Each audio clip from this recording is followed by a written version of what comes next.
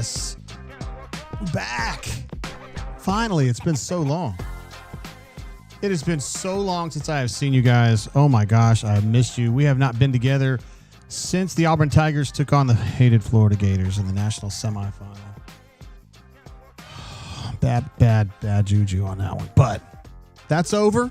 We put that away. And we are now back with a new football season. One that I know where everyone is fired up to be part of because they have great recruiting classes stacked up now. All right, so let me start right here. I had to come up with, those of you who've been on the bunker know this, I had to come up with a kind of a different solution for my call problem, right? Skype died. Skype doesn't exist anymore. That's how we used to take calls. So I was trying to figure out a solution, the best one for me, and the best one I decided was to get a new mixer that has the ability to take calls on the mixer. That's great. It's wonderful. However, there's a lot of processing that goes on with this thing through my mic. So if the mic sounds weird or whatever, some of it we're just going to have to deal with, and some of it you guys got to give me some ideas. So if it sounds good to you, awesome.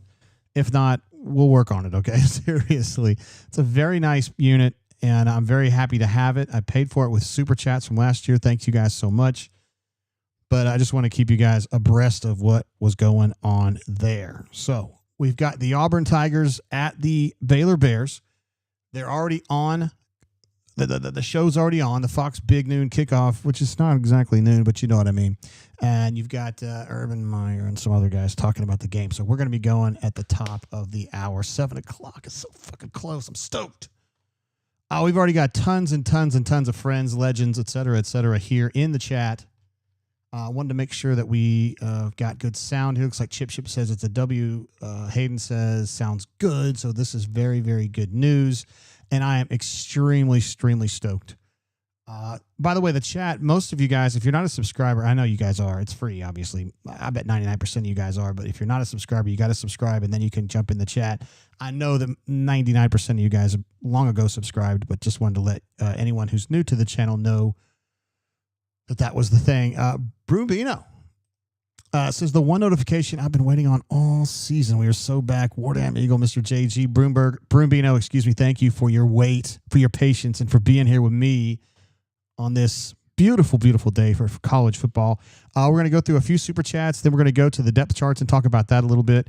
And then, but probably by that time, we're going to be ready to go into some football. By the way, our man, Mr. Knuman, those of you who are been with the channel for a while know him well. He is already there on the ground in Waco, and he's on the field. He did share a picture with me, which I thought I had pulled over, and now I realize that I didn't. So I'm going to jump on here and see what's going on. Let's see. Ali D texted me to say, interesting. Okay. I would like to have Ali D on the show one of these days. Here's the picture anyway that Mr. Knuman passed along. This is his view right now on the field, and that's great, man. He's got some pretty good seats, huh? He's doing pretty good. I do like Baylor's colors. They remind me of Subway or the Athletics, Oakland Athletics, but or I guess Sacramento Athletics, whatever. But yeah, I like that. It's a solid stadium. I have a friend of mine, bunker member, who's in the business of building stadiums. He's in the business of engineering the stadiums themselves, and he said it's pretty good. We'll take it. Let's go through some of these super chats. Unbelievable. So Hayden super chatted before we were even going on the stream, which is amazing. He says, time to put up or shut up, LFGJG. Let's give him one of these. Super chat. Not loud enough. Hayden, appreciate you, bro. Hayden's been with us a long time, and we're always grateful for his support. CDF jumps in with a big daddy. Look at that. LFG, one for the thumb. We love CDF. CDF, I think, is going to be one of our callers post-game tonight. We love CDF. If you guys remember, he went all the way to Hawaii for those basketball games last year, and he loves himself some Auburn Tigers, and we love him as well. We love his sardonic wit for sure. Appreciate you, bro, and appreciate you if I'm able to get with you post-game to get you on the air, my man. War Eagle 0008, one of our channel legends for sure, along with CDF and Hayden, really. Wardam Eagle family, we are back. Thanks for the show, JG. Need the W. Would love to do it in style and get some momentum going in the right direction. That is so important what's going on right now, right? Because you feel like this Auburn team's pretty damn good. Got a lot of players. Got a lot of depth, particularly on defense. Got a quarterback you feel pretty good about. Actually, you got more than one quarterback you feel pretty good about. Got a lot of tailbacks you feel good about. Wide receiver room is stoked and stocked. Just get some positive momentum, and I think this team can do some stuff. And I think there's a lot of belief, honestly, with – I'll bounce over here. I even got the weather thing going, and I was nervous about the chat coming through, but it is coming through, and I'm fired up to see that. Just get some positive momentum, right? Daniel P. jumps in with a super chat, says, War Damn Eagle, we dream. Daniel P. was with us last night. My wife and I do a bourbon show. Actually, my daughter was with us too last night doing a bourbon show on Thursday nights, and appreciate that support as always, my man. Cleveland Brown, one of our outstanding brain trainers, truly he's like a clock. He's always on time, and he's always here, my man. Says Ward Eagle, Baylor, be down and coming. As always, stay hydrated, bunker and corner crew. That's right. We're part of the On3 family now. It used to be just bunker folks, but now it's all part of the On3 community. And it means, first of all, we have great network stability. Those of you who came with me from Rivals know how it was kind of hit or miss on Rivals. You don't have those problems on On3, so that's amazing. And I think that, I don't know if you guys saw this, but Chris Lowe, the outstanding SEC insider, there's Hugh Freeze on our TV screen right now. Chris Lowe, who's probably my favorite SEC writer of all time, just came over to On3 as like a league insider, and I'm so stoked. He's my hero. He's one of my heroes in journalism, and he's just great to have for the network. It's going to be huge. He's such a stud. I feel like a stranger who hopefully we're going to hear from later tonight on the phone lines, says, word up, much love, Drainer, Swoogans, and Tates. It's not hoops, but we'll take it. Drain season is back. Have a good feel about Amaris tonight. That would be awesome. Number 10, playing behind Keldrick, but he's still going to have some opportunities, and he had a great camp. Actually, he had a great spring and fall, so, yeah, I'd like to see what he can do out here against some real competition, if you know what I mean. Also, Spicy P, a.k.a. Spicy Penguin, is here. So glad to see your avatar back, bro. I feel like it's been a long time, football season was forever. Well, you did a lot of basketball too, but no better fellowship than this. Love you all. Thanks, JG. So glad to have you here, my man. Spicy P, one of the really, really good guys. I feel like a stranger jumps in again to say I need more keyboards in the monitor. Let's give him a laugh. I got some new sounds over here. Which one would be good for that one? We'll just give it this one. There we go. We love that one. Michael P. jumps in to say, JG, I'm forcing my 2-week-old daughter to listen to The Drain. Can you shout out Madeline Reese? Madeline, we are so glad to have you. And I know she's a big talker at 2 weeks old, but we're so stoked to have you on your first Brain Drain. We got a sound right here for you. There it is. A special, it's like a Wave of the Princess scepter. Just for her. Darkside jumps in to say, JGMF Tate. That's me. That's you, Darkside, and we are stoked to have you here, bro. We're going to be lining this thing up all night long. Crispler B, who I think is a fantastic member on the bunker, but I'm not going to say who he is. AU has the players, hoping we have the coaching. That's the question. I've been saying it all year. I love the players on Auburn's roster. I don't know that not that I don't love them. I don't know if I trust the offensive coaches. I do trust the defensive coaches. Also, Gators, the man himself, says, who is Swag, baby? Who is? Hold on. If that's a request, I think I can make that happen for you. Hold on, I got other sounds too. Check this out. I've got other sounds for you. Hell yeah, I do. Here we go. Who is Swag, baby? Who is? Oh, prime preach. There he is, Gators. That's a great sound bite. Also, I've got a new sound bite I want to, we're going to debut right here, right now. I've already run this by the important people, as you'll be able to tell who it is when I play it. Are you guys ready? Here it comes. How about you, fella? How about you? How about you? There it is. The J. Lee, Cole, and J-Head are involved in that little soundbite. We'll play that periodically through the night because we love our friends over there. How about you, fella? How about you? How about you? I don't know why I say over there. We're all on the same team. We love it. And also have another soundbite we've added to the board here. This is for Damari when he does something great. They all adore him. They think he's a righteous dude. Oh, hell yeah. Let's see what Ravin's jumping in. Ravin, by the way, we've talked about this on the Bourbon Blend, but we haven't done a brain drain lately. Ravin is a new daddy. Ravin and his wife welcomed a son into the world about 2 weeks ago maybe, and so we're very, very happy for him. We're going to give him an applause for that. Well, specifically, we're giving his wife an applause, but also he gets co-director status on that, I suppose. He gets, like 1/3 of a vote. You know how it goes, guys.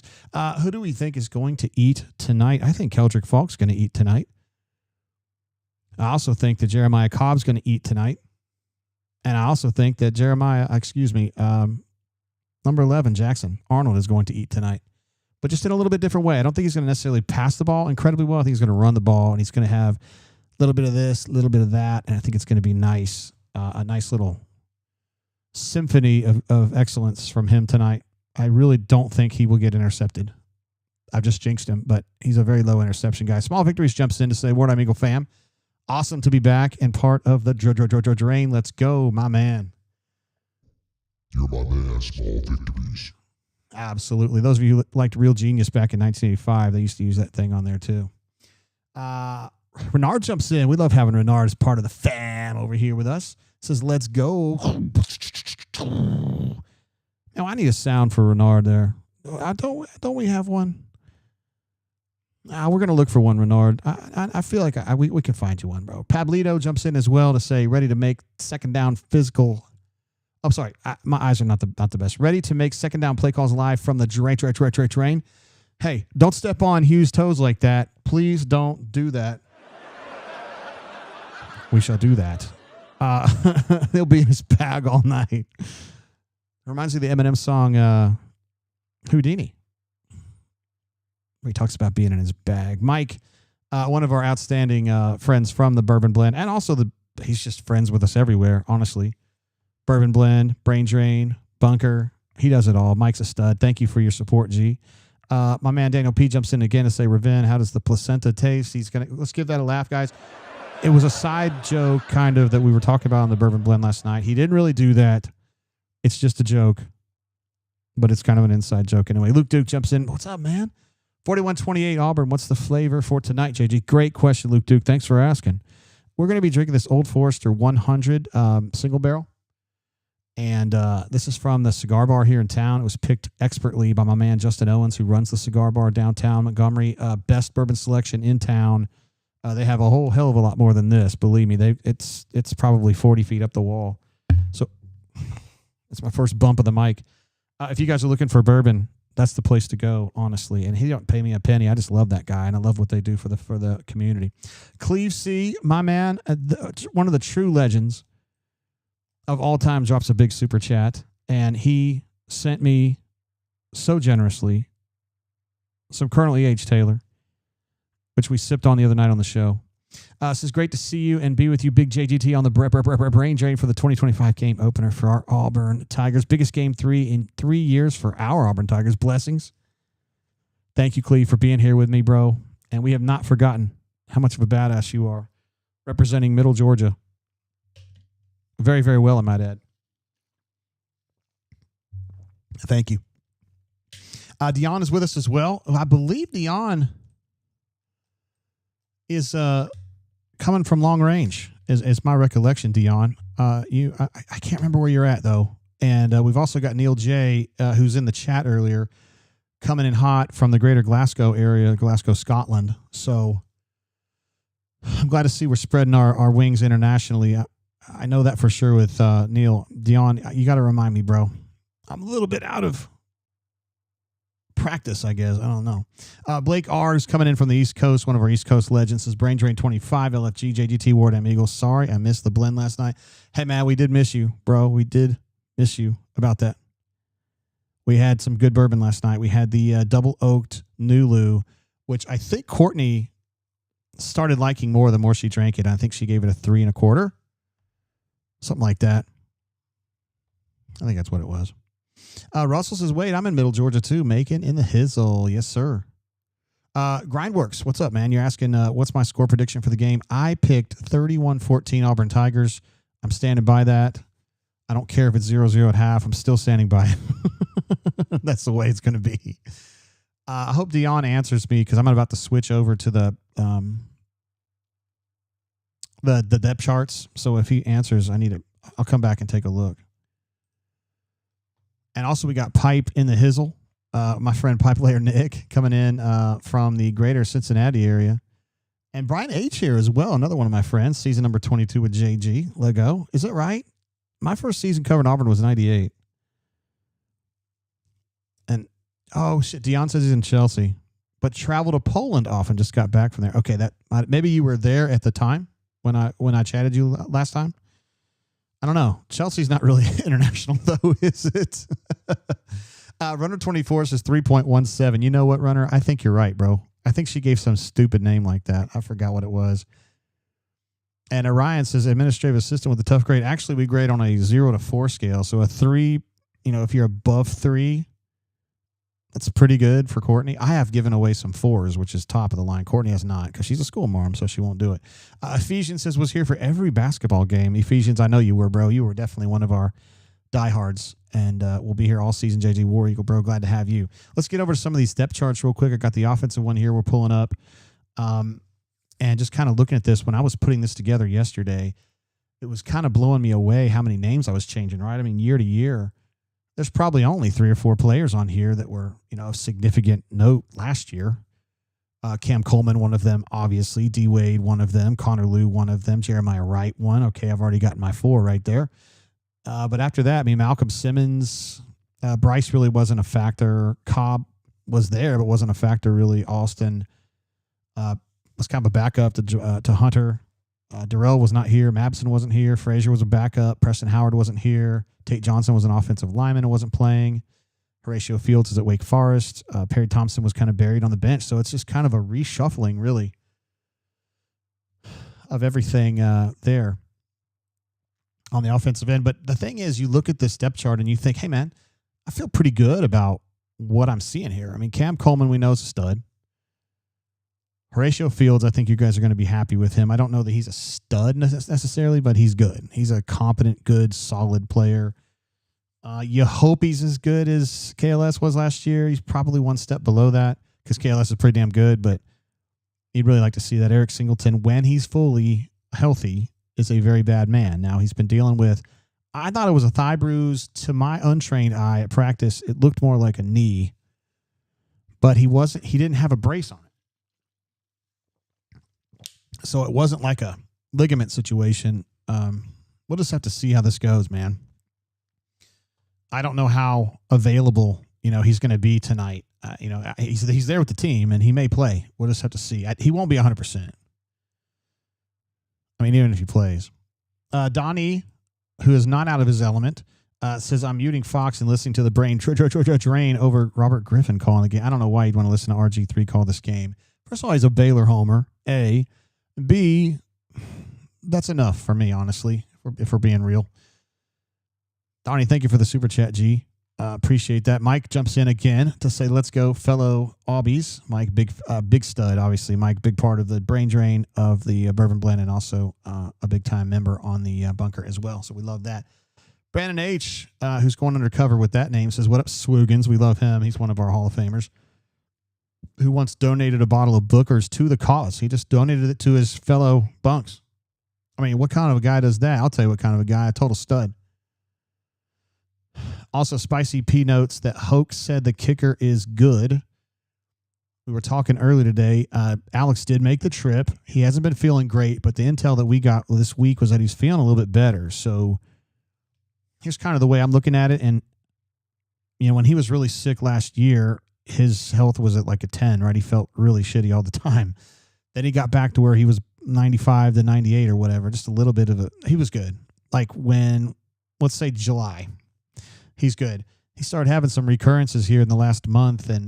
But I think at his lowest, he was probably only down to like 60 or 70%. He's still feeling okay. He wasn't great, but he wasn't like, oh my God, I feel awful all the time. It was kind of hit or miss a little bit. I think in the last week, he's been a little bit better. And I'd say he's like 75 or 80 now. And I want to say something about Alex McPherson. You guys know, guys on the bunker know how I feel about this kid. I think he's an absolute warrior. I think he's one of the toughest sumbitches you're ever going to come across. I don't care if he's 155 pounds. Toughness isn't a function of how much you weigh. It's about what you got in here and what you're willing to do to make things better for your team. And I'm telling you, this guy is absolutely laid it all out there. Alex McPherson is a stud. He's an inspiration. I think he's going to be one of the great stories in college football this year. And I'm fucking fired up to see him win. I'm just going to put it that way. Some other things that stick out here. Obviously, Jackson Arnold's going to be your number one guy at quarterback. And I think he's going to be good. I think he's going to be good. I don't necessarily know he's going to be a superstar, but I think he's going to be good. And really, for me, the threshold is you want to be about 25% better than Peyton, right? Because Peyton wasn't awesome. Obviously, we can fuss about this all day long. I thought Peyton was okay-ish. We want Jackson Arnold to be good, and I think he can do that. One thing I think we can count on with him is that he's not going to get the ball picked. If anything, he's just a little bit too tentative about not getting the ball picked. But I don't think it's super bad. I think it's just hey man, trust your eyes. Trust what your gut's telling you. Trust your preparation and the experience that you've had at Oklahoma and high school here.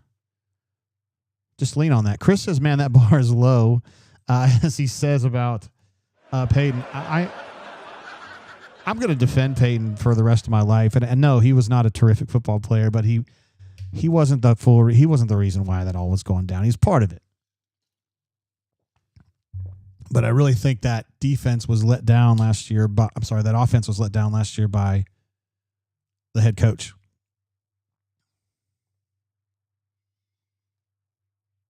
GW says, Alec McPherson would never play for the Raiders. He would rather swim in acid. Hey, man, we don't need a kicker because we got Daniel M.F. Carlson kicking for us. One of the highest paid kickers in the league and a very awesome kicker and a very handsome man, of course, and an Auburn man. So what really sticks out here to you guys? Who are you looking to see on this depth chart? Of course, everybody wants to see Cam Coleman because he's the show. He's the big ticket man. But I'm going to be watching Xavier tonight as much as I can. I'm guessing Baylor's not going to be getting a lot of pressure to Jackson Arnold's backside. I would not expect that. He's good. He's good. I'll be keeping an eye on Murphy, who I'm not as sold on, but I think is going to be pretty good. I think he's an upgrade. I think realistically, what you're going to do, I think you're going to see some rotating on the offensive line tonight, a little more than normal. And I think you're going to see Tutal, who I have listed at left tackle. He's also realistically, he's the backup at right tackle and probably left guard and maybe right guard. I think Tutal can play pretty much everywhere but center, and they've been working him at everywhere but center. And I think the next guy off the bench, even though he's not on this depth chart, and this is Auburn's official depth chart, but I think that Dylan Senda is probably the seventh lineman at this point. And Dylan's more of a guard, just guard. He could play center in a pinch, but they've got Kale that they feel pretty good about, number 51. So I don't think we would see that. Madison ceases run the damn ball. Madison's on my team. I think that they need to run the football. I think they have good run blockers here. I think they have damn good tailbacks. And assuming, and I also think Jackson Arnold's dual threat ability is going to definitely, those defenses are going to want to pin their ears back and really attack run gaps. They're going to have to think twice because I think they're going to have to count for Jackson Arnold in the run game. And I think where Jackson is the number one guy, but having Deuce and also Ashton behind him, two competent guys that can go in there and play this, can run this offense and do things, can scare defenses, gives you a little bit more verve, I think, with the quarterback and say, hey, I don't mind running him 10 times a game because if he does get hurt, if he does pick up an injury, it's not all or nothing with us. We still got Deuce. We still got Ashton. So it's not like you're throwing him out there as a sacrificial lamb or anything, but a key part of what makes Jackson Arnold a valuable football player is that he can do both, and he is a dangerous runner. So let him do his thing. Be you. Cassidy P says, I just want to see the OL protect. That would be awesome. That would be super awesome. Shoot, we got to switch over to this defensive depth chart. I didn't realize we were so close to kickoff, guys. Jeez Louise. All right, this defense is dirty. And I've still got Gotai on here. I don't know why, and I'm going to just take him off right now. I have no idea why that's sitting there. Everything else there looks good. I'm a little dubious about the situation at defensive tackle. Zeke Walker was listed as the starter tonight. I think Malik is, he's the star at that position. So, and I also think we're going to see James Ash, number 98. He's a bad boy, man. I think we're going to see a lot of rotation and a lot of plays made up front. I'm telling you guys, the situation at nose, Bobby Jamison Travis, who's solid. Dallas Walker, who's a little bit better than solid. Jay Hardy, who I think is a little bit better than solid. And I love Jordan Crawford. You're just going to keep rotating dudes. When your fourth team nose is Jordan Crawford, it's going to be a long night for that center, bro. I'm telling you, he's going to get punched in the dick a bunch of times. And I don't mean illegally, metaphorically. I just love the depth here.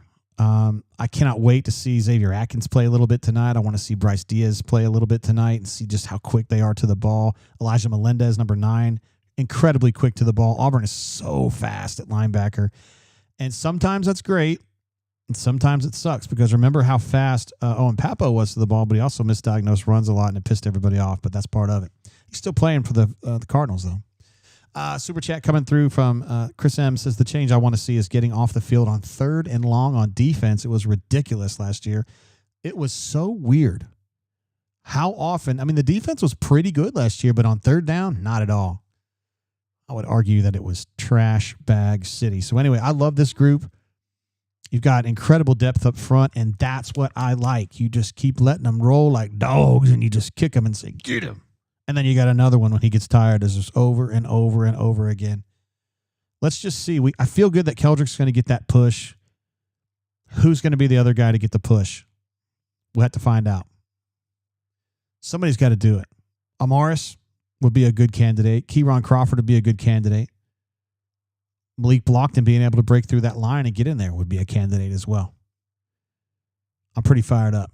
And I think I've got all the numbers in my head now.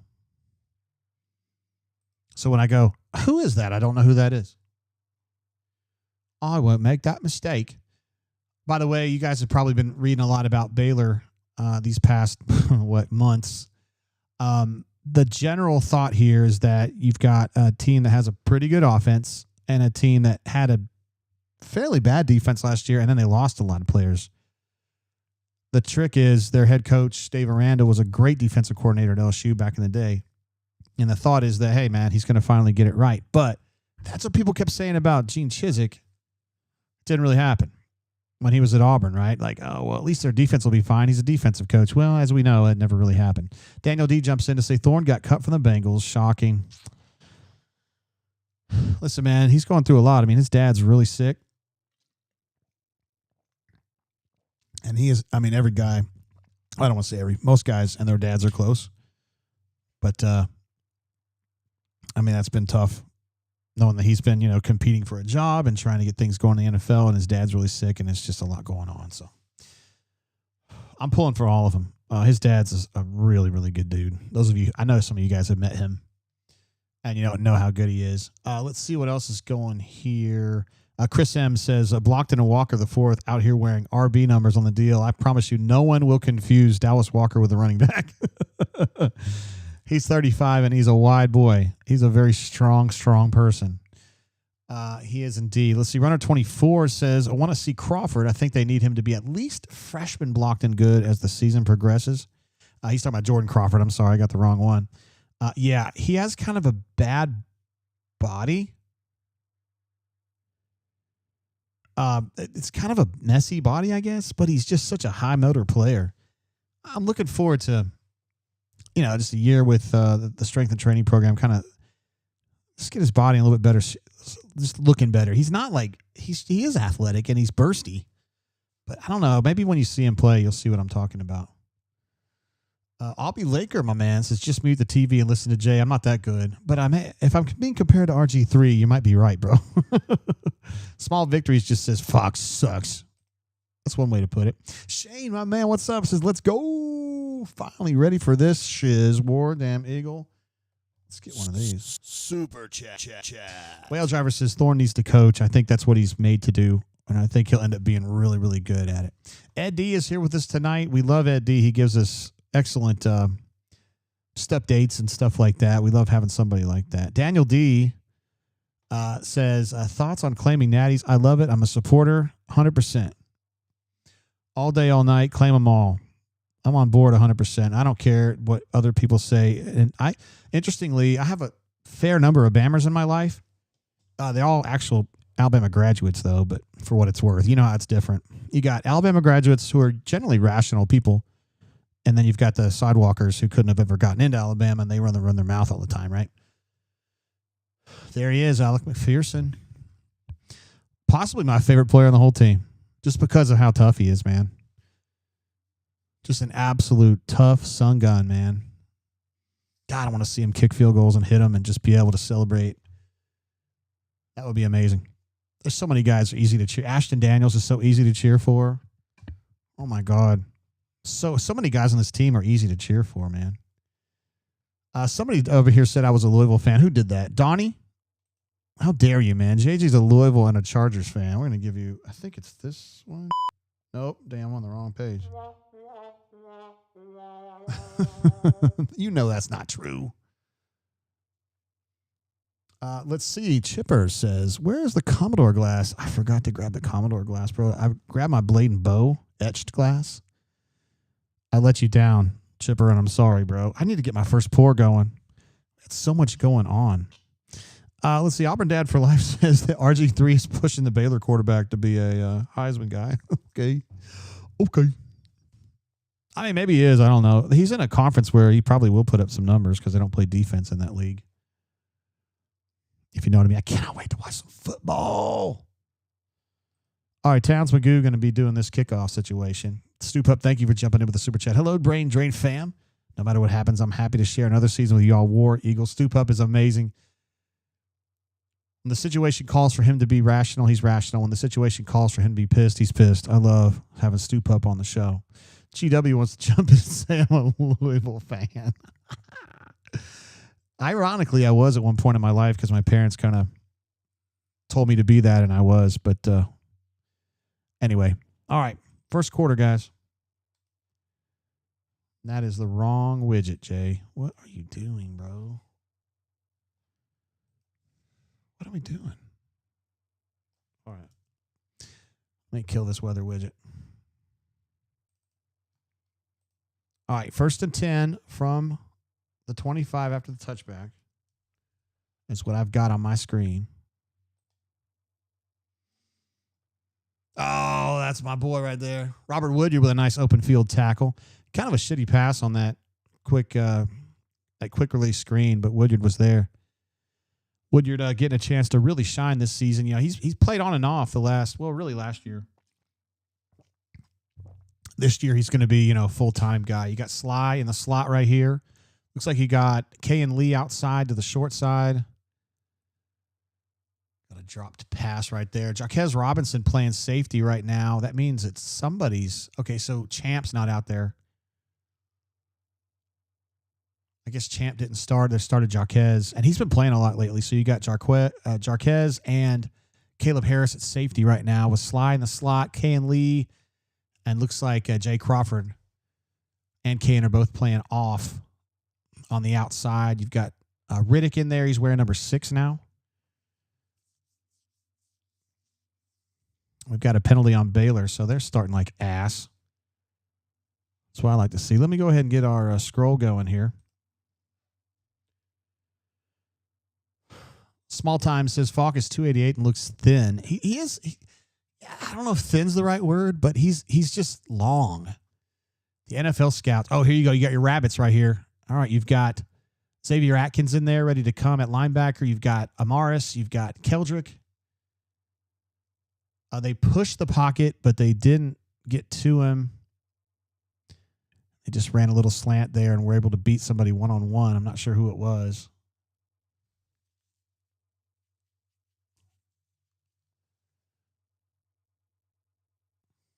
He didn't really beat anybody. It was his own concept, it looked like. It was DeMarcus Riddick was right there. I think Caleb was on it too. They get a 1st and 10 like by an inch or two.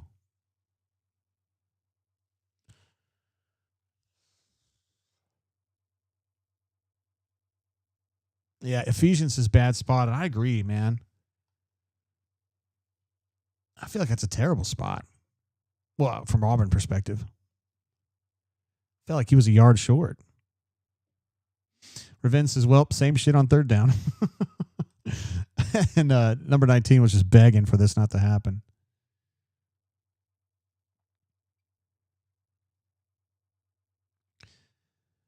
The pass rush was a little annoying to me. They got a little centralized. I think that makes it easier to repel when they're all kind of within 2 feet of each other. There's Caleb Wheatland, number 43. We'll see him tonight playing some little outside backer, money backer. So else? There's Champ Anthony right there in the huddle talking to DJ.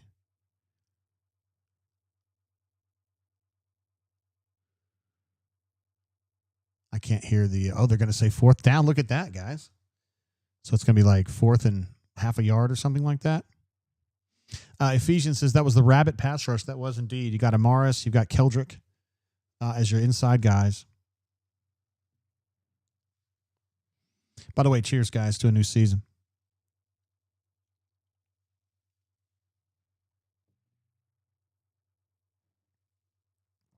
All right, 4th and 1. Looks like they're going to go for it. Auburn's got their regular defensive line in there. You've got Dallas Walker playing straight up. No, he's shaded.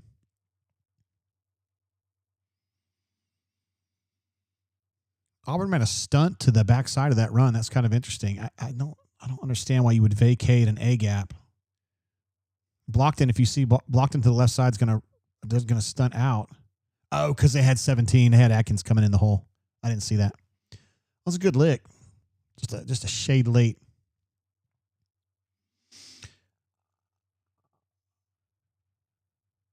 Still got Jarquez out there at safety. And Sawyer Robertson gets to the ground. He's scared of Woodyard. Oh, wow. He's bleeding a little bit. As I learned playing baseball in high school, heads bleed a lot when it's not necessarily that bad. Hopefully he's going to be all right. Damn, it was Dallas Walker did that to him, kind of inadvertently. Still got Dallas Walker in there. Looks like Bobby Jamison Travis is playing a little bit wider. No, that's Billy Blockton, sorry. Auburn doing a lot of stunning right now, and they're just half a step slow getting to the quarterback. I don't think it's because they're moving slowly. I just think they're getting the ball out quickly on these slants. Got a 3rd and 1 here. Auburn loading up that line. Got Caleb Harris walked up.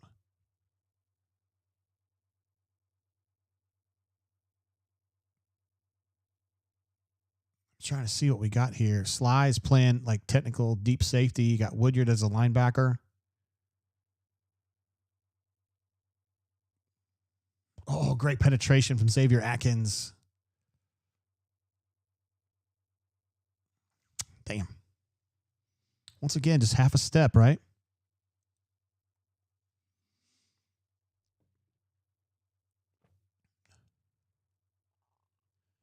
Well, Xavier Atkins playing a lot here early.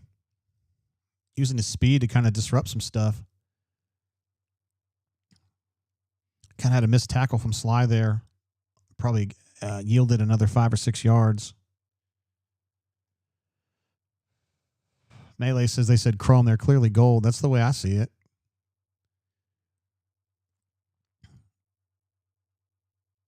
That was really well defended from Auburn. And you know what I liked about that was the stack. The stack wideouts. Sly was rolled up on the point man, and then he jammed him. Which, if you remember last year, I didn't think Auburn jammed very much in those scenarios. Robert Woodyard. Hope he doesn't get flagged for that.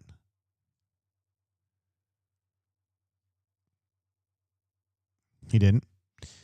But I like to see Sly playing up and then jamming, and it just kind of disrupted the releases of that bunch concept. And I like the way they were playing that. I was very critical of what they didn't do that last year. Auburn lost a little outside contain on that. A terrible route from fucking Jarquez. So you lose outside contain from the end, and you got to have somebody scrape in right there, and it's number 5, and he just takes a terrible route to the ball. Come on, man. That's elementary shit right there. Come on. All right, you got Amaris. They're looking like they have a stack look right here. Linebacker response should be very quick there, and it was. Zeke Walker making a play there. Number 91. Auburn being very changing up a lot of the looks up with the front. That was a stack 3-3 right there. A mint front is what Hugh would call that.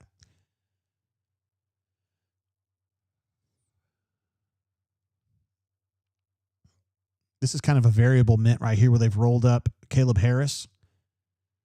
You should get great linebacker response on this. Oh, yeah, great work there. Amaris was in the hole. I'm sorry, Woodyard was in the hole and knocked that thing out. It's going to be 3rd and long here. Baylor looks slow on that play, and Auburn was just ready. Played great assignment football on the defensive side right there.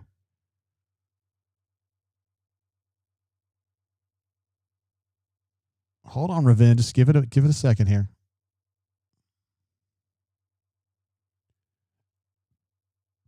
More of a traditional look here. Got the linebackers rolled up a little bit. Oh, 17 was coming unchecked. The quarterback panicked a little bit. Xavier Atkins was going to knock that guy fucking 10 yards in the air if he hadn't gotten rid of the ball. Lots and lots and lots of stunts. What am I doing? Stunts and blitzing right now. Auburn is being very variable up front. Doing a lot of stuff. Now, DJ's known for that, but they're doing more than I remember. So we're looking at a field goal attempt. Woodyard came to play. Feel like a stranger said, I thought it was a great drive for Woodyard. He had 2 or 3 major disruptions on that drive. And you force him into a field goal, which is what you like to see. Did have some busts there on a third down. A terrible mistake on that run that got him into field goal range. And also the third and, 10-ish that they were able to get to 4th and inch and then convert it. So 2 defensive errors on that drive, but a lot of good defensive plays too. And in general, they didn't run the ball very well. They did have that one bust where they lost outside contain and then a terrible route, route to the runner from Robinson. So let's go ahead and get that. They got to get them the 3 points on the board. And, all things considered, not terrible. I'm with Ephesians. He said defense will settle in, and that is exactly how I feel about it. And just give them a little time. They're going to keep going with some of these variable fronts, and I think it's going to start bothering Baylor. It certainly did as that drive was wearing down. I want to get the third down stats up there. 1 of 3 they were on third down. I thought it was 2 of 3, but they're showing officially 1 of 3, so that's good. I can deal with that. 33% would definitely be a step forward. And we are soon to see our first Auburn possession of offense. That would be great. Feel like a stranger notes 3 big disruptions from Woodyard. And Jeffrey Lee, my man, says gave up 3 explosive plays for 49. Cannot do that. And that last one really pissed me off because Robinson took a fucking dog shit route to the runner there. Terrible. And for a guy who's played as long as he has, you got to see better than that. Just got to be better than that. All right. So 1 of 3 on third down. Let's go through some basic stats for these guys. 3 of 6 for 24 for the quarterback. And his last incompletion was because Xavier Atkins was about to kill him. Rushing 6 carries for 37 yards like Jay Lee was talking about. Got to tighten that up a little bit. Had some nice stops there later in the drive, but a couple busts, and that's really what got you into trouble. 3 catches for 24. I think they were all slants. In general, the drive was 13 plays and 56 yards and 424. So that's what we're looking at on that one. Ed D, who gives us lots of updates, says Colorado 7, Georgia Tech 0 in the first. All right, so the fighting Deons get out ahead there. Yeah, Melee says realize rust is falling off. Give them a possession. Yeah, let's just see those big busts. The 2 bad. Well, we get 2.5 busts. Let's tighten that up. I'm curious to know why Robinson's playing when Champ went in as the number 1 guy and had played great all camp, and I know he's not hurt, so maybe it's just a matter of we're going to rotate and we're going to give Jarquez the first possession, and then we'll switch to Champ and see what happens. I don't know.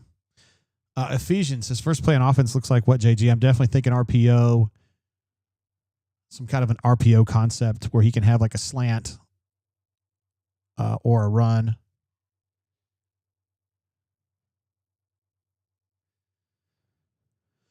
I am a father to a daughter. I would never have sent her to Baylor.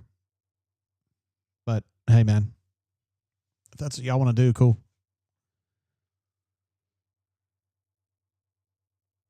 Obby Laker says, isn't Durkin a bend, not break guy? He's just kind of a FU is what he is, really. Pocket Watch comes in. My man, what's up, bro? He says, wiggle, wiggle. We got one of these. Super chat. Also, with Jay Lee in the chat, we got to play his official sound. You guys ready for that? How about you, fella? How about you? How about you? There he is, my man. They do a great show. Him, Cole, and Mr. J Head. Always entertaining. And Jay Lee, man, he's so good on the air. So good on the air. I remember watching him. This is after he left me, but was working with On 3 and stuff. And I watched his shows and I was like, damn, he's got such personality on the air. You know, he has a lot of personality just in general. But GW, you got to stop, bro. Pocket appreciates you, bro. I know you came into the drain like super, super late yesterday. All right, I guess I was half right. It was a half RPO. It looked like an RPO, and Damari ran into a brick wall there. Auburn pacing a little bit here. It's going to be second and 11 maybe? No, second and 10. Got B. Frazier playing the H-back. Got Eric Singleton wide. Looks like, I guess that's Preston Howard, or is it Horatio? It's Preston Howard playing outside. I did not expect to see that. Cam Coleman. I was watching Preston Howard, and I didn't actually watch Cam's route. What happened there? Poppy Clan says Jay Lee is family now. Shoot, he's been family all along, bro. Come on now. All right, so we got a third and long here. I don't like the first two plays. They've been kind of ass. Let's see if they can figure something out here. I don't love Brandon Frazier as a receiver. Looks like he got Horatio as the backside guy.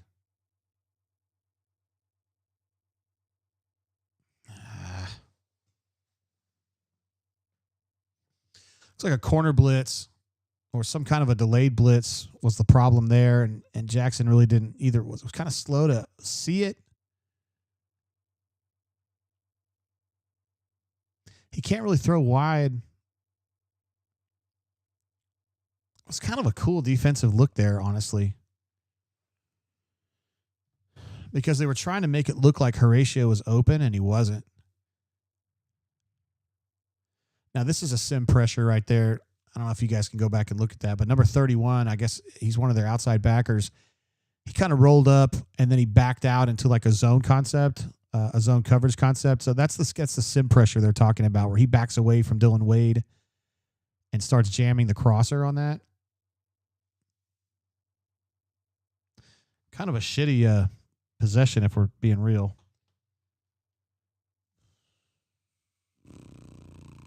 Soggy Nachos just says, and we're back. That's about right.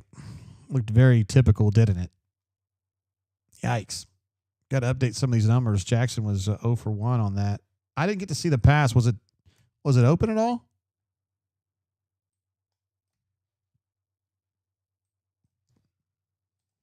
I could go back and look at that. I don't know why I didn't. Runner 24 just says, that was gross. I have to agree. It was not great. I want to go back and look at the second down pass.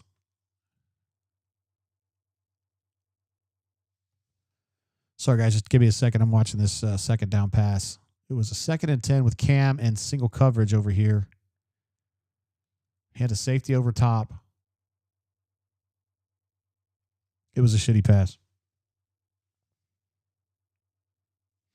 It was a shitty pass. He had his guy beat. There was going to be a safety kind of creeping up on him. So what he was going to do was going to catch the ball at about a 4-yard gain. If the ball had been thrown where it's supposed to, you could have led him, and he would have had a chance to kind of go shoulder to shoulder with that safety and get maybe 10. So that was a poor throw. Ryan D says second down was an adrenaline throw, and I think that's probably fair. Heavy Metal Production says WTF with Cam jogging. He wasn't really jogging. He was doing like a double move, like a quick double move, and then he was kind of doing this thing, and then he cut inside, and I thought he was zipping. Gut Bucket thinks the drop was on Cam. I mean, it's always a judgment call. It was kind of behind him. If he had caught that, he was going to get hit. I mean, it was going to be a modest gain.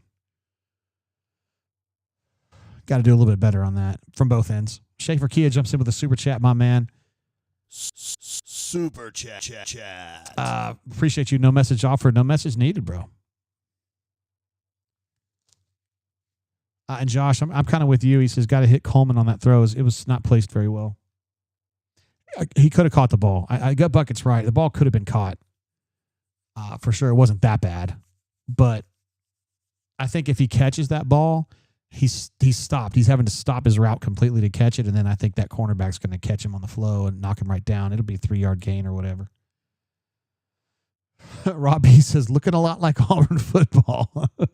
Stu Pump jumps in with a super chat to say, my expectations were low, but damn, that was bad. All right, here we go.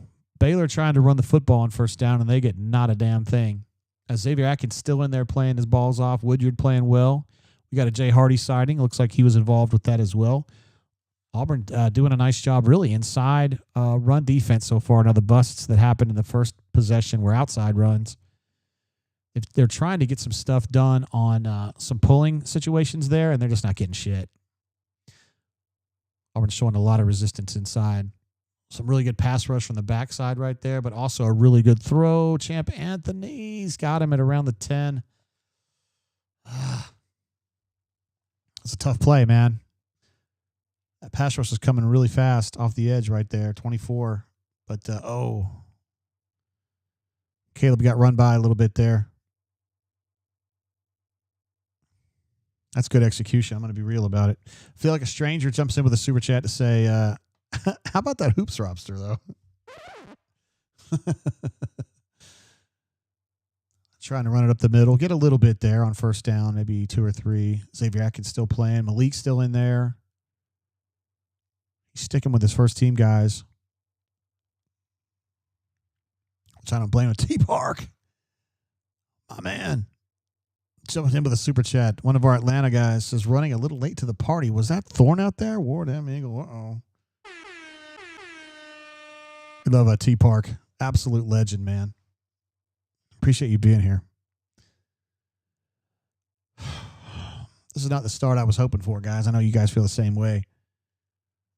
GW says, don't worry, fellas. Hugh just needs 7 or 8 more recruiting classes. Hey, you got to give credit for Woodyard for holding on to that tackle. You could help him a little bit, guys. It's going to be 3rd and goal from about the 2. They're still trying to hit Auburn inside. And Auburn had shown resistance. I mean, they're grinding here. It helps when it's 1st and goal from the 7. You can kind of push it in a little easier. Keldrick playing a lot right now. Bobby's in there now. Let's see if you got Bobby and Malik. Xavier Atkins on the outside again. I'm taking play action here. They were not. Great play by Keldrick Falk, and also Woodyard was involved with that. Woodyard's played a whale of a game so far. That's frustrating for Baylor, man.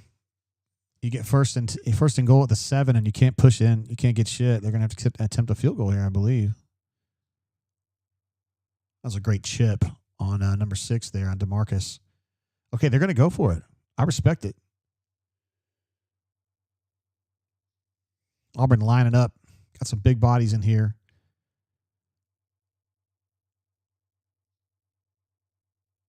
Oh, that hurts, man. So Baylor, the throw was actually kind of decent, but the wideout I don't think was ready for the ball. Hits him in the shoulder pad, and it bounces away, no flag. So that's great for Auburn. And for Baylor to have 1st and goal from the 7 and don't piss a drop, that is a W for the Auburn defense.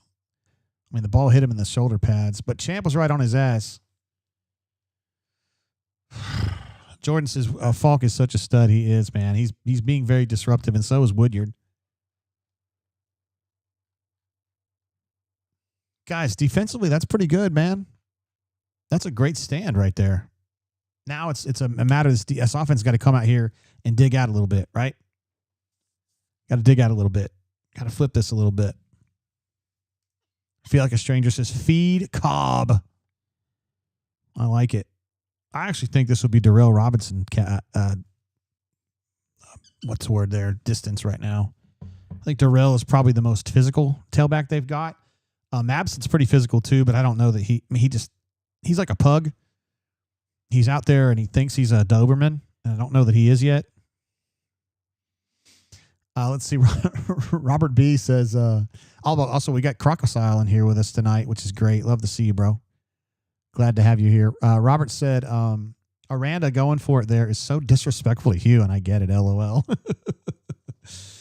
I mean, I don't know. It's how he's trying to put them away, just like right away. It's kind of a Spurrier type move, although Spurrier would probably try some kind of a trick play there, but he's a big believer in going for the throat,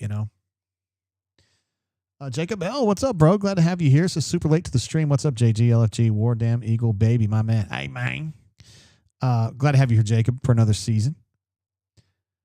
Mang jumping in. That's my guy right there. What's up, Mang? This is Fire Gus. No, we're going to do that tomorrow. We're going to say that tomorrow when Alabama beats our ass. Which, by the way, I do not want to see. I'm just trying to be real about it.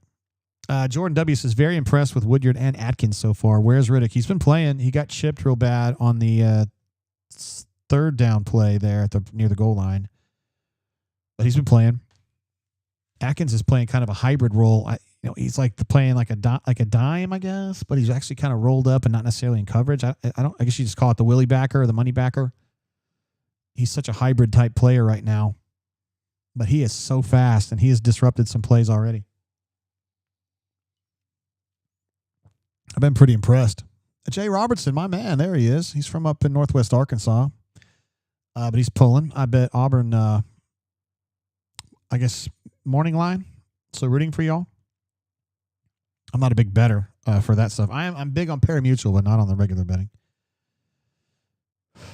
Uvid, I love this. Bendeth but breaketh not. I think that's Bill Shakespeare right there. Is that you? Is that Bill Shakespeare there? Is that who it is? Oh, here we go. We're going to get a little bit of a replay.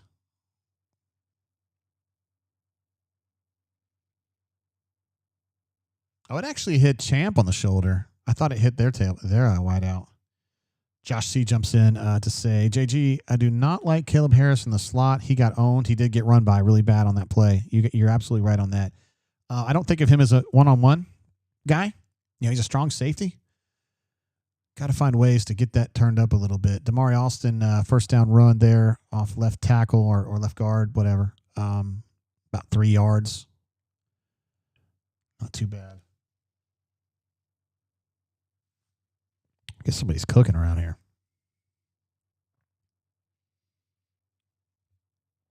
That record does not look good, does it? Does not look good. Blake says they got a real solid game plan against Bama. RB run up the middle, quarterback draw, end around with a wide receiver. There we go. We got a first down, a little bit more for Damari. They all adore him. They think he's a righteous dude. All right, there we go. Heating up a little bit there. It's probably a 12-yard run.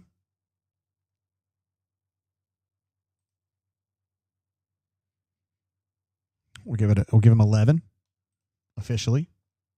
GW, so he's asking about Coach Hunter joining at halftime. No, he's actually coaching a game right now. He's got a big game, a key game, one of his big rivals game tonight. So they're playing right now. Kicks off at 7. So he was not able to get away from his game and get on the horn with us. Jackson Arnold lost his shoe. On a little RPO action there. Lost his shoe. Still was able to get a few yards. 2nd and 7 there. Trying to get some updates here on the running. 3 of 15 for Damari.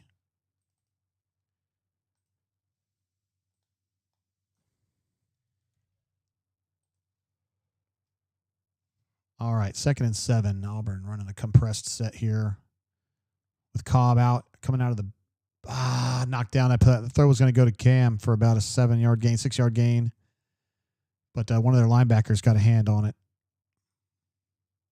Like Cam was running a stop route, it looked like.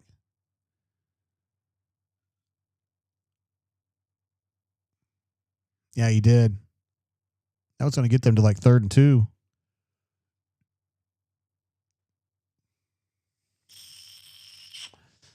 I don't love this. Looks like Cam and Horatio have single coverage on the outsides.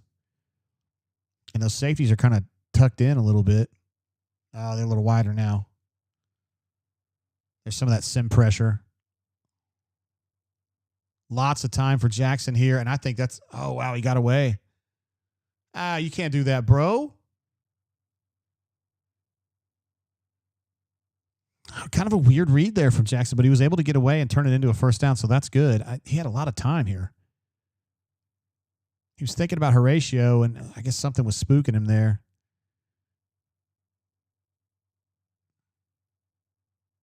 Boy, number 11's lucky he didn't get called for something there. Because he's leading with the helmet. That is technically helmet to helmet there, especially on a slide.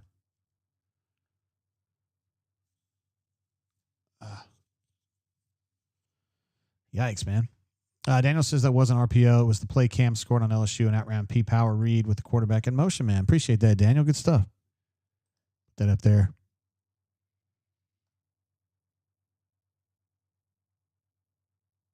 Let's see. Donnie says J.A. looks the same as Thorne so far. It's still early. Big G, what's up, bro? He says Chocolate Crown Royal, JG. Oh, my man. All right. Yeah, I'm not going to hit that tonight. I'm drinking the Old Forester 100 single barrel. Yeah, Josh, he gave himself up, bro. You can't be doing that. Oh, sorry, guys. This is what I'm drinking tonight. It's delicious. This is from the, it says PGR High Court, but it's from the cigar bar in downtown Montgomery. Run capably by my man, Justin Owens. Robert's pulling for a targeting on that. Cleveland Brown is thinking that's a target situation. Crocky Poo, I'm with you, bro. He says offensive line's fine. He's had plenty of time. I think in general it's been pretty decent today. Terrence W, what's up, man? Good to see you. Yeah, there we go. Hello, all. Good to see everyone. Terrence, one of our ride or die brain drainers for sure. Love having him around. What's up, man? Let's see. Wargle 0008 says Jackson just needs to settle in. Clearly an athletic upgrade from where we've been. Yeah, he had a nice run right there. And Burner 51 says should have been a flag, no doubt. I mean, yeah, for sure. I mean, I just can't believe that.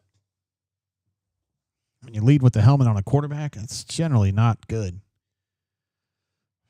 Generally not good. Let's get some updated numbers here. Jackson is 0 for 2 throwing the ball, but he's got 3 of 12 on running the ball. Well, I'll just go Arnold. Come on, Jay. 2 for 15. Well, it's actually 3 for 12, dumbass. Okay, I got it.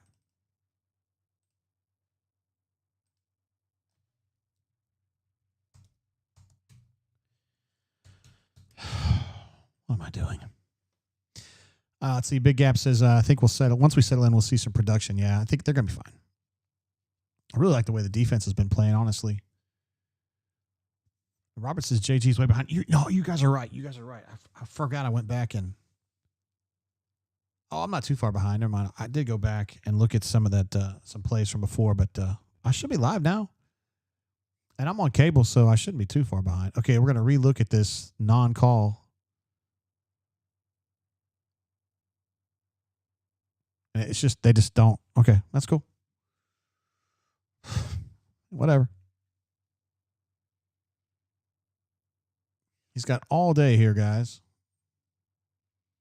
Dumps it down to Preston Howard for 8 yards, I think. It's a great play on first down.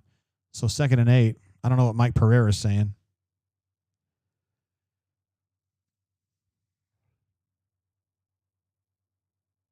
Little run at the middle for, I think, is that Cobb or is that Damari? It's Cobb.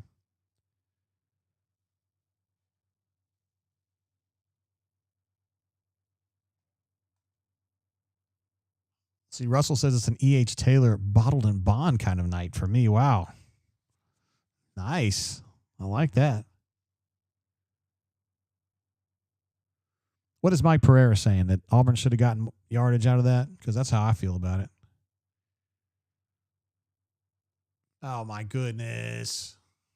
Mason Murphy, what are you doing?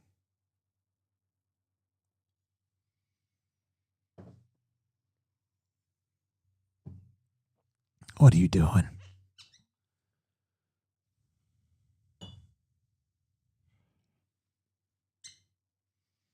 Runner 24 says prayer, whatever his name is, says targeting. Yeah. Kind of missed that one. I don't know how you missed that one, but they missed it. Tell me that's another one, dude. Is that Xavier Chaplin?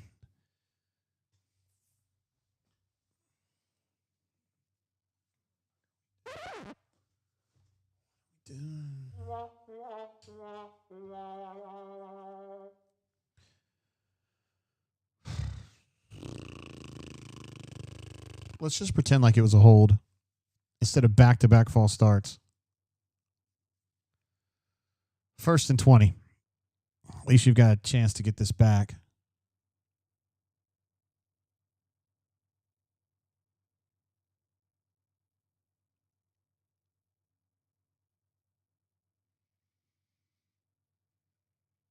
I like the look of that. Cobb really kind of burst out of there quickly, but I had to slow down when the linebackers responded.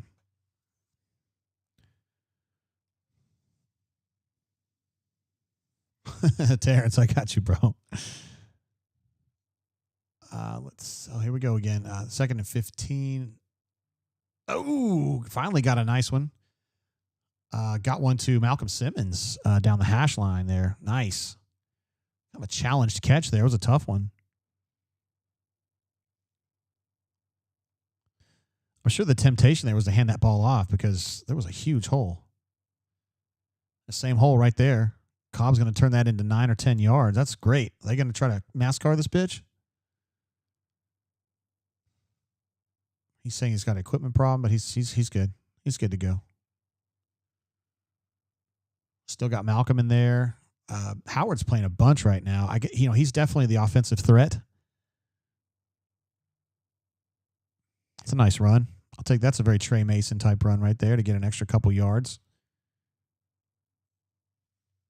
Jeremiah Cobb, of course, continuing the long tradition of outstanding Montgomery athletes playing and thriving at Auburn. Bunch of those back in the day. Or through the years, I should say. You don't have to go back too far. Parker thinks Cobb is running back number 1. I think he's a more like traditional tailback, like where he's got the burst. More of a runner, although he's a very good pass catcher too. Damari's a multi-purpose guy too. Oh shit! Jackson down in the run. Oh! The more you fuck around, the more you're gonna find out.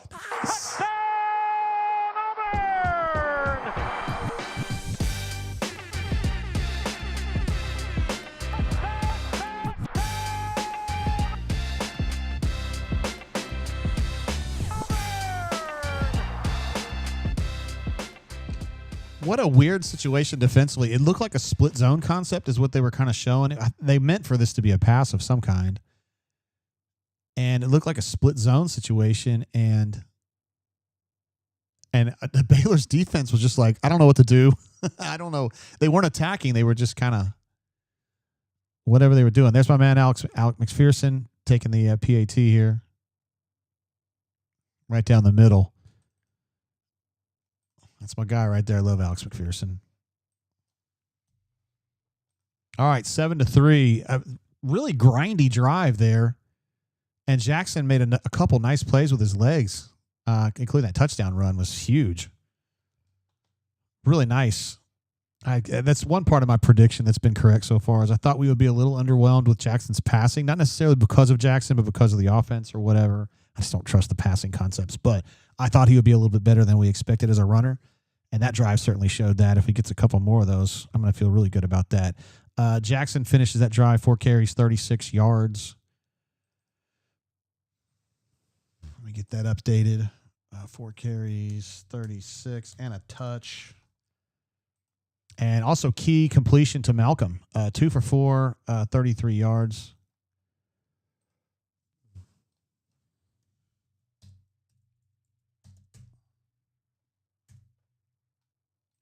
And let me get Cobb updated. He's 4 carries, 422. I already took him off.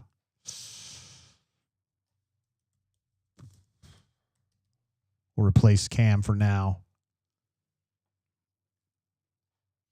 I see we got some super chats coming through. Matt Lunnan, what's up, Mom? There's my man right there. Matt's my friend from high school. Looks like he's got Hotel Del Coronado as his avatar. And he's an Oklahoma fan. It's been that way his whole life. He's an Oklahoma graduate. But he is pulling like hell for Jackson Arnold. He thinks Jackson's a great kid. And he wants to see Jackson thrive at Auburn. Maybe just in that one game against Oklahoma, maybe he wouldn't want to see that as much. Oh, shit. Wow. That guy really had some burst up the middle there, didn't he? Alex McPherson. I'm sorry. Towns is almost going to have to make a play there. Good to see you, Lennon. Thanks for jumping on, bro. Daniel D jumps in with a super chat. My man. Says Arnold greater than Thorne. That was a great play right there from Jackson. Shows you a little bit about what he can do running with the football. He's definitely better than Peyton as far as that goes. Without a doubt. CJ, my man, should be at the bar tonight. He may not be. This is wow, we scored points. Man, guys, can we just take like a collective breath, deep breath there? Oh, my God. 97, 98-yard touchdown drive there. Fuck. That feels good. It was a long drive, and it yielded some good stuff. I don't think that just standing up and not moving anywhere is going to be good for the Baylor rushing attack. We got Elijah Melendez in there, number 9. Getting his first snaps that I can recall, anyway. Starting to see some trends, I think, a little bit on the defensive front. Dallas Walker playing more snaps than Bobby so far at nose. Jay Hardy looks like he's backing up blocked, and we've seen more of him than Zykevius so far. And that's the end of the first quarter, by the way. Great drive, though. Fucking tremendous drive. 97 yards from the shadow of the end zone and get all the way down there and score a touchdown. That was sweet.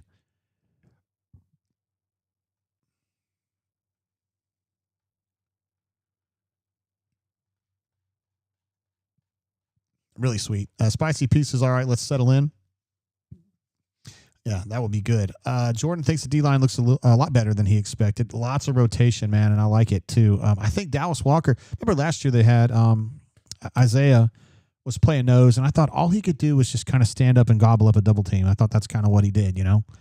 And there's value to that, but you'd like to see him be a little more dynamic. I think Dallas, at least in this first quarter, has pushed it a little bit more.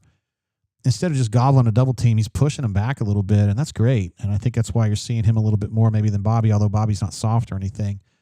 Things that stuck out to me defensively, Xavier Atkins is fast as hell, man. He's like a hornet getting right up on you and fucking with your shit. Also, I thought Woodyard had a great quarter. Disrupted a lot of stuff on that first drive. A couple big plays in the second drive. I like the defensive stand there to hold a first and goal at the 7 for them, and they end up having to, they end up going for it and didn't get anything out of that drive. So those two guys really stood out to me. On the offensive side, I would just say Jackson at this point. He's been scrambling and had some really nice, just kind of impromptu runs that have changed the game to this point. So he definitely brings that to the field. And my man Matt Lunnan, who I had up there earlier, he watched him at Oklahoma and knows that anything that was wrong with Jackson Arnold at Oklahoma was not a function of him being like a piece of shit or being lazy. He just had a lot of problems, a lot of hurdles, I should say, to overcome at Oklahoma at the time. And I think everybody at Oklahoma thought he was busting his ass, like trying his best and was an athlete. Just had to go somewhere else just because of the way it was. Pipe layer says because Mateers, he is what he is. Nice first quarter. Now F him up. Give him, give Benetti something to get excited about. I think that was a song by, I forgot her name. Red-haired chick, Hall of Fame, Bonnie Raitt. Terrence says, the question is, just how good is this Baylor team? So they were picked to finish, I think, 5th or 6th in their league by most folks. So for me, like, they were just kind of okay. And I thought, I hate to say okay. Like, they'd be a team that would, sneak up into the, 25th ranking, and maybe they'd slide down or up. One of those teams. Kind of like a fringe top 25 team. That was my thought coming in. I mean, I'm not going to change my mind, after one quarter. I think they've done some nice things too, but I mean, Sawyer Robertson's already been suplexed by Robert Woodyard, and I think a couple more of those, and he might, I don't know. Jeffrey L., my man, this guy right here. How about you, fella? How about you? How about you? Says Melendez was in on that last stop. I think his first chance to play, and he's already making a play, so that's good. Spicy Pieces, what number is Mabson? He's 28 or 29. I have to look at. Let me go back over real quick to the depth chart. I haven't. No, he wouldn't be on the. No, he would be on the depth chart. 29, and 21 is Darrell. So we can look for them a little bit if we get there. If we get to a point where they do that. Blake R says Jeffrey Lee. But how about you, fella? How about you? How about you?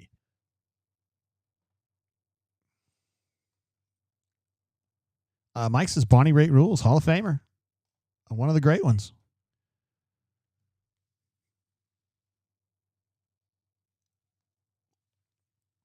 All right, 2nd and 8 for the Auburn Tigers.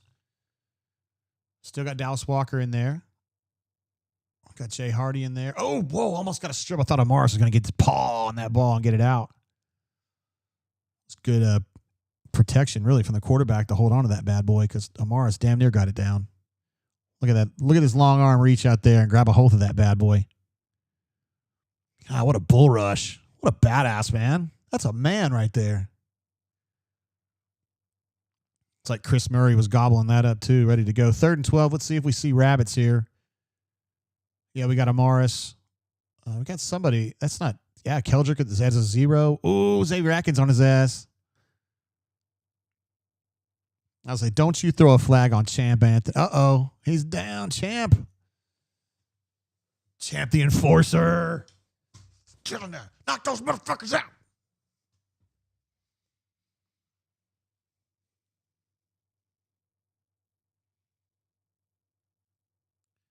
That's not a penalty.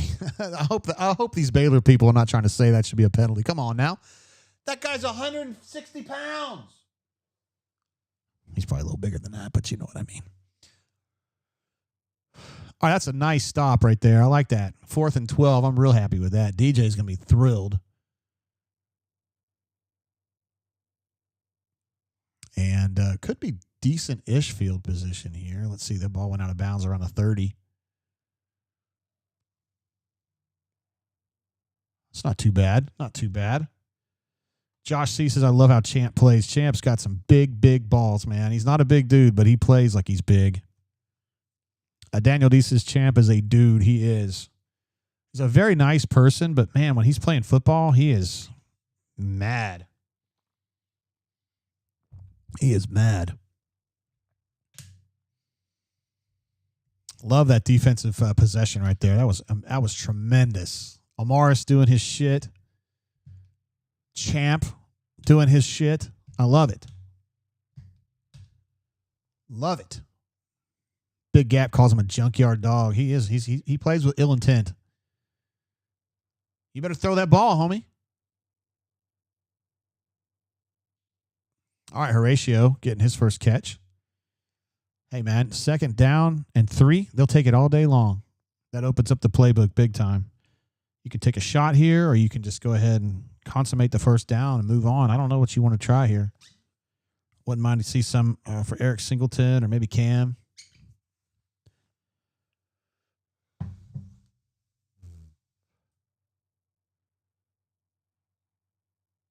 All right, so they're going to take a conservative approach on that. When they get 1 bonus yard, looks like Damari. They all adore him. They think he's a righteous dude. Damari gets the first down and +1, so that's good.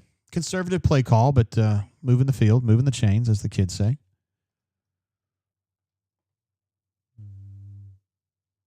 Let's see. Jacob L says, who is that Murray kid? Number 3 Murray. That's Chris Murray, transferred in from Sam Houston State. And I love how chippy Champ is. Always playing with that chip on his shoulder. Eric Singleton. Oh, shit. He just ran into the damn umpire. See, I thought it would be Malcolm as the Steeler sweep guy, and at that time it was Eric Singleton. It's encouraging to see Singleton in there playing right now, though, because I was concerned about how available he was going to be. But he's in there. He hadn't played, he hadn't have any stats yet, but he's playing. Jackson Arnold again, a factor in the run game. That's back-to-back first downs. Auburn across midfield. Still haven't seen anything from Cam Coleman or Singleton yet.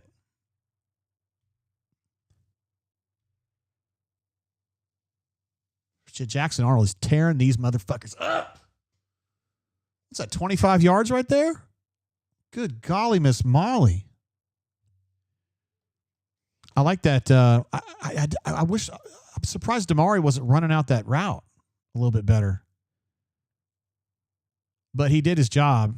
He was drawing that safety or that cornerback deep, and that was exactly where Jackson was running. So, I mean, he got the job done. 1st and 10 for Auburn in the 25 now.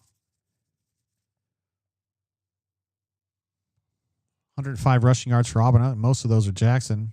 There's your end around to Eric Singleton.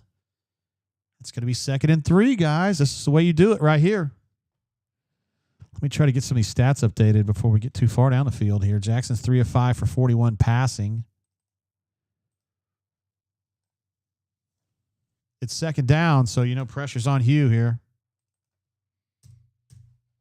2nd down play caller. Yeah, I'm going to update Jackson's running stats here in just a second. Let me get this snap through.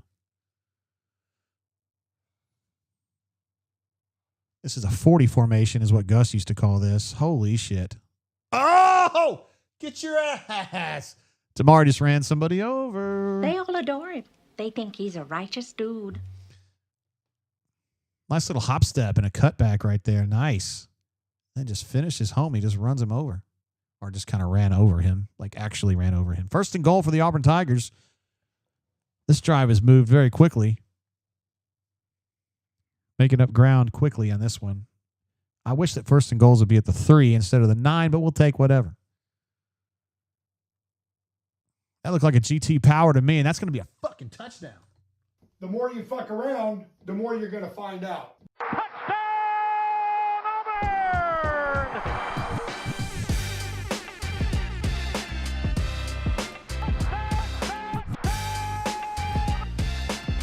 Dave Aranda.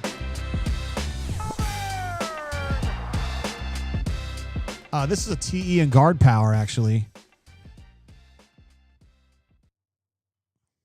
So that's your guard and your tight end rolling through and giving you a lot of heft into the hole.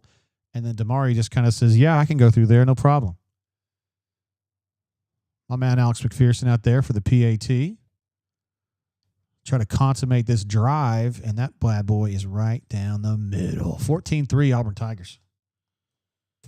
Good golly, man. Boy, we watched that first drive, and we were like, oh, this ain't good. Look at that. Gets collided at the 3 and says, no, sir, we're going in, homie. I wouldn't tell him to shush up yet. I mean, that's just me, but whatever. Mayor Mix-a-Lot just says, oh, my. Oh, my. Let's get some of these numbers updated, man. Jackson's still 3 of 5 for 41. That really hadn't been the story. Jackson is 6 carries for 64 on the flow. 6 carries for 64 yards. That will do it, my man. Considering we're about, what, one drive past a 1 quarter at this point? Yikes. Let's see. Malcolm is your leading receiver, 1 catch for 26. Jeremiah 4-22. Damari 6 for 38 and a touch.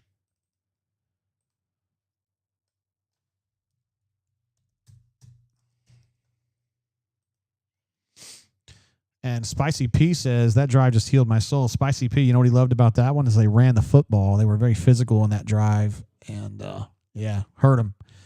Absolutely gashed him on that one. CJ Davis says, Aranda said this week that they had to stop the run. They do. They need to stop the run. Auburn Tigers already have 17 carries for 130. They're on pace for about a 200 rushing yard half. And Neil J. uses one of my favorite words. That drive is consummated. There he is. A man is a cunning linguist, for sure. Josh C., my man, jumps in with a super chat. Josh is in a great mood. He loves watching the Auburn Tigers roll down the field and run people over. Says, JG, watch for the throw on the motion read we have been running. Boys settling in, and Baylor D is on their heels. Yeah, remember in that first drive we were watching these sim pressures. I didn't see shit on that drive. They're just worrying about fundamental stuff at this point. Just trying to gap up and stop the gashes. And they're not doing a very good job of that. Auburn showing that, what I call Steeler motion. That's what it was when Cam was the quarterback. That's probably not what they call it anymore. Orbit motion. Well, Orbit would be behind him. So I guess we'll call it Steeler motion. At this point, it's been like a run either for the quarterback or a handoff like they did to Singleton there on that last drive. But what Josh is saying is that point, maybe you just kind of fake, that little TiVo fake, and then you look for somebody downfield. Zach makes a great point to say, Cam, you can see there on your page, Cam and Singleton are about to see a lot of one-on-one coverage. If we keep running like this, it really puts Baylor's defense in a bad situation, and Miranda's face is just like, looks like a guy who's got constipation, honestly, and he may be dropping a deuce here in a second. He may have to push it out, though, because right now it's getting pushed in. And there's DeMar. You couldn't be happier. I like to say he's the Ferris Bueller of this team. Everybody adores him. He's just a very popular player. He's all about the work. He stands on business. He's worked his way up. Jet motion would also work, 92 Doge. That's probably a better description because Steeler is just a thing that Gus says, and that probably isn't relevant. But jet is exactly what I should be calling it, and that's what I will do from now on. Melee says, cannot wait for 21-3. Hold on, bro. Let's punch Sawyer Robertson in the balls right here and get a 4th and 22 punt, and then we'll start talking a little bit. All right. Just don't want to get ahead of ourselves there. Okay, that's all I'm saying. Daniel D jumps in with another super chat. My man, so I'm waiting for us to Auburn this game. Don't you do that. Super chat. Don't you do that, man. Let's just enjoy what it is, okay? Just be in the moment. Be in the moment. All right, 1st and 10 from the 25.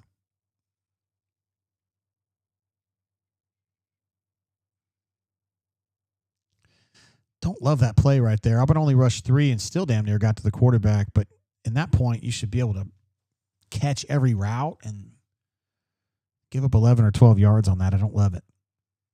I would just continue committing forward to the pass rush. You've got Sly. Sly's going to come on in. It's not going to matter because the run went up the middle and didn't go anywhere. Key Crawford in there with that one. Eric Winter's getting some run. Ooh, Sly getting a little bit fussy, trying to knock that ball away from Knighton, and Knighton didn't like it. And Sly says, I don't care. I'm a country boy, and I'll whoop your ass, boy. Look at DJ. DJ's having a time, man. That is definitely not Derek Nix. DJ's having a time out there. I tell you what, man, DJ Durkin loves his job. Like every time we're out there, me, Jay Lee, whoever at practice, Hoke is out there all the time too. I mean, he's just having fun, man. There you go, Eric Winters, right? Yep, there he is, making his first career stop. 3rd and 3. This would be a nice time for a stop, maybe a stuff. Hit somebody in the hole. Let's see. Feel like a stranger says Sly aggravates me in coverage, good in run support. Yeah, that's pretty much the scouting report on him at this point. He's a physical player. He's not scared to stick his head in there, but he gets beat a little bit too much in the pass game. So they try to deploy him and say, play that ball. Yes, sir. Can Lee. That's a stop. That's a stop. Boom shakalaka. I like it. Kane's letting him know a little something about it, too. These wide receivers really have not been a factor. Look at Kane getting his head around. You guys love seeing cornerbacks get their head around, don't you? You fucking love it, don't you? Love it. They do drills on this every day in practice. It's something I didn't see last year, but I see it now. They have a couple drills they do where all you're doing is just turning around and getting your head, picking up the ball. Oh, they're going to go for it. Look at this. They're scared. Here comes Keldrick Falk to fuck you up. Get him. Kill him. We got a hold in the backfield. Hey, why are you so mad, bro? You're at home. You guys are supposed to kick their ass.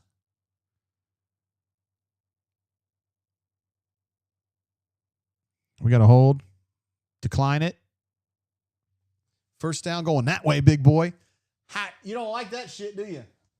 Is this the guy on... No, he's having to deal with... Is that Malik? God, he got held so bad. Oh, it's Crawford. I'm sorry. I get Malik and Crawford mixed up. Jordan Crawford having a chance to get in there. Draws the hold. We'll take it. First down, Auburn Tigers on the Baylor 44. That was a very... Boy, I tell you what, man. Going for it there on 4th and 4 in your own territory, That has a very panicked feel to it, doesn't it? That just strikes me as something that a panicky coach does. And now you go down there and you stick one right in their booty with a touchdown. How about just a bomb right here to Cam Coleman touchdown, and then you gritty on him? How about that? How about it? There he is, my man, our Gary Saliba. Says JGT, thank you for another year, man. This is Auburn's year. Gary's loving this, dude. Thank you, Gary. Super chat. Appreciate you being part of our fam here, man. We will be here, of course, as you know, because you've been here with us a while. That we'll be here it's a Friday night tonight, but Saturday nights going forward. Small Victory says, appreciate you, Gary. That is really cool. I'm going to give you the pimping one, too. Is pimping easy? Big Daddy Kane would say it ain't easy.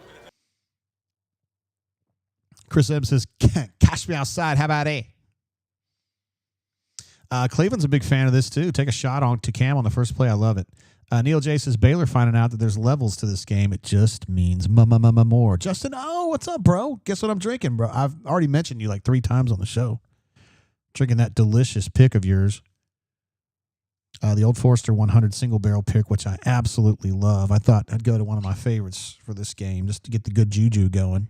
Justin, of course, runs the cigar bar downtown in Montgomery. Best bourbon selection in, I'd argue Central Alabama.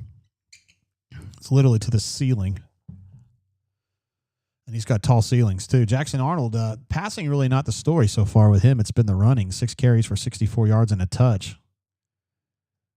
Solo Tigre says, Crawford is a big enough boy. How big a boy are you? That even Roy D. Mercer wouldn't mess with him. 1st and 10 for the Auburn Tigers of the Baylor 44. Boy, this run game is getting you guys hot and bothered, isn't it? That's another 8-yard gain on 2nd down. Get you to 2nd and 2, or 2nd and 3 officially. That's what you love to see right here. And how big a boy are you? Well, it don't make no difference. Just bring her on down. You're tough as hell on this phone. They are having a hell of a time, Baylor is, with Auburn's run game right now. They haven't really stopped Damari. They haven't stopped Cobb, and they really haven't stopped Jackson.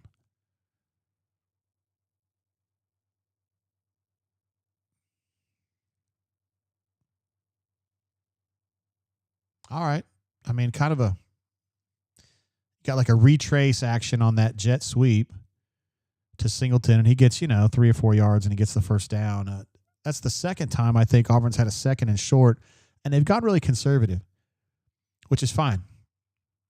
Maybe you're setting him up for something else. Got Perry Thompson out there. Oh. Getting a little fussy on that sideline, huh? Like Preston Howard getting into some entanglements on the sideline there. Ed D seeing those 2 deep safeties and saying, run the ball, because I think this defensive front's getting neutralized. He sees something deep. Cam Coleman. Oh, my goodness. We get a how about you? How about you, fella? How about you? How about you? There you go. Cam Coleman, first catch of the season, is going to be about 25 yards. Gets Auburn to 1st and goal at the 9 on a super long drag here. He was actually kind of going the hitch, and his route was around the umpire. Not the greatest throw ever, but it was catchable, and Cam made the catch.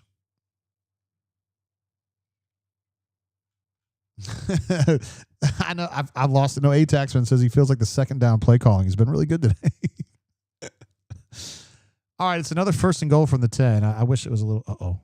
Jackson thinks he has something. They got pretty handsy there, but I didn't see anything real bad. Throwing for Cam in the end zone. That's a play I've seen a bunch in practice.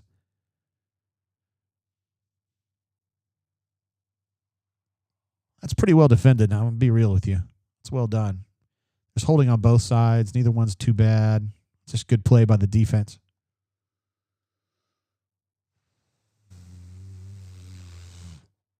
Yeah, it's a back shoulder throw for sure, Josh. But honestly, he wasn't going to be able to catch that ball unless it was a one-hander because he couldn't get his other arm out. All right, 2nd and goal. We got a power run here. This is a similar concept to what they scored on the last drive. Didn't get much there. Actually, Cobb decided to kind of bend that back, but he got knocked down so early. It didn't really matter. I think you should play this conservatively right here. because at least you got the 3 points in your back pocket. And I think 17-3 is a nice statement. But 21-3 would be even better.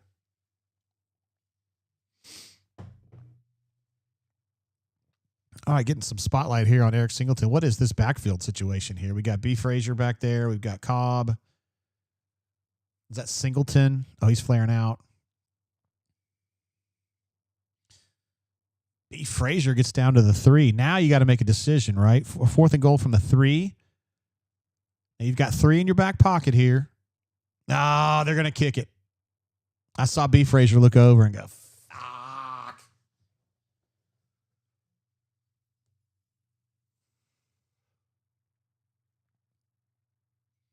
Look how thin he is, man. He's really thin.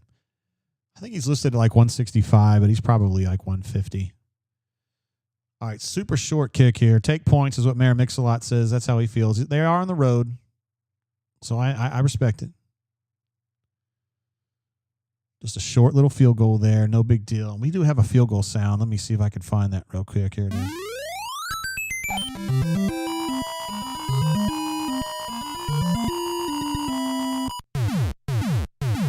All right, 17-3, the Auburn Tigers lead.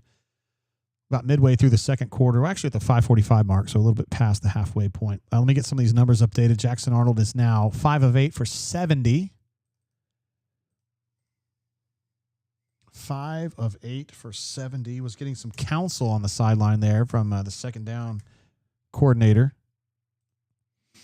Jackson still 6 of 64. Damari still 6 of 38.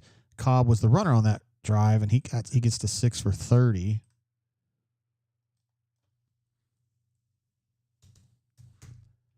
And third downs, I haven't updated those lately. Let me get on that. Auburn Tigers are 1 of 3. They're 1 of 6. DJ Durkin loves 1 of 6 on third down. After that very first one that they gave up, they've been tight since then. When I saw that first one, we were all like, here we go. Here we go.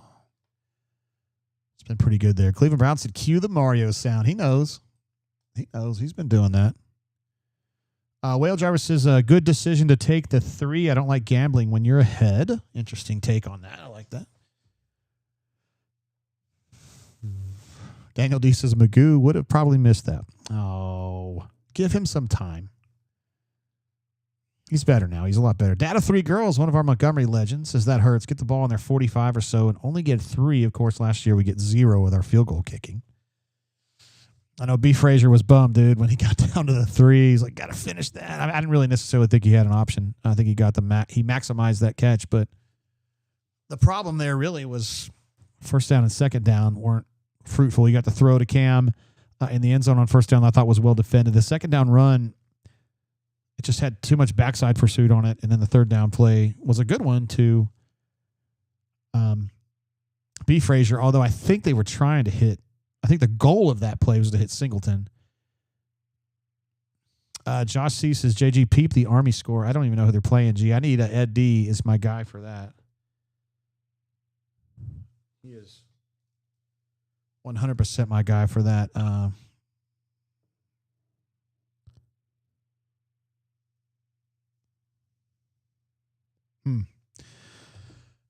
I would like to see a touchdown there. I'm with Dad of 3 girls on that. I mean, I would have liked to have seen that. I think we all would have liked to have seen that. But Steve says, are we about to get it on? Because I'm as hard as a diamond in an ice storm right now. Noted Auburn fan.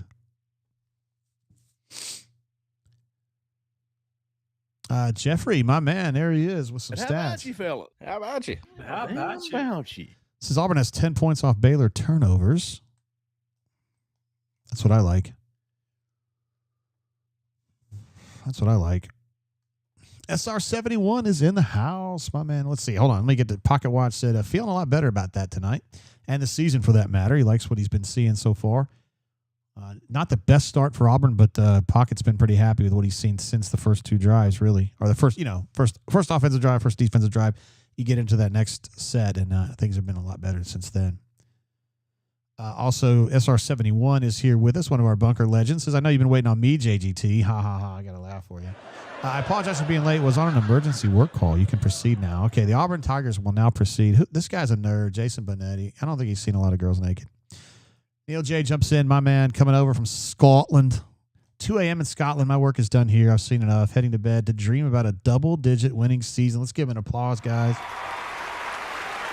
Neil's coming in. He's actually Welsh. He's a proud Welshman, but he lives in Scotland with his gorgeous wife, who's way hotter than probably any of our girls.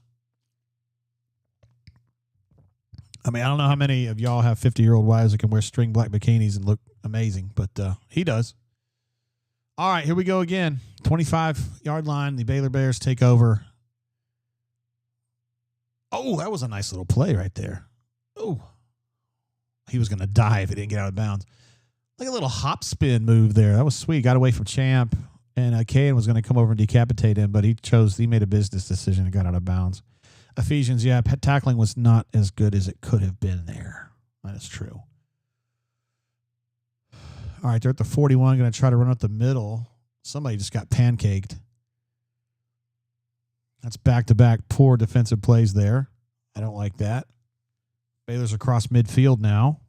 Don't like that.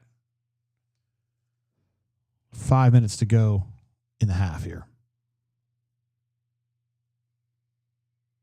Little screen pass. They're going to get 8 yards on that. This is getting too easy here. Let's see, Alex.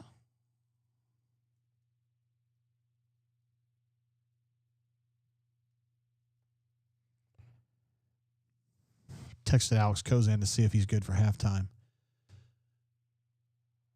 All right, looks like they get a modest gain there, but it's going to be a first down for Baylor. They're moving along here.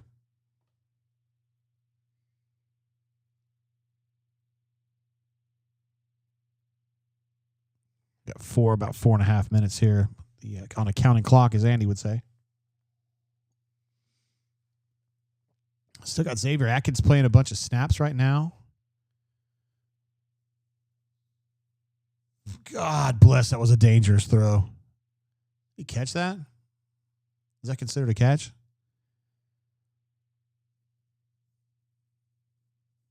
Georgia Tech is taking the lead on the Fighting Colorado Buffaloes.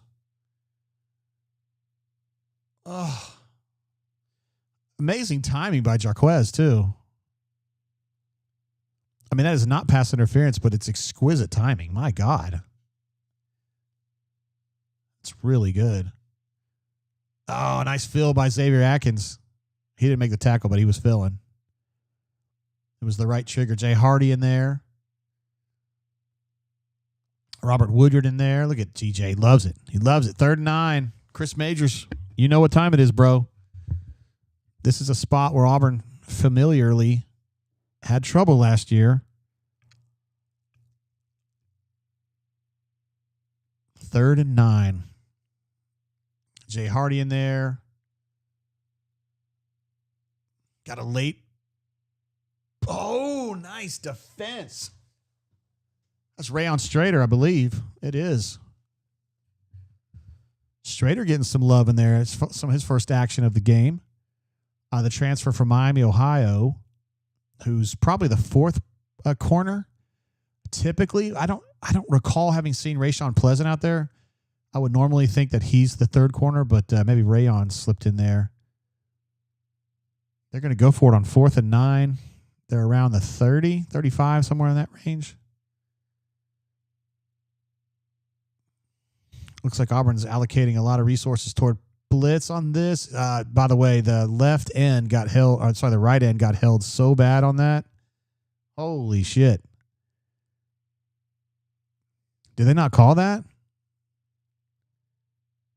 They seriously didn't call the hold on that? Oh, my God. Key Crawford, I mean, it was the whole bear hug. He got the full bear hug here this is on the left side of this shot.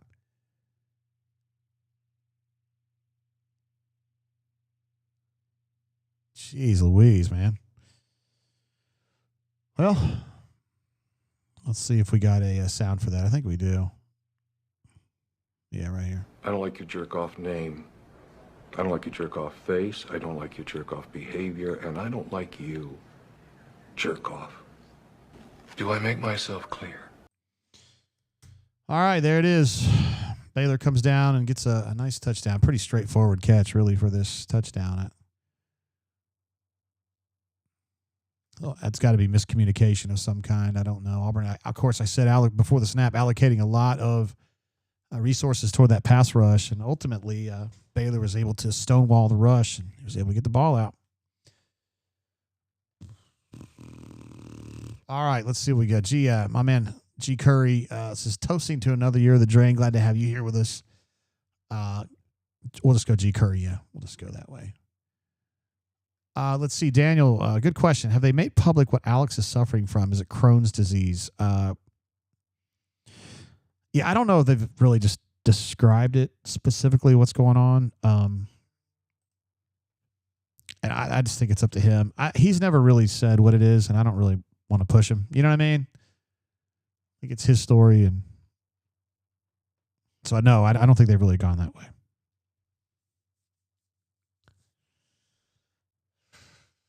So Josh says he likes the blitz call, but it's got to hit home. Yeah, a little bit, just a step slow on that. But again, Key was getting bear hugged, and he was right there. He would have made the sack, I think, or it would have affected the throw had he not been held. But you could argue that there's holding on every snap, I guess.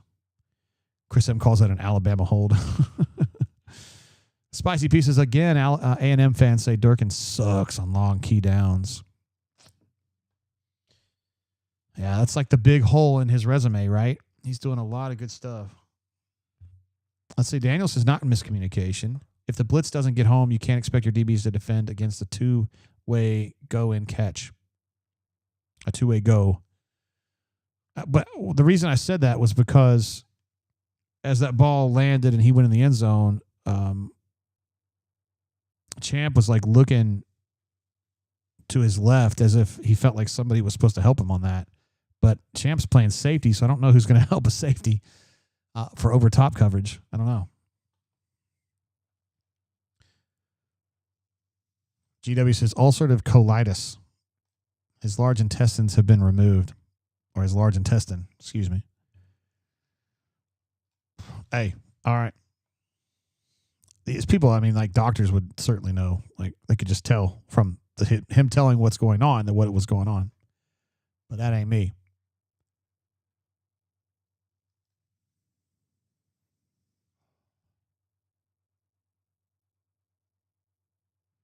Yeah, Burner 51 says his nephew is the same age and has the same affliction, basically. It's not a joke and a miracle he's able to play. Prayers for Alex. He is so tough, Burner. Thank you for kind of letting us know how tough that is. All right. Auburn can still, it's still been a pretty useful half, but there's Rayshawn Pleasant. But you really would like to see Auburn. I mean, they got enough time here with 4 minutes to go to get something done. Hey, man, why we got to look at Bo Nix again? I thought that was over. So why are they bringing up bullshit? Haven't heard from Alex yet. If I don't hear back from Kozan, then we'll probably hit B-Matt or Jay Lee about this. My man Biscuit is here. I haven't seen him since Atlanta. Just a $9.99. Appreciate that, bro. No mention, no message needed. We don't need it from you. I mean, because we know how much of a stud you are regardless. All right, 1st and 10 for the Auburn Tigers at the 25. Got a good 3:20 to go. Quick throw to B. Frazier for 9 yards. That's not a fumble. Ground caused a fumble. It's going to be 2nd and 1.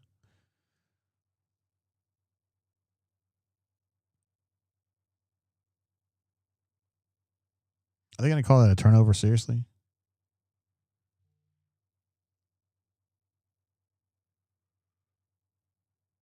Yeah, it must not be a turnover because they're still arguing this.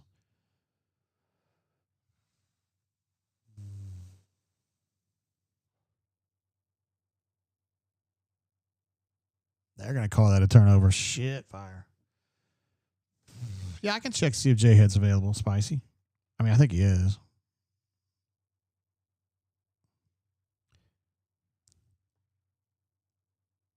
Absolutely not. There's no way that's not a fumble. Sorry. Like 0.0.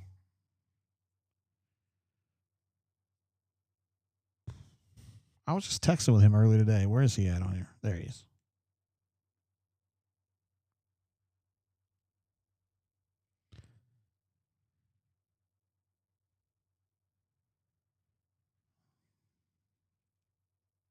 All right, sorry. Just checking in with J-Head here. Guys, this shot right here is the one you got to see, the one from the back end zone. The ball's not moving. It's not moving. This is 2nd and 1, Auburn Tigers. Mike Pereira better believe me on that. Burner says, I remember my first day being a referee.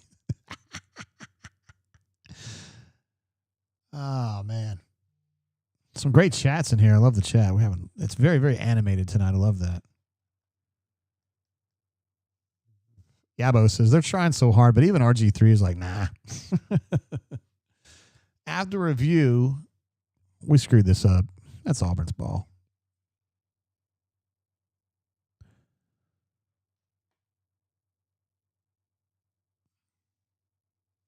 All right. So 2nd and 1 at the 34 of Baylor. 3 minutes to go. Let's see. Call me says his Saber chat was for AA for my wife on the Bourbon Blend. He was running more than usual. We must win this game was my super chat.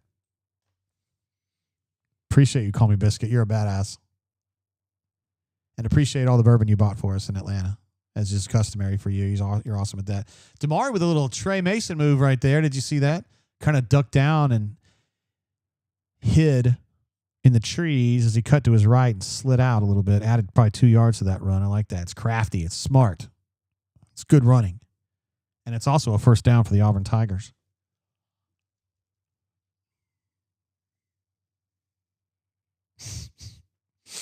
Yabo says, I hear a lot of Auburn fans. There are a lot of Auburn fans there. D. Lucky was saying that. Kanuman was saying that.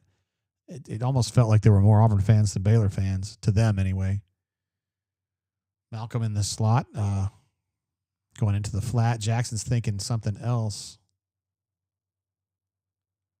And he's thinking about a 2-yard gain right there. Ed D says Tarleton State is tied with Army with 1:44 to go. Tarleton, of course, the alma mater of Hal Mummy. That's the only thing I know about him. And I also think they're in Texas. That's about all I know. And they're purple. See, Big Gap's a little bit worried watching Damari. Sometimes the ball gets a little away from his body.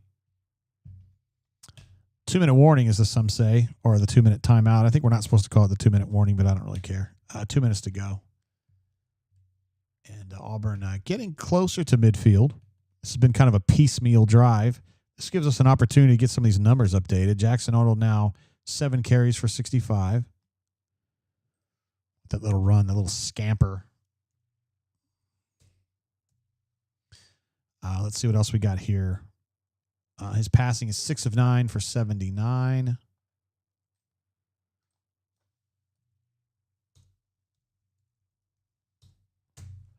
And Damari is now officially 7 carries for 43 yards.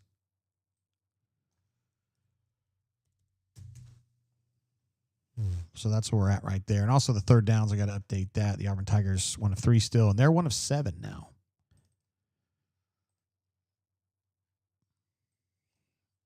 All right, updated.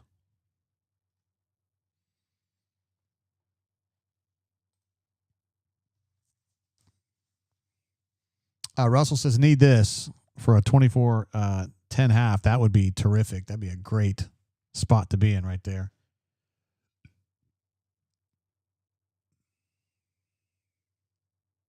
That would be terrific. I do want to get Austin touches since I have that little item there. Damari has 7 catches and doesn't have a touch in the pass game yet, so I'll just leave that at 7. I need to at least update that if I'm going to have that little bug there. Chris M, I just got it done. I didn't even see your chat. We were just thinking on the same wavelength, bro.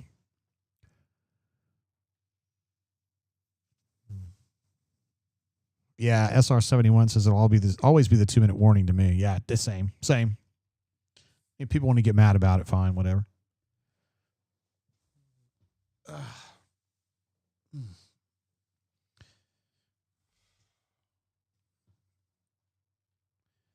It would be super, super awesome to score right here. Dave B, what's up, bro? It's great to have the drain back. Love you, JG. Appreciate that. Dave, it's awesome to have you here with us tonight. Our first show as part of the On3 network. The old Rivals site merged with the On3 site, although On3 bought us. And, man, we've got a heck of a site now going at auburnsports.com, or it's just Auburn Sports. That actually is what we call it here. Got 6 full-time reporters, Jay Lee, me, Hoke, Caleb, B. Matt, Cole Pinkston. Man, we've got it covered. We got a lot of coverage. A lot of good intel and 2 great message boards. So, I mean, this is definitely the spot to be. I think most of you guys know that. I recognize probably 90% of you guys just from the handles on the board. So, appreciate y'all being with me and being with Jay Lee and Hoke and everybody at Auburn Sports. It's a good time had by all. Let's see, Ed D updating us that Hoover's beating Spain Park 14-3. My guy, Bakakis, the coach at Spain Park. Like to see him win. Nice call here. A little delay quarterback run. And gets Auburn. We got a late flag, though. And Baylor thinks that's going to go against the Auburn Tigers. There's Mobile alum. She says, JG, how you doing? Need to get a soundbite for that. You know what I say back to that? But how about you, fella? How about you? How about you? Are we going to have a personal foul here after the hit? No, we got a hold. Like way downfield. Oh, I think I was past Jackson. It was on Perry.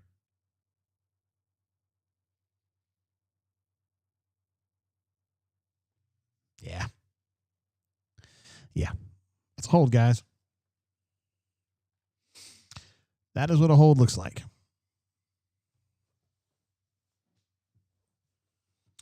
Terrence asked me, how has the transition gone for you with the merger? Terrific, man. I'm not sure I've ever been happier. Love being back on the team with Jay Lee, and Hoke is a lot better than when I left him 10 years ago. Or, I don't mean I left him, but when we got separated. This is like some Bo Nix shit right here. Meandering, wandering, and he gets the first down, I believe. Consummates the first down, as the kids would say.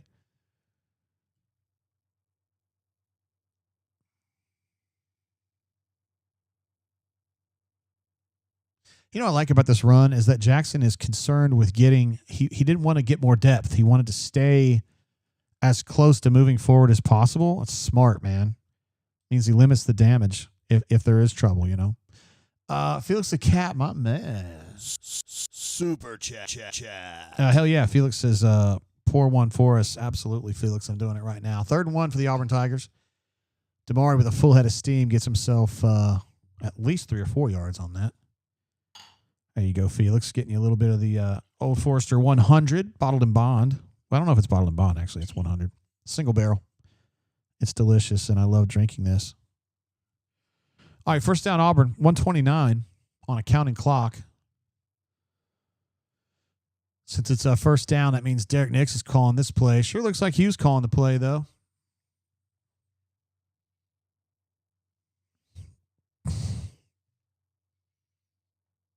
Throw the ball.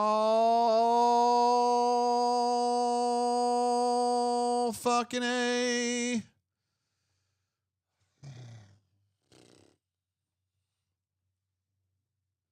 That happened on the first drive, too, where there was a delayed pressure from the outside, and Jackson was just slow to, I don't know if he was slow to recognize it, but he's slow to react to it, and it just cost him there. It could have been a turnover, a bad one. Because that ball went backward, I think. Let's see where he released that ball. He released it right at the 35. Yeah, it was backward for sure. It's a live ball. Preston Howard knew it, but couldn't get the ball. Fortunately, Jeremiah Cobb was able to get that.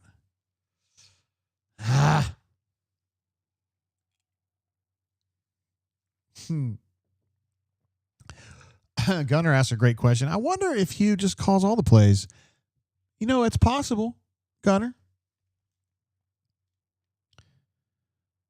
It is possible. All right, so Kozan got back to me. He's good to go at halftime, so we will work on AK for sure. And then I haven't heard back from J-Head, but he's definitely going to be good to go after the game. So we'll see on that. Yabo says, Hugh told Derek Nix to call the wrong play. Come on, man. That's funny.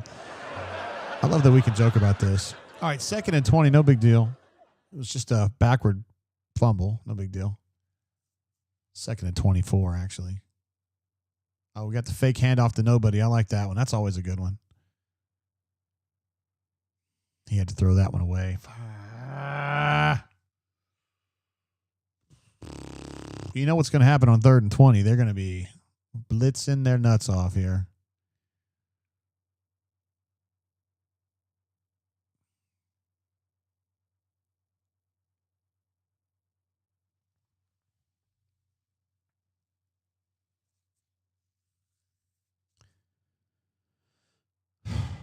Pipe says Daphne said hi. What's up, Daphne?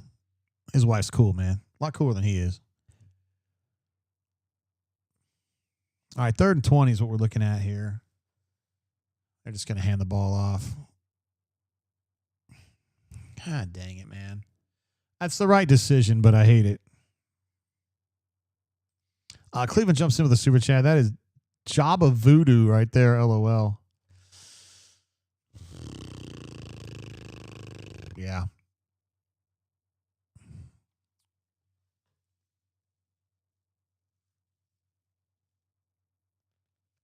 That drive sucks, man.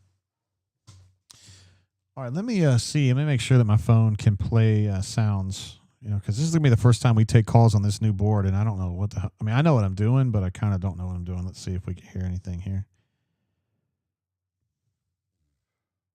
Let's see, let me turn it up a little bit. This part of the countdown is brought to you by Diet Dr. Pepper. Okay. That was actually American Top 40, but. Oh, wait. You can hear the American Top 40s here, I think. Every week. Yeah, okay. It's working. All right. We're going to have to punt this bad boy. Hudson Cock with a big bop. Oh, they ran into him. Can't do that. There was a flag way before that, though. Reed Hughes, of all people. Dadgummit.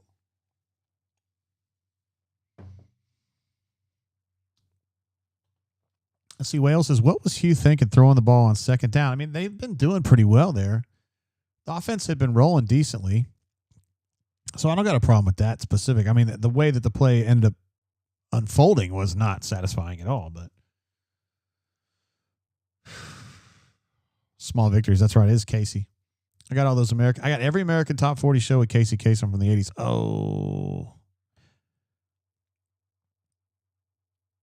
I just listened to him on my phone, but that was Bluetooth, so at least I know Bluetooth's working. And if Bluetooth's working, then we're going to be good. That is Chad Lunsford right there talking to Reed Hughes about how can that happen, bro? He is Auburn's a new special teams coordinator. Former GA at Auburn, also was the head coach at Georgia Southern for a spell. All right, so they've got 38 seconds. They're at the 35. Great defense from Rashawn Pleasant right there. He was undercutting that route, and there was no way that ball was getting through. Nice play.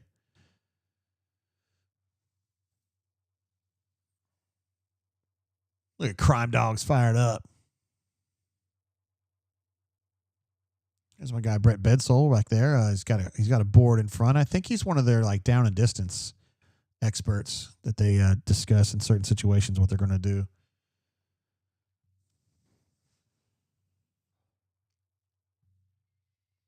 Oh, down he goes. Kieron Crawford was the first guy there. I think it was cleaned up by Keldrick. And that may have been, let's say Riddick was there too. Like to see those guys getting home. Little stunt action with Amaris, and Key getting in there and getting a little something. 3rd and 18. How about a fumble here? How about they knock his ass out and then fumble and then touchdown? That would be sweet. I think we called that a fart. A fumble after, was it fumble, return, touchdown? I don't know. NFL season starting next weekend.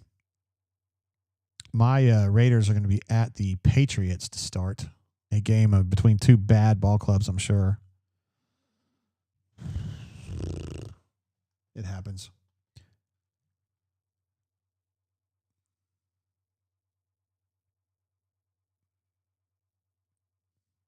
They seem really enthusiastic.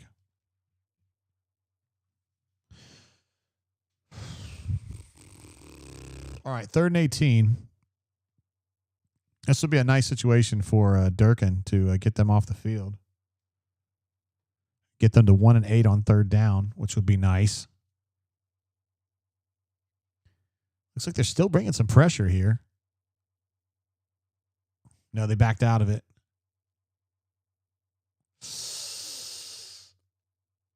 A missed tackle from Caleb Harris. They still ain't able to get the first down, but yikes, that's an unseemly play right there. Terrence says, JGC, thanks for trading for Kenny Pickett for my Browns. Dude, I have one of my friends that covers the Browns, and he said that Kenny Pickett was probably going to start if he hadn't picked up that hip injury. That they thought he was playing better than Flacco. So I think that Kenny Pickett might end up being one of those guys that stays in the league a long time, just as like a fringe starter, like okay backup. I know he's been trash, certainly with the Steelers, but he might be okay in a couple years, you know. No, I'm not talking about like an all-star or anything, just not terrible. Oh, motherfucker, no! Oh, no. I was flagging down anyway. I thought Rayshawn had that.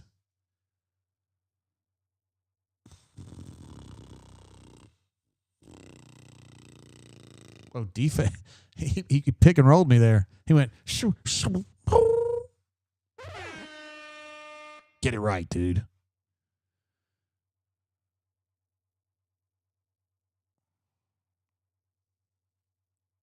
Yeah, you can't do that. So that's why he had a good opportunity there. That wasn't going to matter anyway.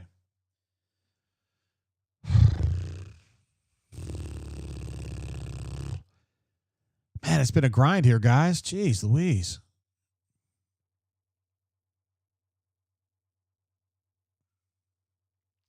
I didn't love that route that Robinson took to that ball, guys. I feel like he's getting sucked in a little too much.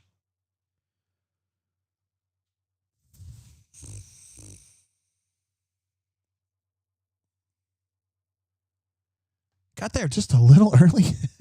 I'm glad they didn't throw the flag on that because I don't think it was catchable anyway. But like, yeah, Spicy P's talking about the holding on Rayshawn Pleasant. I don't think there's much argument about that one. He just kind of almost hip tackled him or whatever. You know what I mean? Like he just kind of grabbed him and sat his booty down. Boy, this last minute of this half has taken like 30 minutes of my life. Good golly, Miss Molly. Let's just keep going. Yeah, let's just keep going.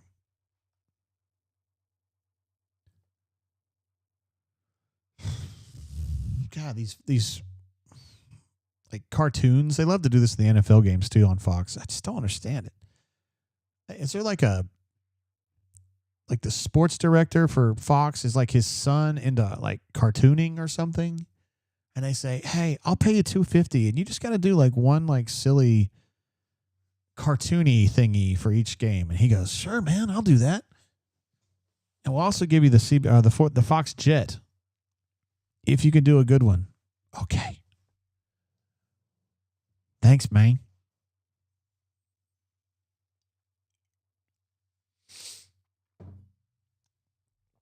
I feel like a stranger says our safeties are getting burned. I have not noticed them playing well. 5, Robinson's not been good. Champ's kind of been up and down. Caleb has not had a good half. Eric Winters made some plays when he was playing earlier, but I haven't seen him since it's probably been 2 drives since we've seen him.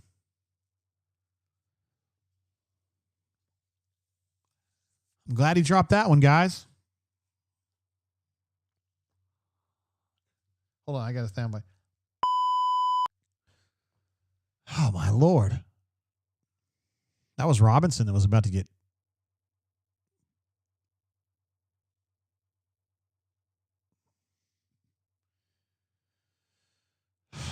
pressure is working. It's just like not quite there. But to be fair, Baylor's done a good job of getting the ball out quickly.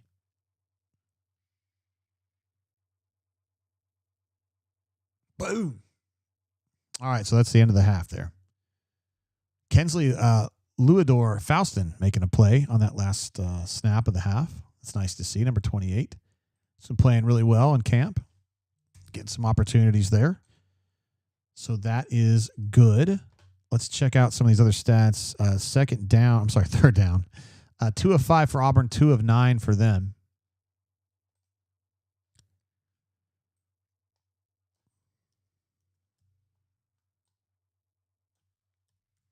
Want to get that updated. We'll probably talk about that with Kozan. 17-10 is not terrible. Pocket says J-Head. The problem is that I haven't heard back from J-Head, but I have heard back from Alex Kozan. So let's get Kozan on the horn and get Kozan on here. Okay, so I want to tell you guys right now, I'm starting off here, okay? This is the first call I made calls to Courtney last night, but I've never called an actual person and done an actual interview on here. So if it's messed up, just let me know and don't be too mean about it, okay? All right, here we go. Oh my God, hold on.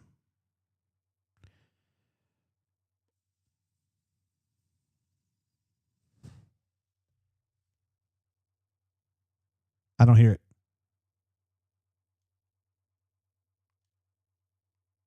I still don't hear it.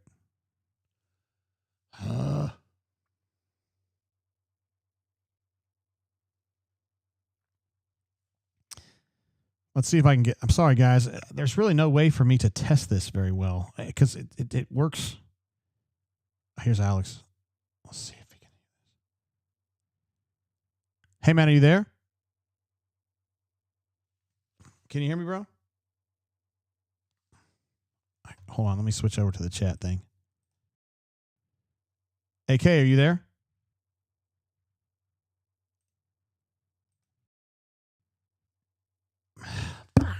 Damn it. This thing worked last night. Let me think about what I'm doing here. It's so complicated over here. Output routing. I'm on the iPhone. Shoot. Let's see what Kozan said. He texted me. He said he could hear me. I just couldn't hear him. What am I doing wrong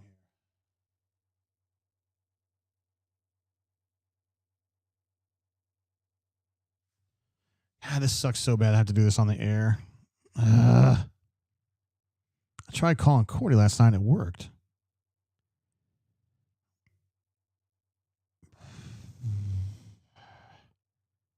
Favorites. Let me try to call Cordy.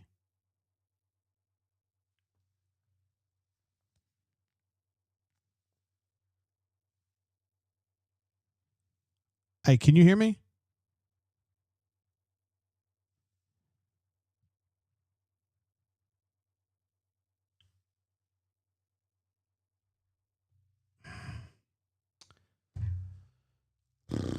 All right, guys. I guess it's not working. Yeah, Chip's right. Riveting comment. I said, please don't shit on me about it, Chip, and you just had to do it, didn't you? You were like, I've got to shit on Jay about it. I've got to.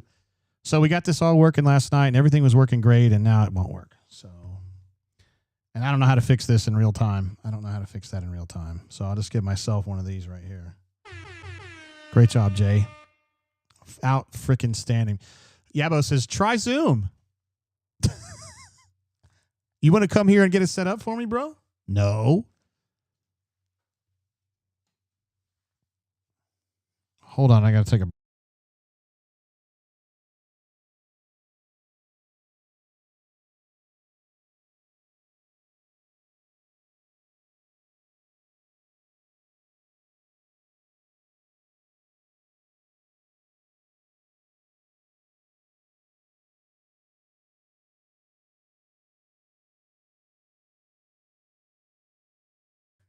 Hey, Dave.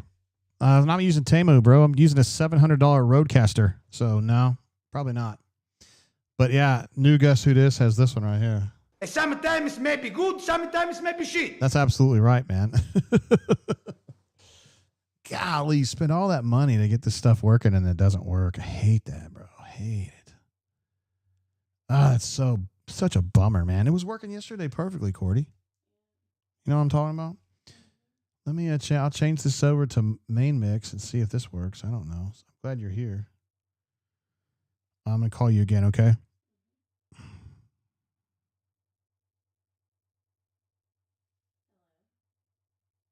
Now, can you hear me at least? Oh, you can hear me, but I can't hear you. Nope. Absolutely nothing. How about now? Can you still hear me? Nope. Nothing.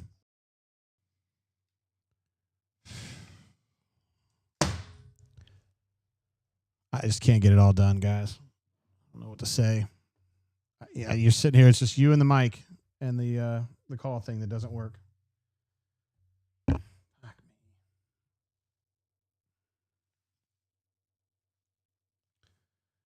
So here's what I need. I don't know if you can find this. I need one that goes in this fucking hole, and I need one that has the small side. I don't know.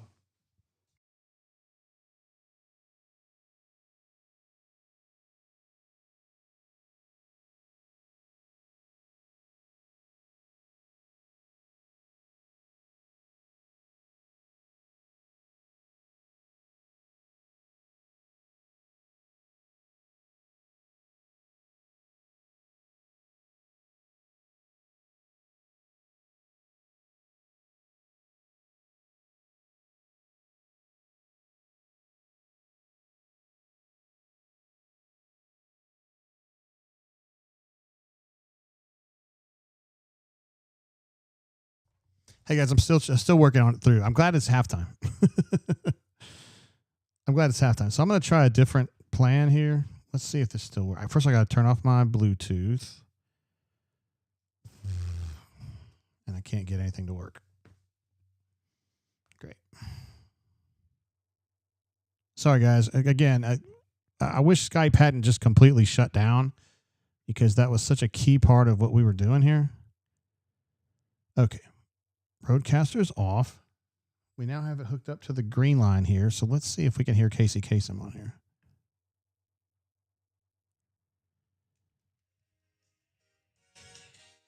Every week, American Top 40 is heard in the 50 states and around Nope, we can't.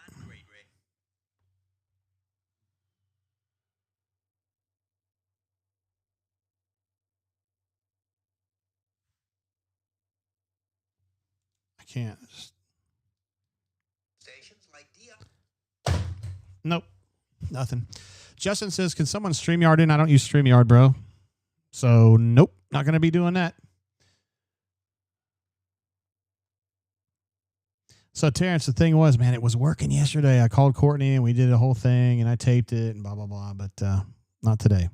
Chris M says, we still love you, JG. If you need a hand figuring things out, I'm here for you. I asked everybody for help. And you did, and everybody was helping. I had a lot of great suggestions, but just wasn't able to, when it's time to put up or shut up, I didn't get it done. That's the end of the story. Don says, support. Appreciate you, Don. I got to give a laugh for that one, man. Just don't understand.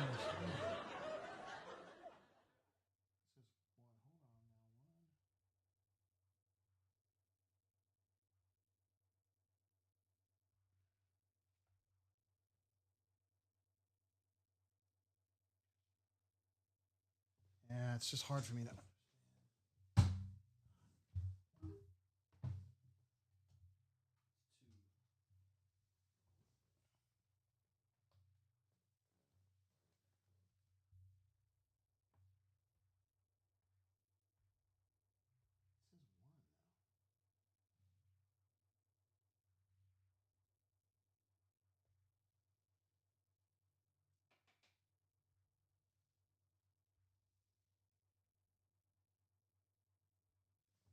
Sorry, guys. I'm just give me a minute, all right?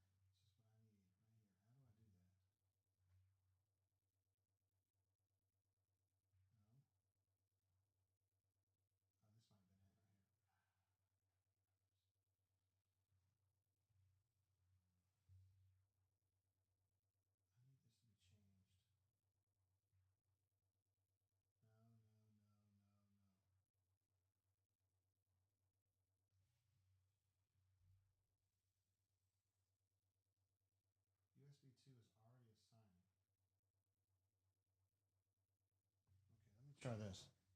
Let me try this. RC FM 103, Hartford, Connecticut.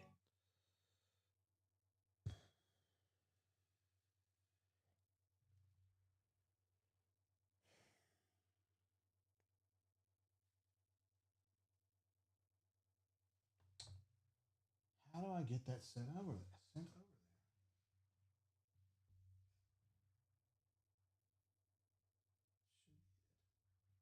That should be it right there. Yeah, should be it. I just don't. It just ain't working. Output.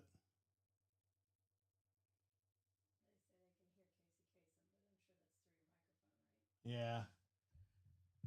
Yeah, it's coming through my mic. I think it's coming through my mic, Terrence.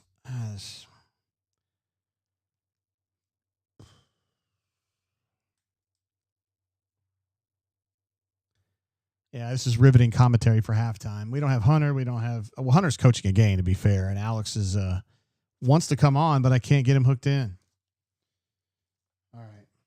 We're just going to have to try to make this Bluetooth stuff work. It worked yesterday, and it worked the day before that, too, so... I don't understand how the... Yeah.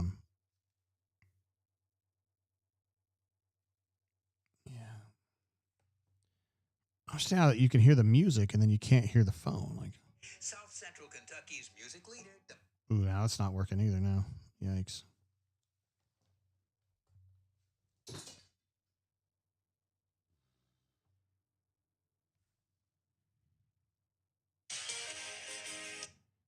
What? It says I'm connected on Bluetooth, but I can't really tell.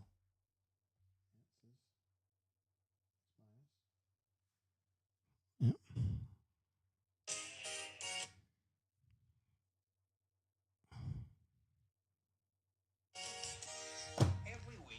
All right, guys. We're just going to have to give up on that for the moment. It's just not working. Let's get some stats pulled up here. The official stats from the website. I don't want that. I don't want that either.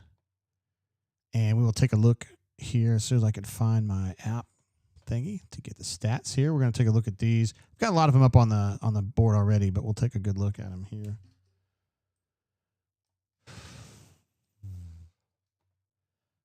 Chip, please don't send me shit right now, please. There's no way I can fix this when I'm live on the air, my guy, and I can't see shit here. All right, a lot of these stats we've already kind of seen. 17-10, we obviously know that part of it.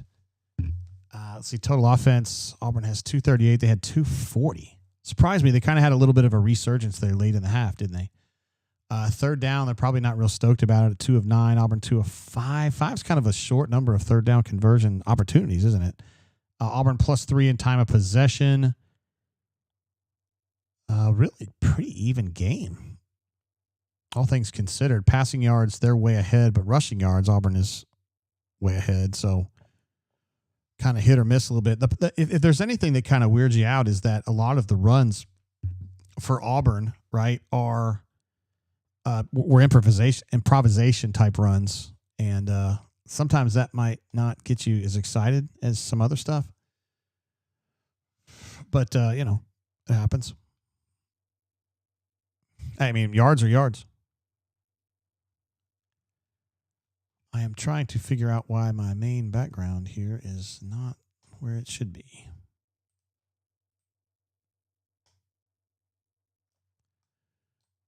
Why is it not centered?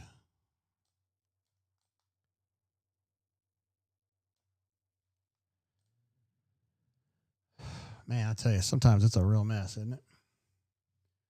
Ryan S. jumps in with a super chat, my man, coming in from the greater Nashville area. Says, Jay, send Alex an email to the Teams meeting. Guys, I can't use Teams.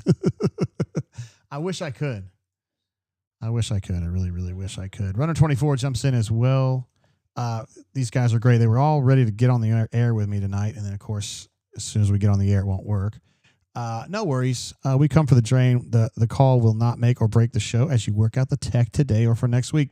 That's because Runner 24 remembers how much trouble I had when we were doing the show during COVID, and everything was just calamitous on my God, Illinois, Western Illinois, was calamitous every single week.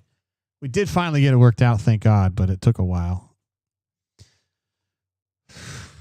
And now my background is screwed up. Do you see this, Courtney? I don't know if you can even see this. Is pimping easy? Big Daddy Kane would say it ain't easy.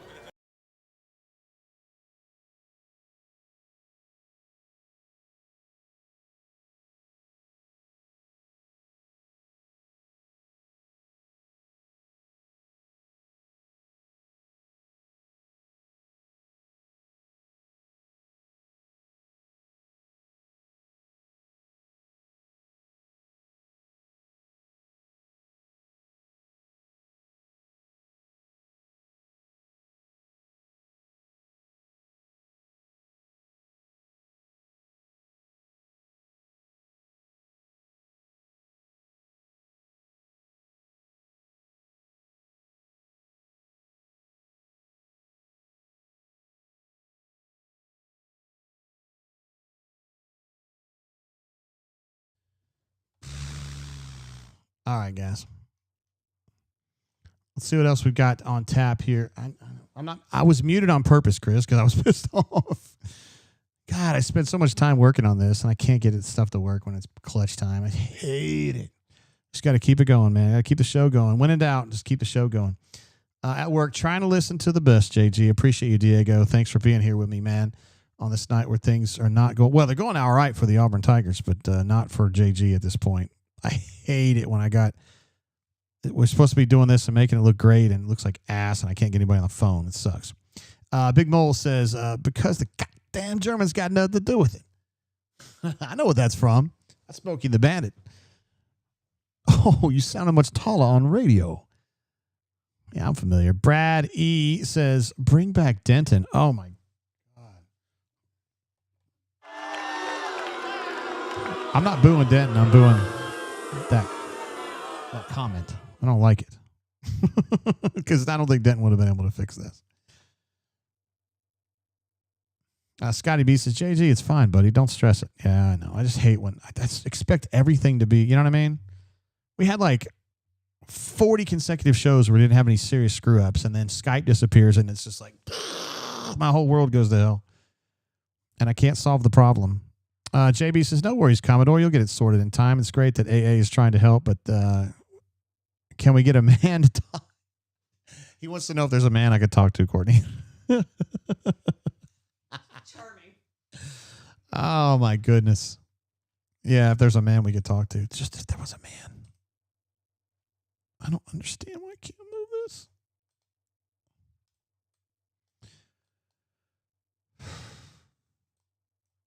Why can I not move this? I don't understand. Why is this not moving?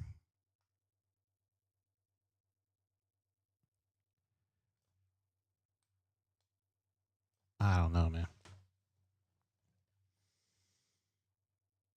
Yeah, Whale says this feels like a long halftime. It sure does. It feels really long to me, bro, when I'm on this end screwing it up. I hate that, man. Mega Tiger jumping in with a super chat. Thank goodness. Says, hey, Jay, just joining here at the half. Are you going to have some guests call in to provide their thoughts and insight? I'll hang up and listen. Oh, man, that's good. That's good. That's good. That's good. I'm still just going to sit here and be like, I can't believe this is actually happening. Like, I mean, it says that it's connected. It says Jay Tate's iPhone right there.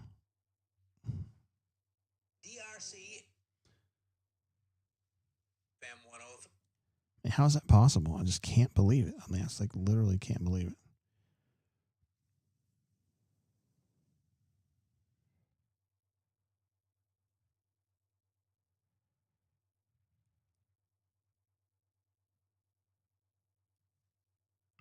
All right. Hartford, Connecticut. South Central Kentucky's music leader, WAIN-FM, Columbia, Kentucky. Okay, so we got Casey on the air. That's good. This will probably start working right as we go back to halftime. Desperado says, Jay, you lost weight. I did. I got nasty. Somebody said something nearly nasty to me on the show last year in our first show. He said, you look fat and gross. And so I was like, screw that, man. So me and Courtney have been losing weight for the past year. So that's been going pretty good. Let's see. Jacob J says, Tay, get with me this week. We'll get you going. Gumptown Ballers. Forget but never too far. I remember you, bro.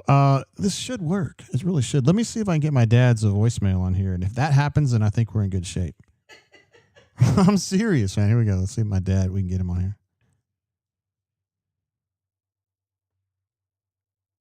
See, it won't play my dad. It says it's on Roadcaster. It's not on Roadcaster.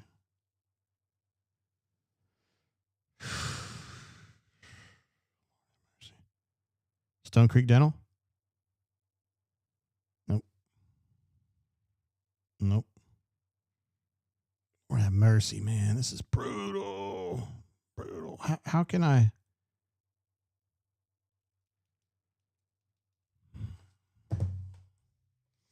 GW says, y'all lost weight and I have it here at my house if you need it back. We don't want it back. But thank you, GW. Appreciate the offer. Cassidy P says, second down play caller stands on beanies. I wish I had stats on second down. I wonder if they have that on the website here.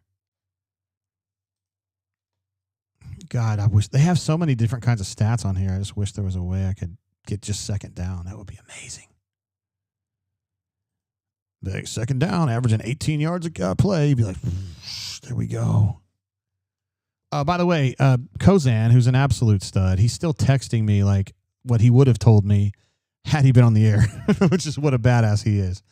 He says 5 things he liked. Offensive, defensive line have for the most part controlled the line of scrimmage, won the majority of short yardage plays, and usually win the game if you do that. He also says Arnold's legs have been the difference maker. He says he loves Alston's play so far. He feels like they have won on 3rd and goal. And he says Auburn made a field goal. That's a win. Areas for improvement. Defense can't get beat clean.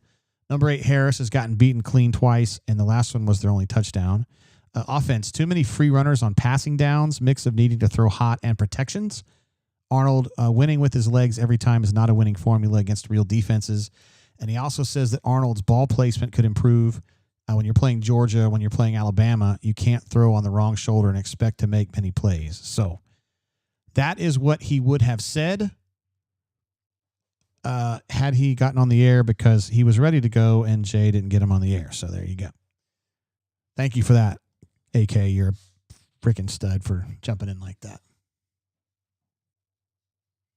Saga Nacho says, someone call me fat and gross so I can lose weight too. That must be the secret sauce. I was pretty motivated by that, honestly.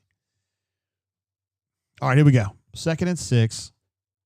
Damari rumbling, bumbling, stumbling. That's going to be a first down, I believe.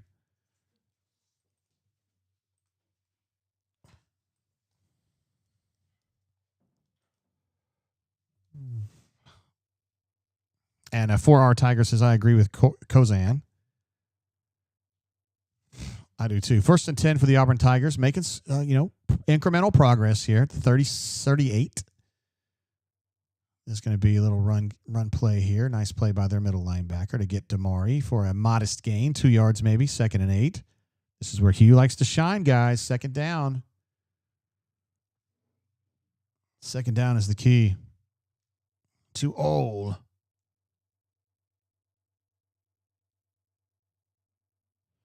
I just realized something. I think I know what my problem might be on this. Why it's so inconsistent on Bluetooth is because I'm using the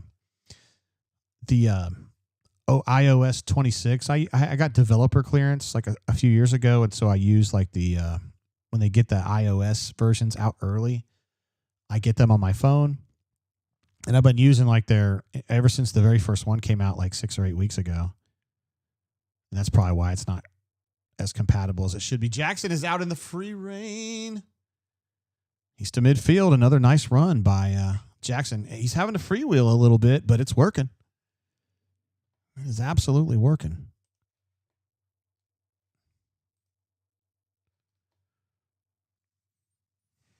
All right, let me get this. Let me get Jackson's numbers up here.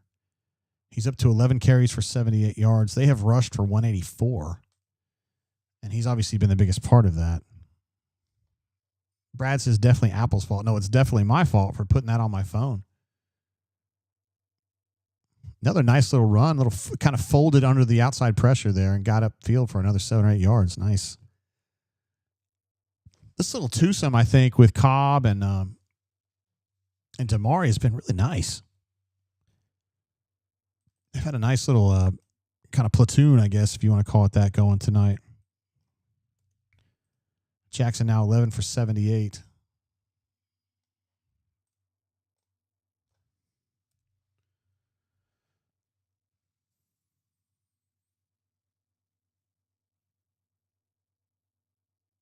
Oh, he felt good about that one, but I don't.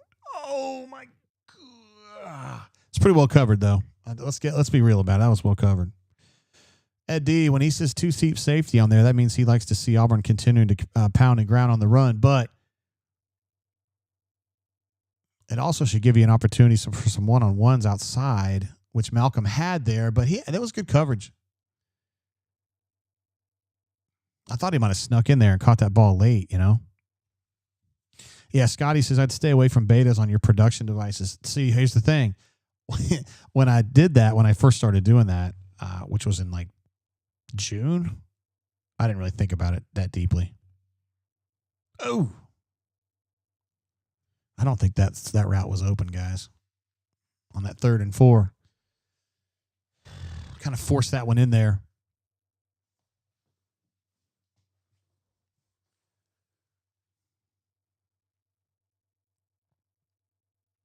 Watching the replay on this one.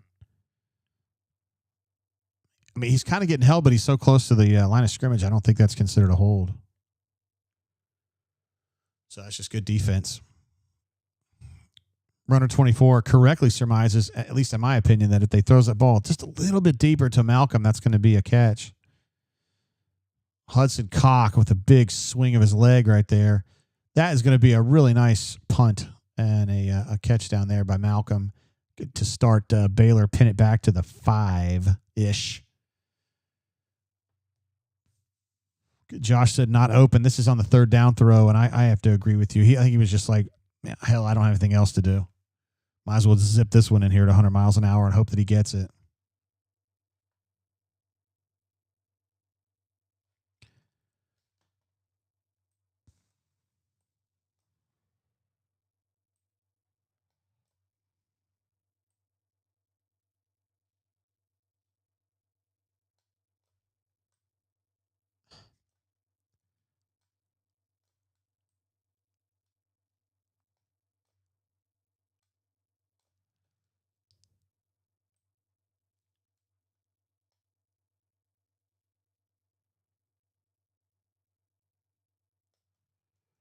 We'll leave it there. All right. We're going to redo the down there. Going to punt that ball out. And it's going to be about the same spot. They had him at the 5, and now he's going to get it at about the 8. So that's what we're looking at there. Yeah, Chip S. Ultimately, this didn't end up biting them in the butt. But, yeah, not the execution there, not quite where you want to see it.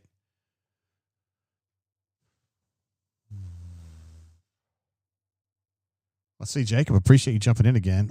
We with you, bro. Gumption of the Gumptown Ballers, Wardam Eagle. I've known you a minute, man. I remember when you were just kind of a young pup, kind of digging your way up, but now you're a badass. Appreciate that. I think Scotty P's got the right point, though. You don't mean to be putting iOS 26, developer build 3 on your phone when it's the one you're using for your main stuff. But at the time, I didn't really think about it that way. But that's on me. 100%. The good news is that there is going to be a solution to this problem. So I have a phone that all we were going to do with this line was just have it be the phone for this. Okay. Unfortunately, it's an older phone, and they said they need to send a SIM card from Minneapolis to me. This was yesterday. And that's how they're going to activate it on the network. I was like, guys, we can't do it today. And they were like, nope. And I was like, okay. So next week, we're going to have a whole new phone with a dedicated line. It doesn't have any of the iOS 26 on it. So that I bet you will be good at that point. But JG did not think that through, did he? I tried to test it the best I could, but whatever. I don't want to go too far into that. All right, 17-10, and Big Mole says, is it Hugh's burner phone? Come on, man. That's pretty funny, bro. That's pretty good right there. Runner 24 says, hope this special teams coach, Chad Lunsford, does not feel like he is entitled to a promotion for crappy play / excessive penalties. Fair enough. It has not been great. Stu Pup says, I was in Minneapolis last week. I could have picked it up for you. That would have been huge. And Daniel, I've been waiting for this one. Somebody came through on this one. I like that. Huge leg swinging cock. Hudson Cock. Of course, Auburn's outstanding Australian punter, who's a good fella, has a lot of fun. Really enjoying his opportunity at Auburn. And Burner 51 says, thanks, Jay, for the hard work. Let me give you a clap for that one, bro. Thank you for that. And Blake's ready for some Of course, that's the sound effect we use in basketball season for three-pointers, which Blake is a big fan of Auburn three-pointers. He loves Auburn three-pointers. In fact, Blake has told me privately that he would like to see 20 three-pointers a game from the Auburn Tigers, but that may be a lot. I don't know.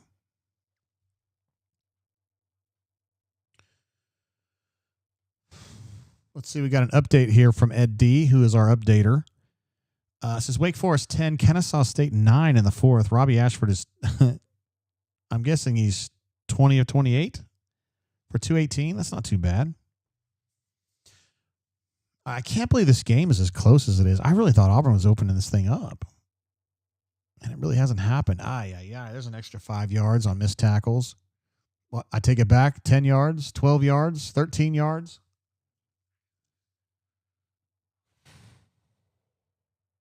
That's not good enough right there, guys. Come on now. Where's that vicious D we saw earlier? Alston has 12 carries for 66 officially.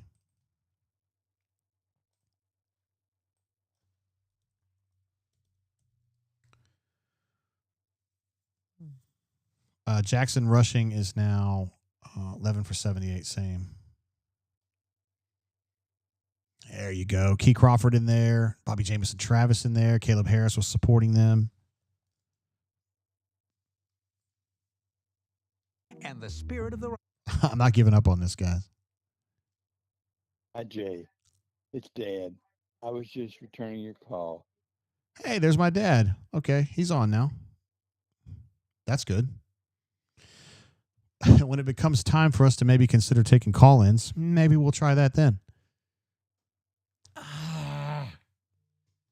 The pressure was right there. Just get to him. Get that last little bit and get to him, dadgummit. Dave B says, I'm down 25 pounds this year. My man, that's awesome, dude.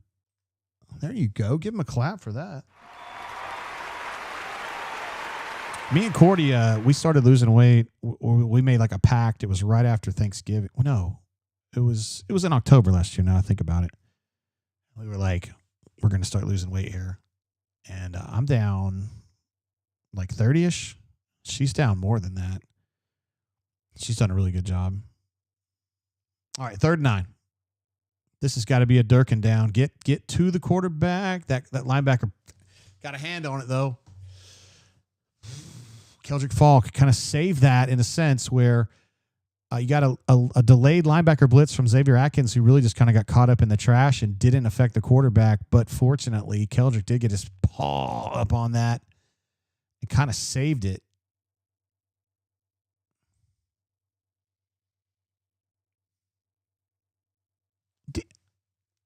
Do you see the center with his hand on his throat and just like, what are we doing?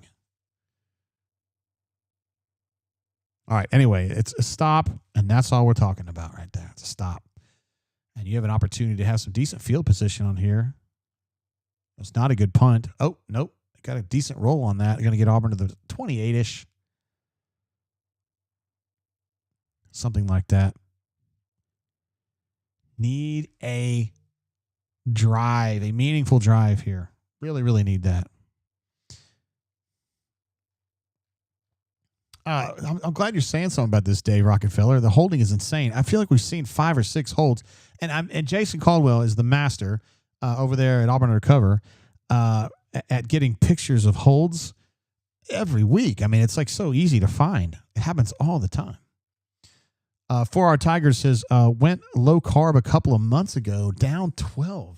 Awesome, bro. That's it. That's what we need right there. Need more of that. Nice job. Way to be.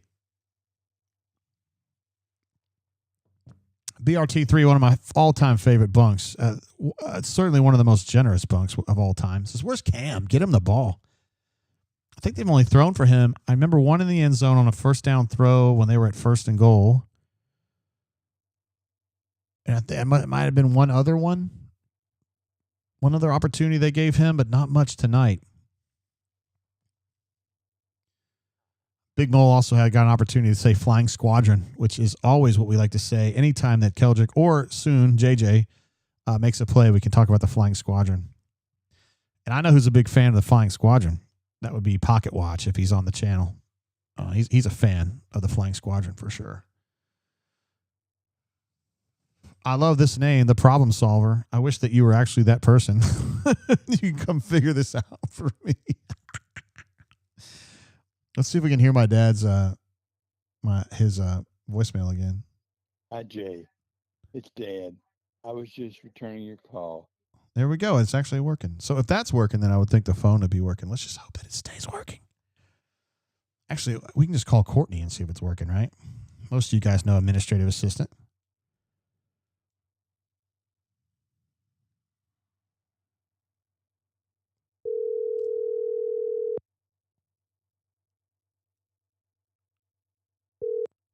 Hello? Hey, Courtney.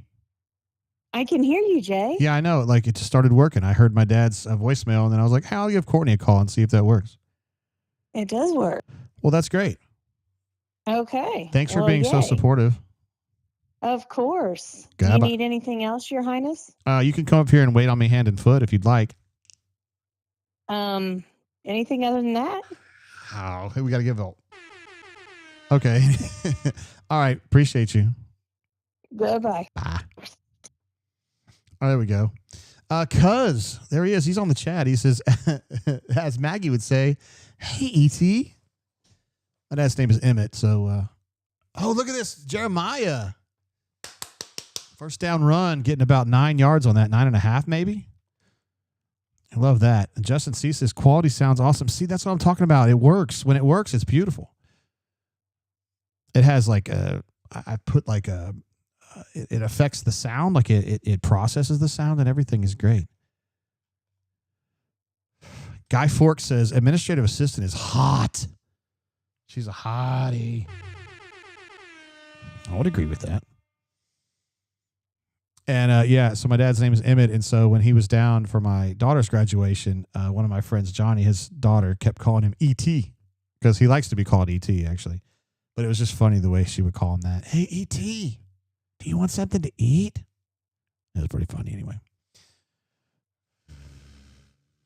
Chip says, beautiful work, JGT. Hey, you're the wind beneath my wings, Chipper. Oh, Eric Singleton with a little shimmy shake. He got another 5 yards out of it because of that. That was a nice play. Got Auburn to midfield. This is the kind of drive I like right here. I like that. Josh says, take her to a Coldplay concert. This is what we just say to girls at the Coldplay concert right here. We say, how about you, fella? How about you? How about you? I love it, yeah.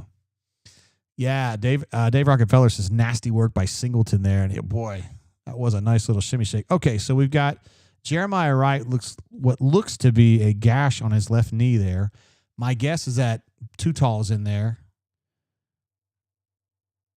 There goes Jackson Arnold. He's away into the backfield.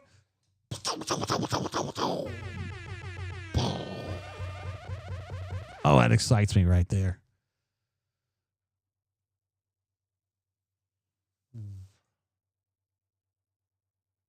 Oh, I like that. Oh, yeah, I like that. Auburn at the 30 now. This is a nice little drive. Piecemeal drive a little bit, but starting to get some chunk plays. Little stackage right here. The wide receiver spot. Ooh, I like that little play.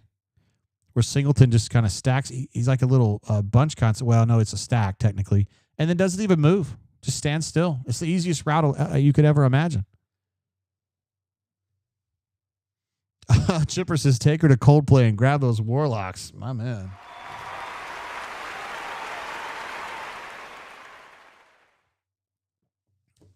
Tamari. They all adore him. They think he's a righteous dude.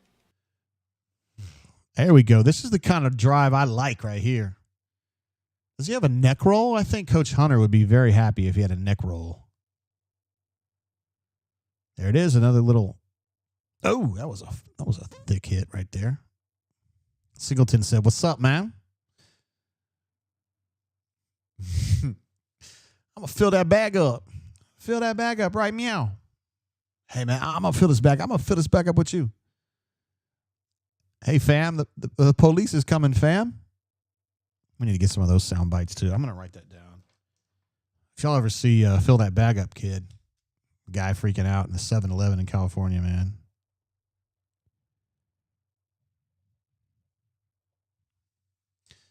Ooh, Jeremiah Cobb made himself thin on that little hop right there. Did you see that? That was nice. That's going to be a 1st and goal from the 1. That's a 1st and goal I can feel really good about. I like that one. You see how thin he got? He kind of got sideways, and they said, "Where'd he go?" And he said, "I'm getting damn close to the end zone is where I'm going." 9 of 15, 99. I'm not going to change that right now because I got a feeling we're going to do something good here. I feel like we're going to be happy here in just a minute or here, fam. We got Tate Johnson in there giving some heft on the outside, number 42. I know what that is. I'm waiting for a signal from a zebra. That's a touchdown. And we're going to give her this one right here. The more you fuck around, the more you're going to find out.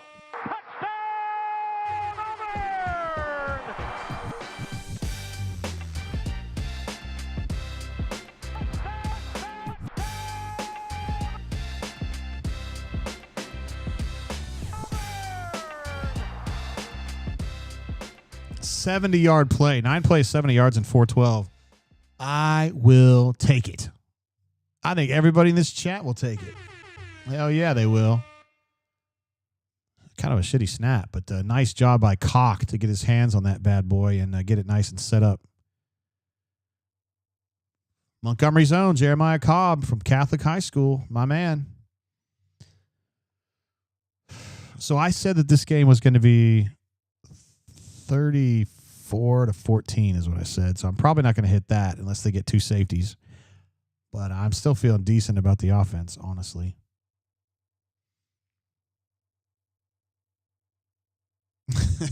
Parker, my man, I appreciate that. I like that.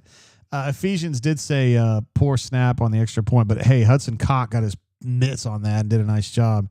And as CJ, who is a Montgomery gentleman, as am I, says, I like me some Cobb. Absolutely. Give him an applause on that one. Thanks for the super chat, CJ. And also, I'm a big Cobb fan, too. I like pretty much everybody from Montgomery. Every player I've known from Montgomery's been a tough dude. Yeah, for sure. Dave, apropos of nothing, says, we have great wives, JG. I don't know yours, or do I? We hang out before? But anyway, yeah, my wife's cool. She's very cool. We've been together a long time. She's pretty rad. Travis J says, nice to see you on 3. Let's go, JG. AU has potential. I cannot tell you how stoked I am to be part of On 3. Like, seriously. Shannon Terry, who is our CEO or whatever, I mean, he's the man, as you guys. I mean, the fact that you know who he is tells me that he's doing a great job. But he is such an assassin, and I am so stoked that I'm working for this guy because, like, when he says that something's going to happen, like he says, "Hey guys, you know all that shit that happened at Rivals? Well, before, when we were old Rivals, where your shit went down and all that. That ain't happening no more. Book it." And I was like, "Word." And now we don't have anything that happens. Like, he's the kind of guy that won't let it happen. He will personally hold the ends together and go, "No, you shall not." Daniel D says, remember the last time we had a 24-10 lead? Boo this man. Boo. Don't bring that evil on me, Ricky Bobby. What are you doing? Yeah, John, let me get some updates here, man. I'm sorry I got a little carried away after that touchdown. Jackson is 9 of 15 for 99 through the air.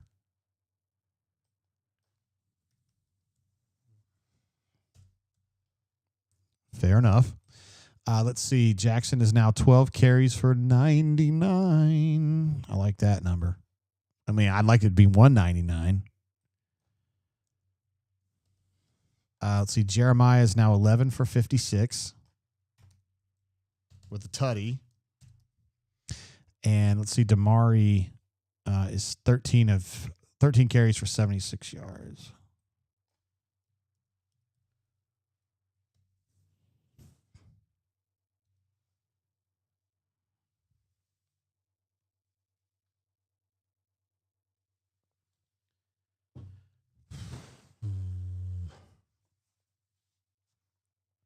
Let's see. We got a super chat coming through, a long one from Chris M. That's what she said. When I was in the Auburn marching band, we played Tennessee when they had Reggie Cobb as a running back. I loved Reggie Cobb. This is back when I didn't have an Auburn affiliation. I didn't care about anybody. I just like watching them play. We lost to them, and a Tennessee fan yelled at us after the game, "Hey, AU, how does it feel to have a Cobb stuck up your ass?" I said, "I don't know. You tell me." So the lesson you learned from that, Chris M, last name redacted, is that maybe you shouldn't say that to a Baylor fan at this point, right? Because that may be the comeback. And I don't know that you'd like to have the answer to that question, right? I don't know. Yes, it is 24. Correct. Alex McPherson did consummate the extra point, which gives Auburn to 24. I was not trying to shortchange them. I would never do that. This is the little stack I like here where Eric Singleton just kind of stands still.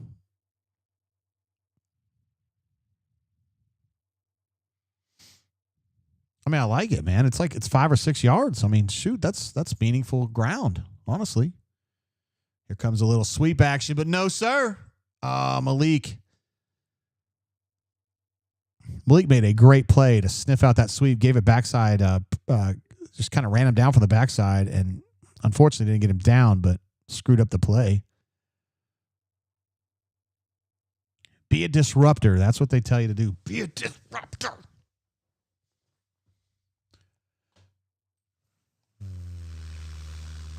Ephesians says, "Don't love the tackling tonight." I have to agree. Now, they have been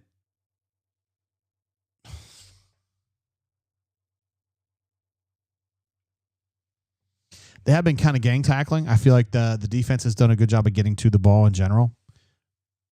This one right here, DeMarcus just got beat, but that's a tough one for DeMarcus.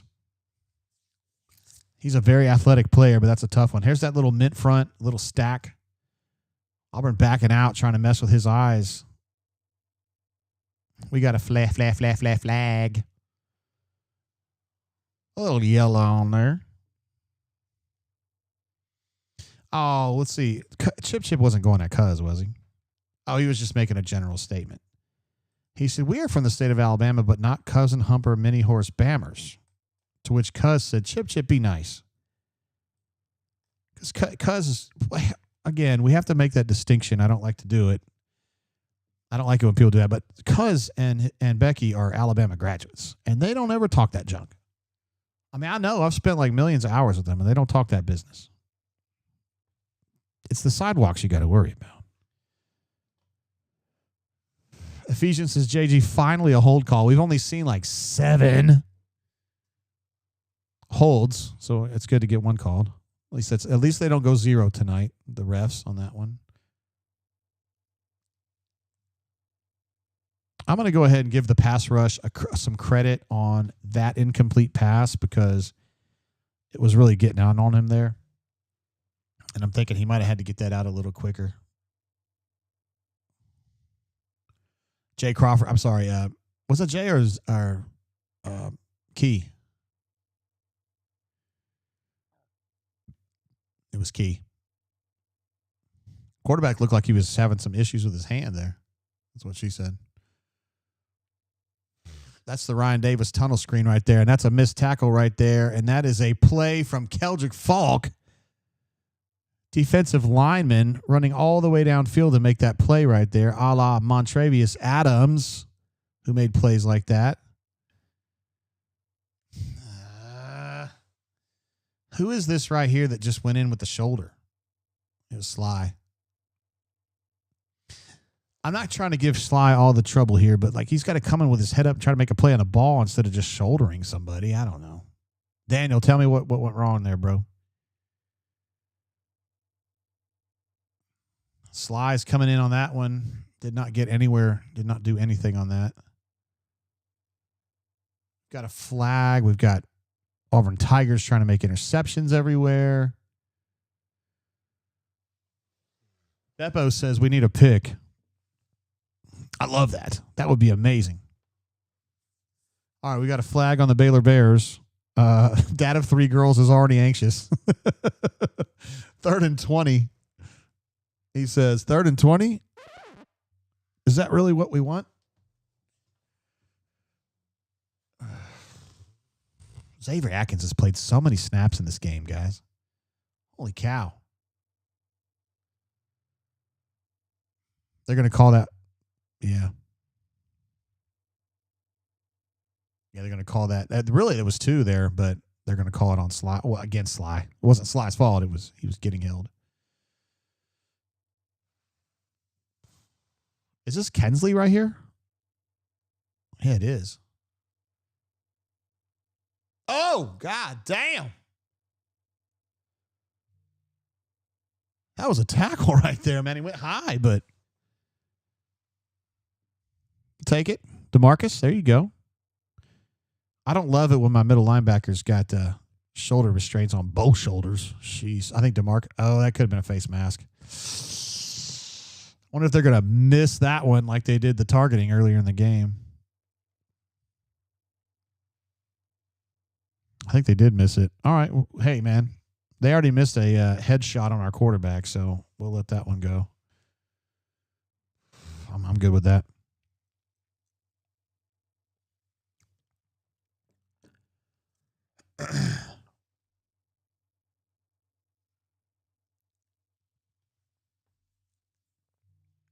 Not a big deal there. Kay and Lee missed a tackle. I don't love it. It did end up being a big gainer, but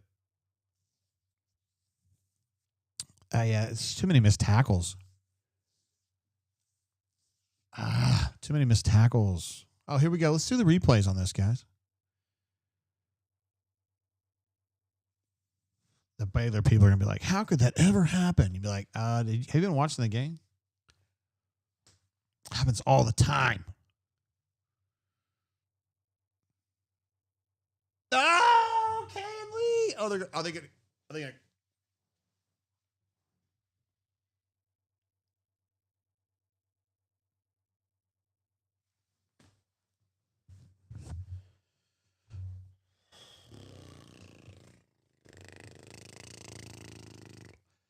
I thought Kane was playing that so well, and then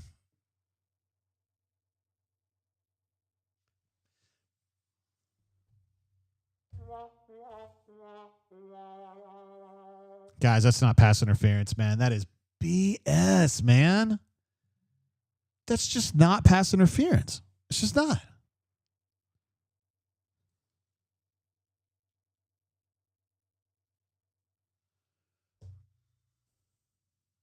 That is just not pass interference, guys. I'm sorry. That's just sad.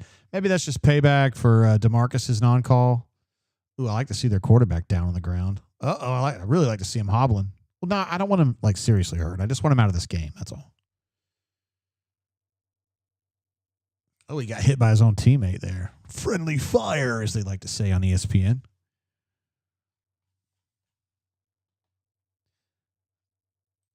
Chip. Dude, there are so many things I could say about that. Not even about the ball placement. Just like there wasn't pass interference. Like, I don't know. Terrible call. 2nd and goal.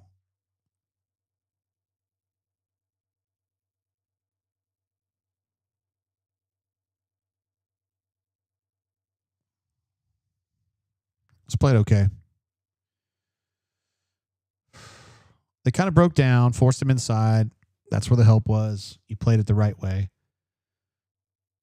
All right, so we got 3rd and goal from the 4-ish, right? That is that pass interference call is just awful. So bad. That is so bad.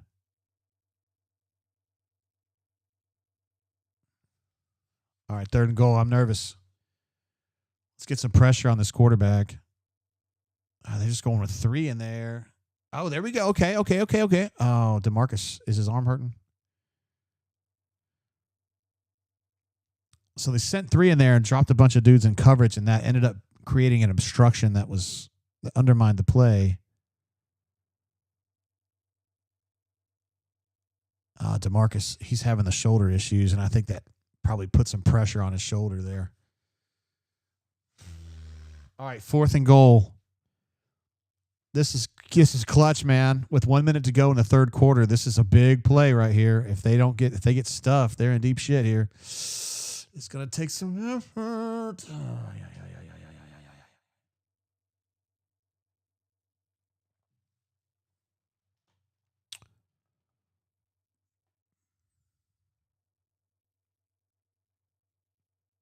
I'm trying to find my opponent touchdown here. I forgot which one it was. There it is. I don't like your jerk-off name. I don't like your jerk-off face. I don't like your jerk-off behavior. And I don't like you. Jerk-off. Do I make myself clear? All right. 24-17. 58 seconds to go in the quarter, 3rd quarter.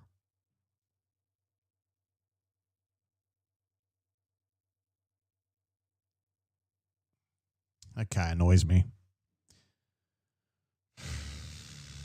Big Mole says edge setter peeked inside there.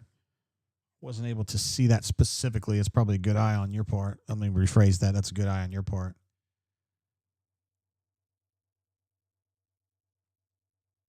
Yeah, Kieran was the one out there, and he just was kind of shimmying a little bit. He was kind of engaged with that blocker out there. And I agree with you, Big Mole. I think he peeked inside a little bit. He just kind of got, he's got outside leverage on that play. He's got to be the guy that forces that play inside to where his help is, because there's nobody else to do it. And so when he peeks inside, as Mole pointed out, then that allows him to get outside, and it's tough to get anybody over there.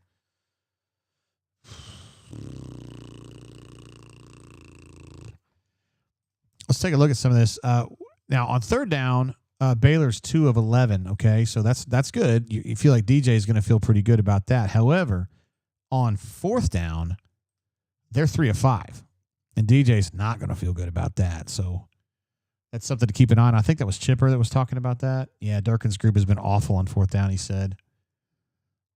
Yeah, the 3 of 5, and those have been all stingers, right? I mean, they've been tough. They've been tough to take. Average yards per play right now, 6.4 for Auburn, 6.3 for Baylor. So it's a pretty close game, man. I mean, the score is close, obviously, but I feel like Auburn's better. But we haven't necessarily seen that. That was a 10-play, 75-yard drive, 442. Defense is not going to be proud of that one, per se. Terrence says he should have had outside leverage, but obviously he didn't. You're right about that, man. You're right about that. CDF, he says, jabba. He's concerned. He's concerned. Hey, since we're on a break right here, let's see if we can get Courtney on the phone again. I'm just testing this. It's ringing again. This is good.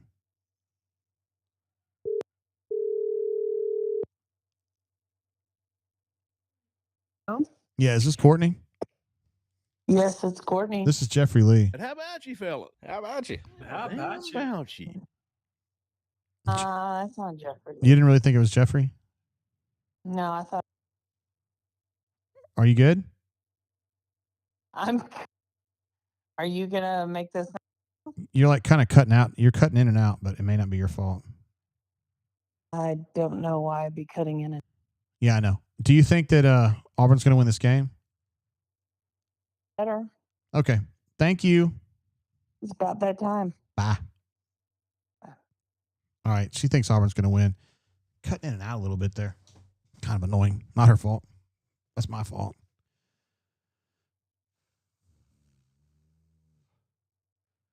Oh, here we go. Rayshawn Pleasant's out in the open. Go, go, go, go, go, go, go, go, go, go, go. Rayshawn Pleasant.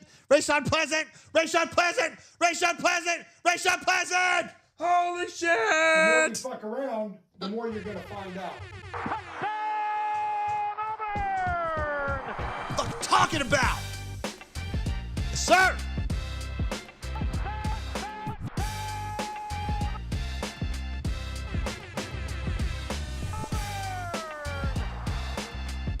Rayshawn Pleasant, my man.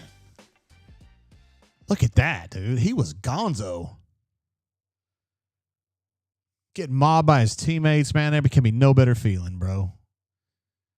My God, oh my God, what a play.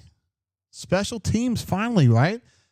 The story on special teams tonight has been, first of all, Alex McPherson playing, which is great, but it's the penalties, man. And then now you get a Rayshawn. He goes out there and totally redeems himself. Oh, wow. What a return and no flags. Nice. He is gone, man. He is fast. He's taking that Chris Davis route down the sideline. I'll take it. Hell yeah, I will.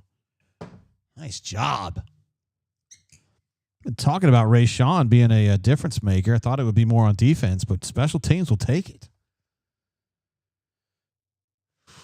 Wow, what a play. There he is. Oh, it wasn't actually him. My bad. 98 yards.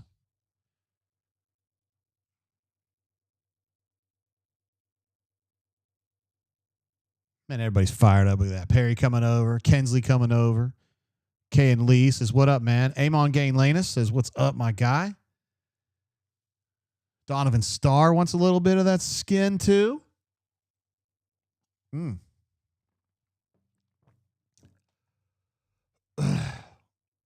Spicy pieces. Let me get this over here on the page. No flags. LMAOJG. Same. Yeah. Everybody's like, got any flags up in here? Nope. We Gucci. 31 for the Auburn Tigers, right where I said they were going to be, and I think they might end up getting more than that.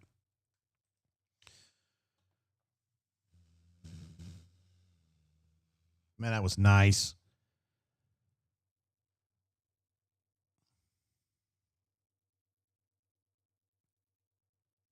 That's a nice little tackle there. Who got the tackle on that? 35, but it wasn't Dallas. That was a pleasant return, right, Hugh? I'm talking about Hugh R. He said it was pleasant, capital P. Nicely done. Yeah, let's call Courtney back and see. I think she's good luck here. I think she is.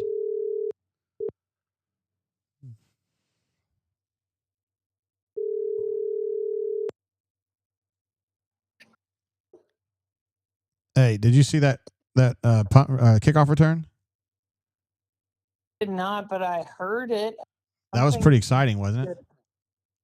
It was very loud upstairs. Yeah, you were loud. All right, thank you. Goodbye. Goodbye. She didn't have a lot to add on that one. She's probably doing something else, I guess. I don't know what. I don't know why she's watching the game. Sure. All right, here we go. Hugh looks happy.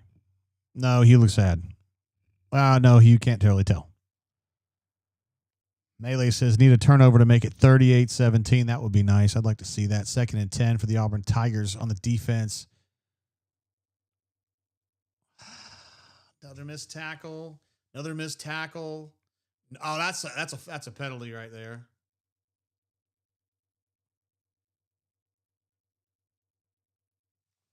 At least I thought it was. Oh, Zeke almost got his paw on it. Xavier almost got his paw on it. Jay Crawford's probably got to do a better job of getting a tackle on that. I think that was Eric Winters missing there. Amaris is trying to get in there, and he gets clipped, but no big deal. Those little slants, that's really pretty much all they got right now. But the thing is, they're taking advantage of Auburn, not tackling well in the open field, or you could argue just not tackling well at all. Mitch, I saw the same thing you did, bro. He said block in the back. I thought that might have been a block in the back against Amaris, but no go on that. Or Vin saw the same thing. I mean, I really thought that was a clip or whatever. CDF just gives us the old woof. Mike says, let AA rest. She did yeoman's duty on the blend last night. She really did. She did a nice job, and she was up early this morning doing some work. Actually, Maddie was with her this morning doing some assessments. Yeah, runner 24 said the safety missing. That was terrible. That was Eric Winters, number 25.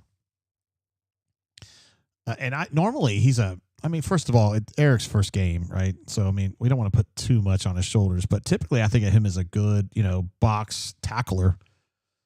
So I'm surprised a little bit to see him have that mistake right there. But, I mean, again, we're talking about a true freshman in his first game, so let's just give him a little bit of space. But you're not wrong. Let's see. Feel Like a Stranger says, where's the charcuterie board AA? I really didn't want to. Stanhope Elmore, schools on lockdown. What happened there? I don't know the story on that one. Justin C. said, I thought the secondary is supposed to be our strength. So if you're asking me personally, I would have said that cornerback was your strength, and I wasn't sure at safety. And I don't want to, Champ's a badass. He's definitely not soft or anything, but I wasn't sure, Like, I know he's a hitter, but I didn't know how good of a safety he was, because he played corner last year. And then you got Robinson back there, which I'm not sure about. And then you got Eric Winters, who I'm not, he's so young, and I don't know. So I would have been a little questionable at safety, but corner, I thought it would have been a little bit better. The tackling's been not super great from anybody back there, honestly. Big Mole says, feeling froggy. Do we have a frog sound? We might, actually. We got crickets. That's not the same. But the frogs would like to hang out with crickets. I mean, they're like friends. They hang out together. They party together. Cassidy B says, Jackson Arnold making Razor Ramon a distant memory. My man. Cassidy P loves the Razor Ramon similarities or equivalency, I should say, to Peyton Thorne.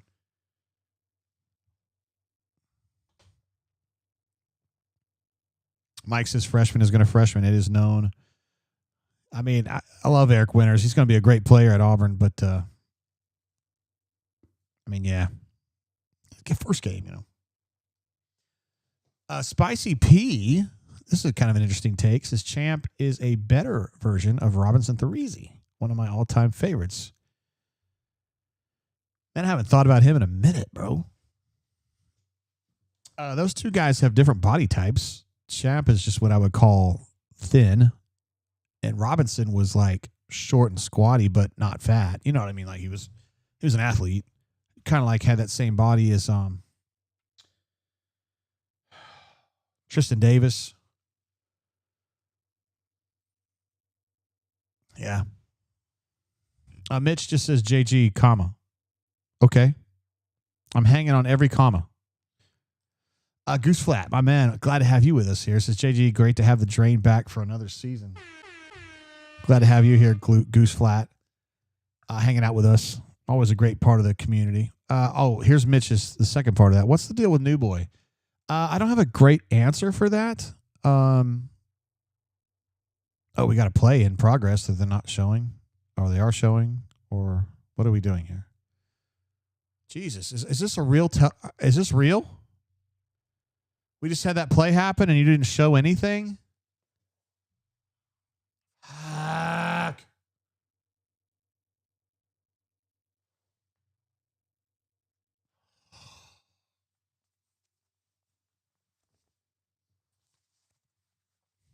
Ed D, I got one for you, bro. Yeah, like a medium banana pudding milkshake.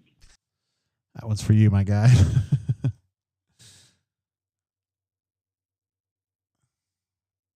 I don't think that's a hold on Xavier. I mean, I'm tempted to think it is, but I don't think it actually is.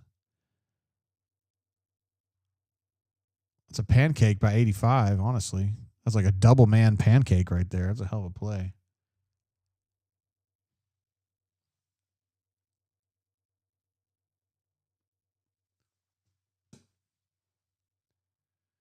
So where are we at? I mean, I feel like the broadcast is confused about what's going on. Okay, so they're going to call a penalty on that run. Thank the fucking Lord. Goodness. That was a problem.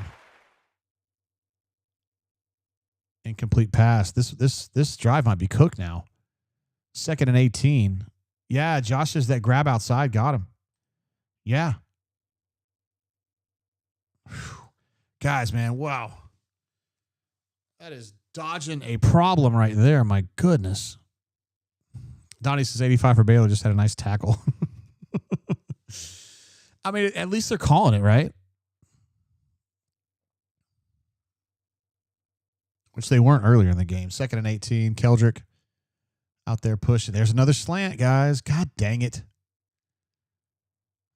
Jaquez was there to clean it up and knocks it down for a 3rd and 2, but somebody, again, is getting beat underneath. Auburn is not handling this slant. I don't know what we call that.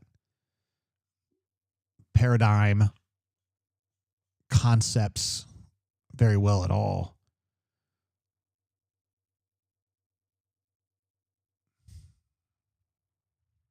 Ooh, stolen off his back foot. There's no.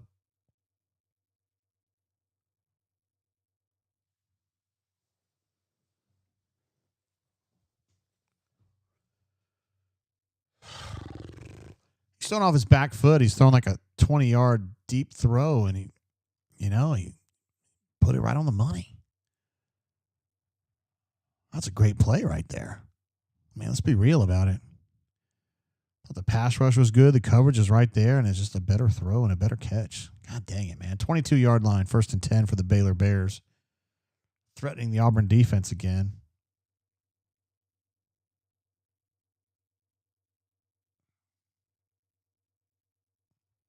Xavier Atkins kind of like green dogging it there to put a little bit of pressure on Sawyer.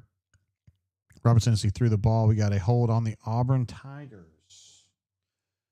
Too many consecutive fouls on Baylor, I guess. Penalties, I should say.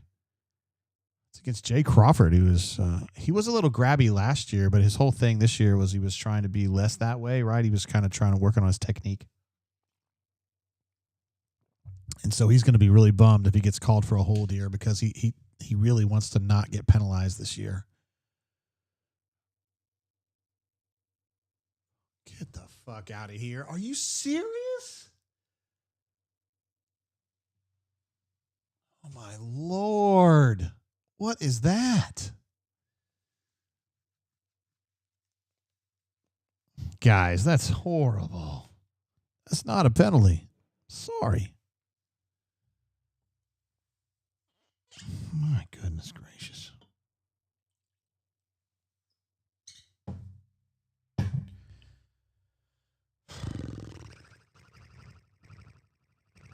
All right, Cassidy B says field goal is huge here. Yeah, at this point in the game, if you can hold them to a field goal on this drive, you've definitely accomplished something. They're going to continue going for this on 4th down. They were doing that in the first quarter. They just got to get these guys down. I feel like defensively, they've got them, like you look at that snap right there, that little, I don't know what you would call it, indie run. Auburn starts off with the instant stalemate, and then they just don't get him down. And so you give up 3 yards right there, and it's like they're in 4th down territory. They were going for it on 4th down in the first quarter. They're going to do it here for sure. Auburn going jumbo right here. Fart. Oh, dang it, man. I don't like your jerk-off name. I don't like your jerk-off face. I don't like your jerk-off behavior. And I don't like you. Jerk-off. Do I make myself clear? It's a good point. I don't remember who said it, but talking about the defense has been on the field so much. You got the touchdown on the kickoff return, which kind of is a good thing because it got Auburn points, but it also the defense had just finished a long shift and then they just got into another long shift. So and they seemed tired there late in that possession. And that play, that touchdown right there is just that's not good defense. It's Kensley, and again, he's had a great camp, but he just got turned around there. He just got turned around. Let's see if my dad's voicemail still works.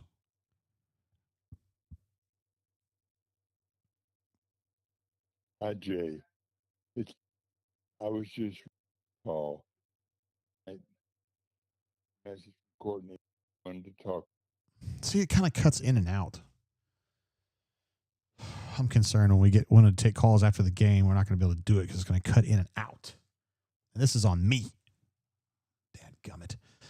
Nathan says our secondary has been getting killed. It's been a problem tonight. Tackling, the coverage I thought was decent early on, but right now it seems like they're on skates a little bit in the defensive backfield. It's just not good right now.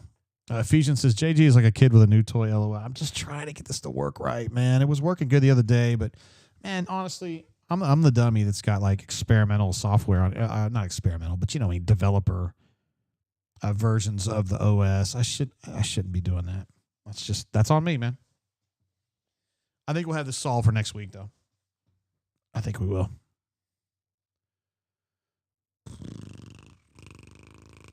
One Fly says secondary has kept Baylor in the game. I have to say that they've definitely been the weak part of the defensive effort so far. I think. I mean, I feel like the front has done a pretty good job against the run. You've had some busts, mostly in the first half, but second half has been more about slants from the Baylor perspective, slants, and then not getting them on the ground. Just got to get them on the ground. Let's see. Mike says, I really thought our front defense would be more solid. Can't help it, but we look soft. It's interesting. Bebo says, it's on you, JG. It is, man. It's definitely on me. I'm the Commodore of this particular ship, and you got to keep this stuff going. I should also be able to connect my phone to this with a hard wire, and I just, I trusted the Bluetooth too much. I was like, hey, it's working. Everything's Gucci, and then, oh well. Ed D notes, that's how you throw a fade.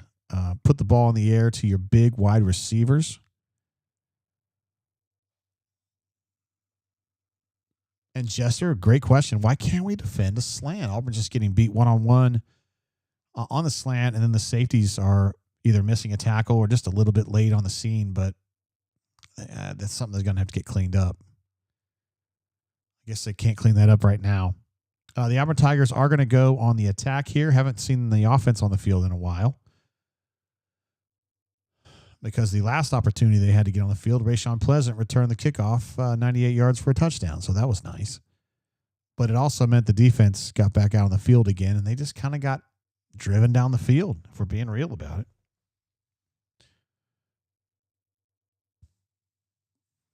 BRT. Now, BRT hasn't been, a Division I coach too long, but he says, I'm no expert, but we might want to cover the trig guy. Might want to do something about the slants. And my guess is Coach Hunter, who is not able to watch the game tonight because he's coaching, is going to be very disappointed in that. He's going to think there was some kind of an adjustment there that coulda, shoulda, would have been made. Damari is staying down a little longer than I like. He may have just landed on the ball or something like that.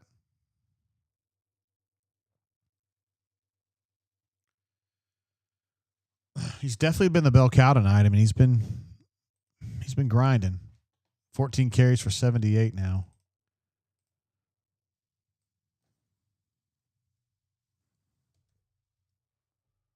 Jeremiah out in the open field, great tackle. You would have thought he would have been able to get away from that guy, but no, sir. Nice play. 11 for carries for 56 for him, same as it was before. Jackson now 10 of 16 for 99 because that play didn't go anywhere.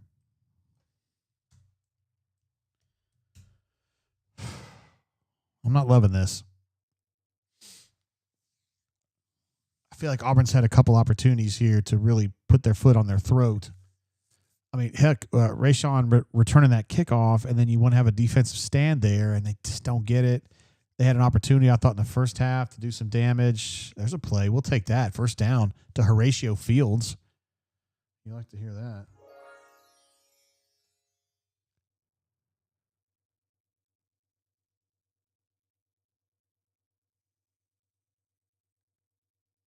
I mean, you could have called that pass interference based on what they were calling earlier. I mean, I thought Horatio also initiated some hand violence there, but to me, that's fair. I wouldn't have thrown a flag there, but I would have said that in some other cases where they did throw a flag. So I'm not a fan of that.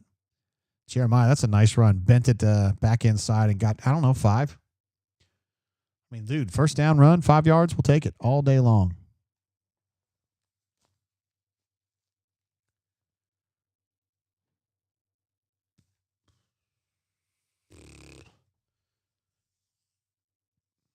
Kind of surprised we haven't seen Darrell Robinson in this game.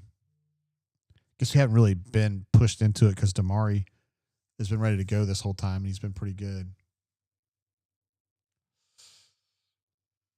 Damn. I thought Jeremiah would have been able to get out there, but just too much pursuit. 3rd and 3-ish.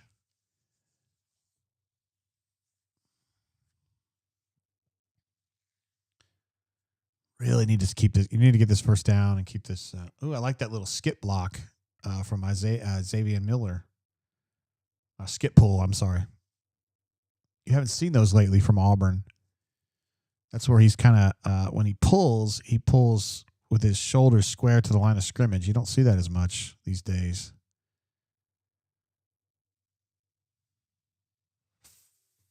Fucking A, man. God dang it. That was going to be some kind of a play. They were going to try to look for Brandon Frazier on a wheel route. And then there was too much leakage in there from the pass rush, but they are going to call hold on the hated Baylor Bears. Did not see that coming. Did not see that coming. But that's good.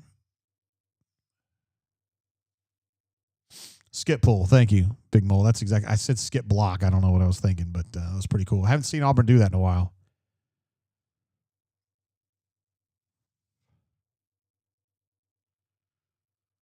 Yeah, Mitch. I don't. And that's probably a situation where you need to hand the ball off, right?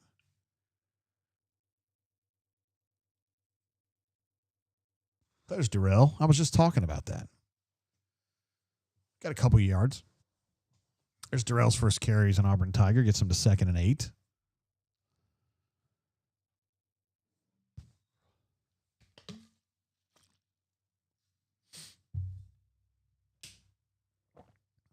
Yeah, small time's fired up to see Darrell get an opportunity there. I guess Damari remains on the sideline right now. Again, I think he landed on the ball. And it kind of knocked the wind out of him, and maybe he's still feeling a little bit of a pull in his chest or something like that. What's this? Preston in the backfield? Man, that's a tough-ass run right there for your quarterback. I mean, he's tough. All right, so 3rd and 4-ish. 3rd and 3, we'll take it. Robert B says, I'm not seeing much improvement in the passing game. I agree. It's been – I did kind of call this. I thought the passing game would be a little worse than we expected. I thought the running game would be a little better than we expected, specifically at quarterback, but just kind of in a general sense. 3rd down and 3. Need this one. This looks like some double tight end pull here, or they're in motion anyway. I like that. I like that play right there. That's the Cam Newton special right there, where you got Ontario coming on the Steelers sweep, and then you got your quarterback. Yeah, it's a little quarterback power.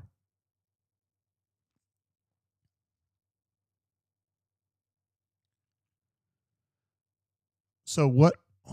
Hold on now. Wait. So was Jeremiah pulling there from the left side?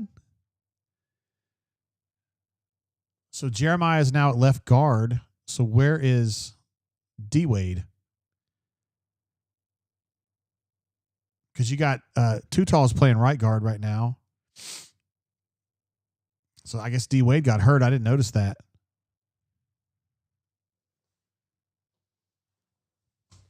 Second and 7. Yeah, I feel like a stranger. I'm not sure which one you call that. I don't know if you call that an inverted veer or if you call that just a quarterback power on a Steelers, on a jet sweep. eye candy. I don't know. That's something I'd have to ask Coach Hunter and Coach Tom. There we go. That's the run that's been pretty good for them all night. It didn't get them 5. It only got them 3 this time, but it's going to be 3rd and 3 now. Again, this is a piecemeal drive. Uh-oh, Jeremiah's calling for help now too. Shit. I wonder who just went in. Was it Darrell or was it Omar?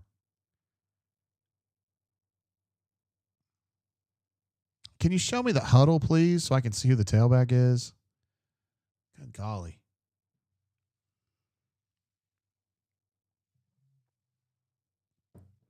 Looks like Damari's back in.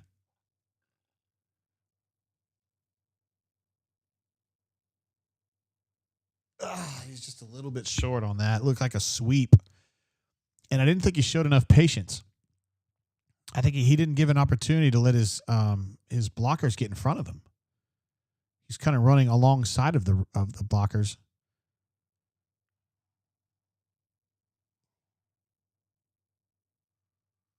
Timeout Auburn. I don't know what's going on there. There's D. Wade. He's back on the field right now. I'm confused about what's going on the offensive line right now. Jeremiah being at left guard is weird. Why wouldn't you leave him at right guard and then have Tutal playing left guard if in fact 52 was out? I don't know. CDF thinks that Damari needs to sit down.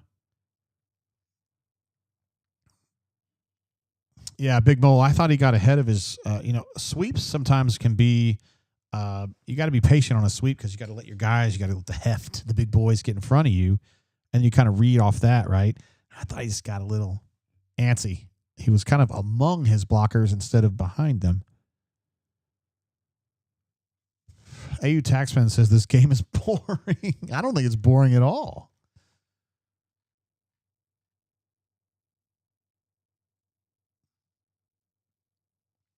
But I don't know.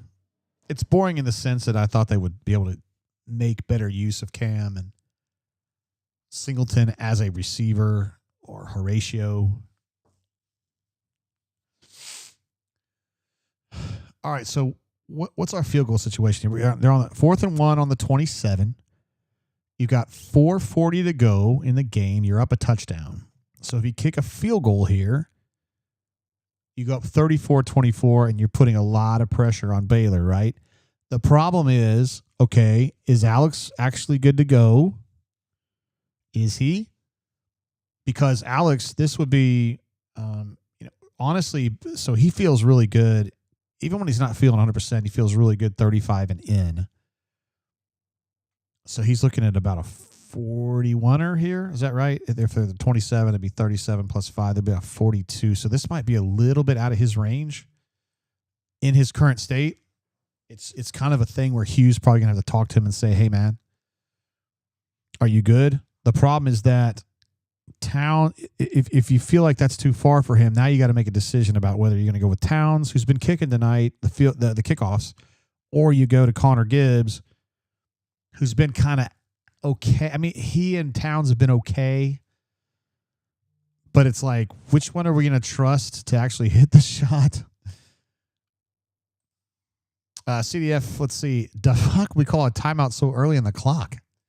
It'd be nice to run some clock there, right? Appreciate that, CDF. That's actually smart right there. Would have been good. Let's see. Small Time says I'd go for it. Don't trust Magoo here yet. But, I mean, you don't necessarily have to trust Towns. Do you trust Connor Gibbs? Cassidy B jumps into the super chat to say, would be good if calls went like Hugh's short game. Come on, that's funny, man. Whale Driver says, I don't trust the kicker.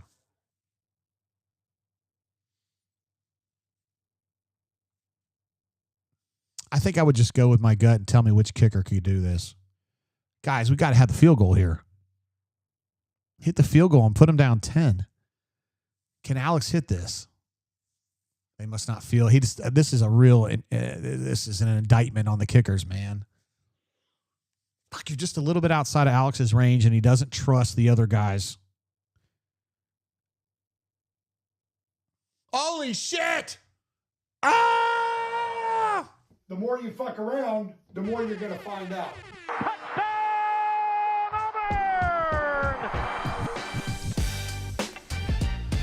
Dave Aranda.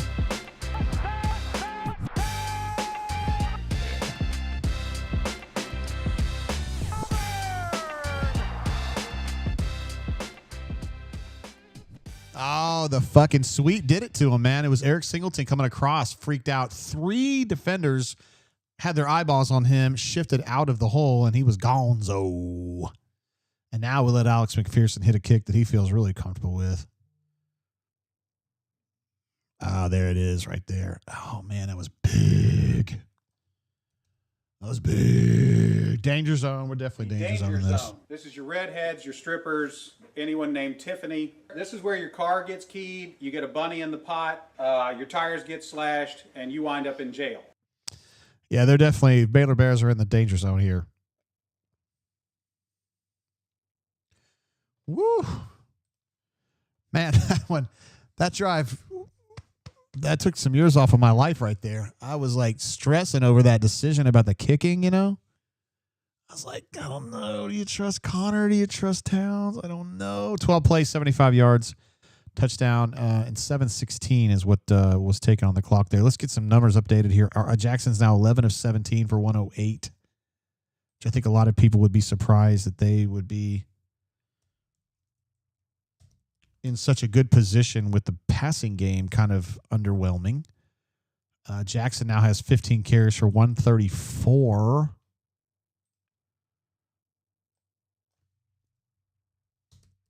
And he has 2 tutties now. That's pretty big. Also, super chat coming in from Daniel D, who's been with us all day long. Wait, we scored in the red zone? What?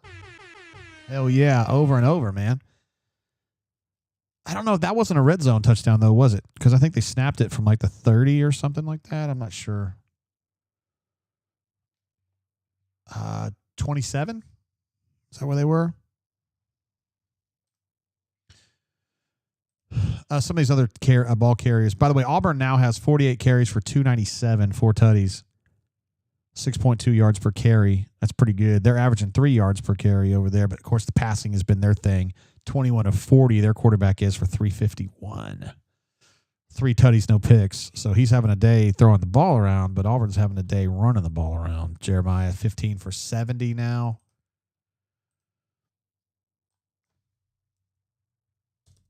And Damari's updated numbers are 15 for 80.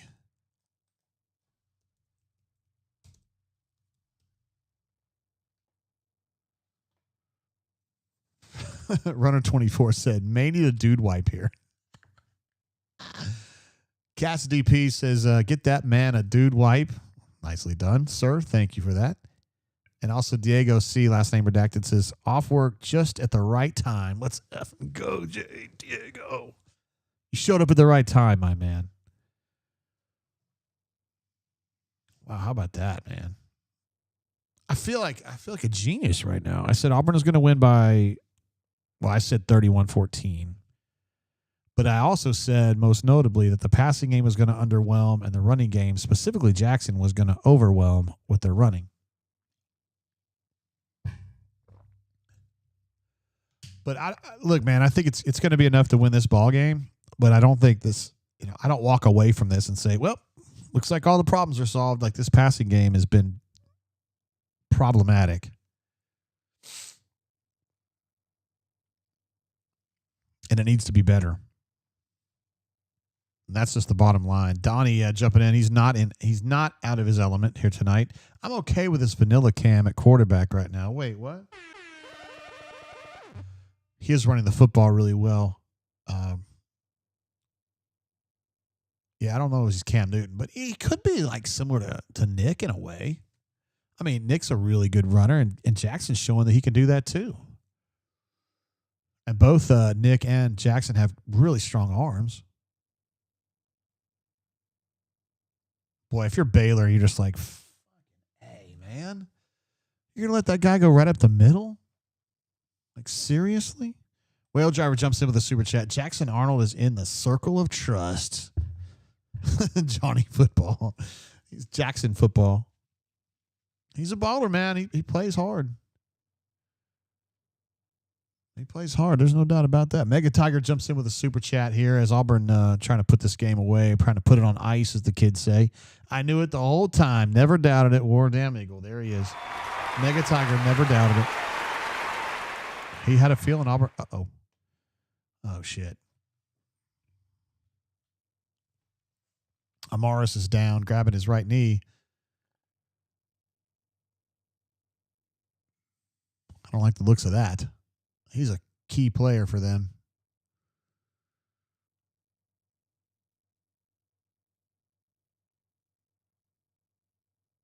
I wonder what he's talking to Chad about right now. That's Chad Lunsford, by the way, special teams coach. Former head coach at Georgia Southern. And an all-around good guy.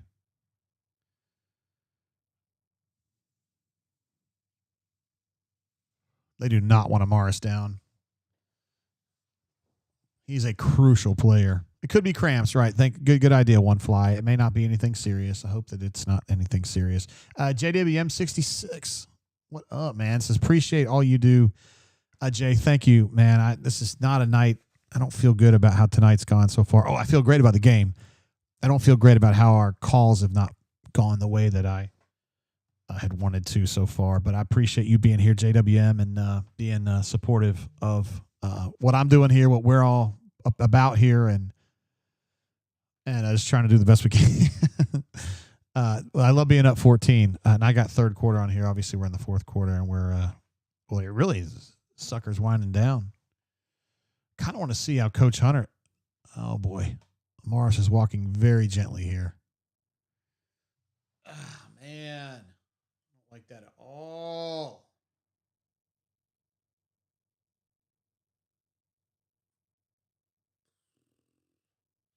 I couldn't really see what happened. I thought they might have shown a replay of that, but we didn't get to see it, unfortunately.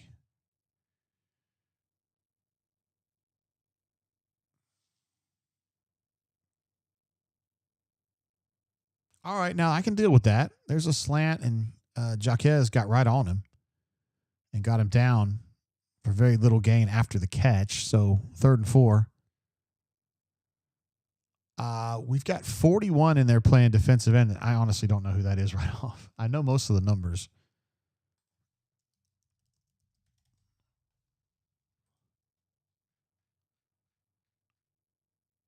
Jared Smith. That's why I don't know. I didn't pay attention to that. Jared Smith from Thompson High School. Big-time recruit in this latest class.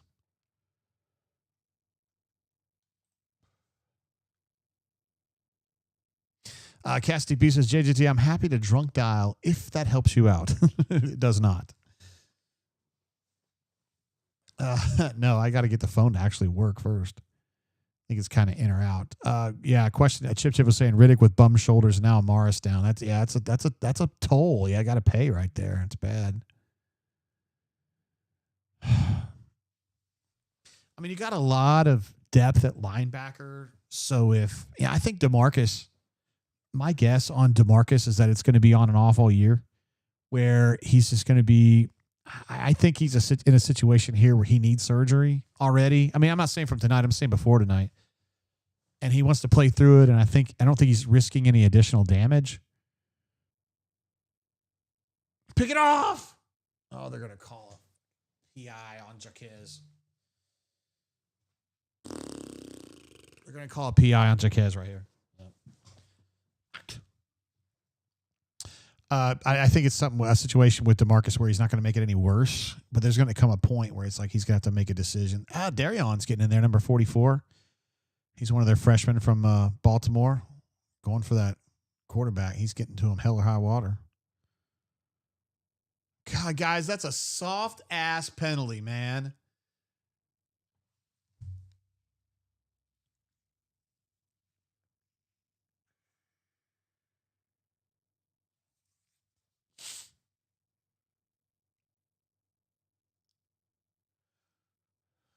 Yeah, we got a hold against Malik Blockton right there. Thank you guys for calling that. Good God.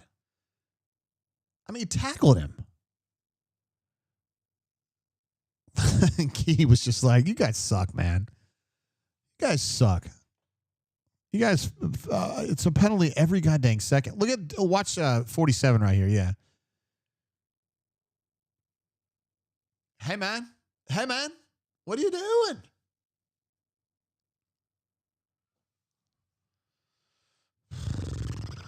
Whatever, man. There was a number. Oh, Damari was what I was going to talk about. 15 carries plus. He didn't get any catches tonight, so 15 carries for Alston.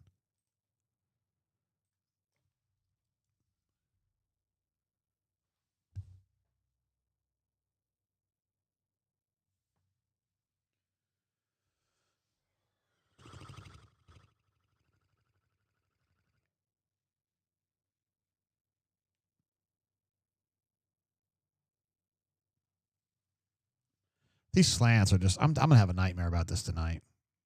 I'm going to wake up and I'm going to feel like I'm in a video game where they're slanting me all day long. Cass DP jumps in with a super chat, says 10-4 point taken. I'll call AA and patch you in, Amico. That's the way to do it right there. That's probably the best way to get this done. He says, Hugh, so the slants are what's fucking you here, man. I don't know if you know that yet. One Fly says, Caleb Harris has been terrible tonight. I mean, geez, I don't know. Outside of maybe, because we haven't really noticed Woodyard as much lately. I don't know if he's been playing as much.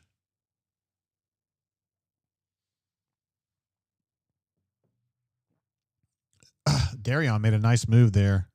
Keldrick ends up getting the sack, but Darion made a nice little, kind of made himself thin, got through a gap, and I think he forced the quarterback over to Keldrick.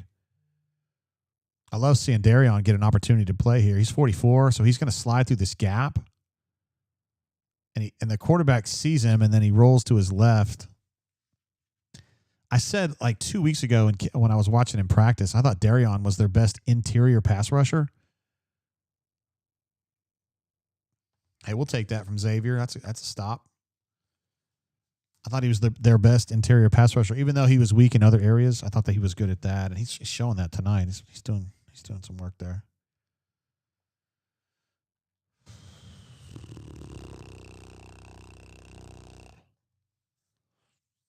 One Fly's worried about the secondary, dude. I'm worried about the whole defense at this point, honestly. I need better tackling. I think we all need better tackling. Jeez Louise. Dang.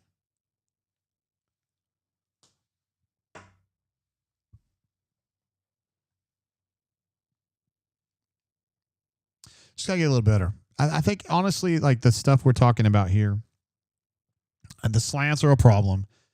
I have to blame some of that on the coaches, right? There's got to be some kind of a strategic response to this that either isn't getting communicated well, whatever it is. I think the coaching's got to be better on that. But the tackling is not really on the coaches. That is on the players. Got to do a better job.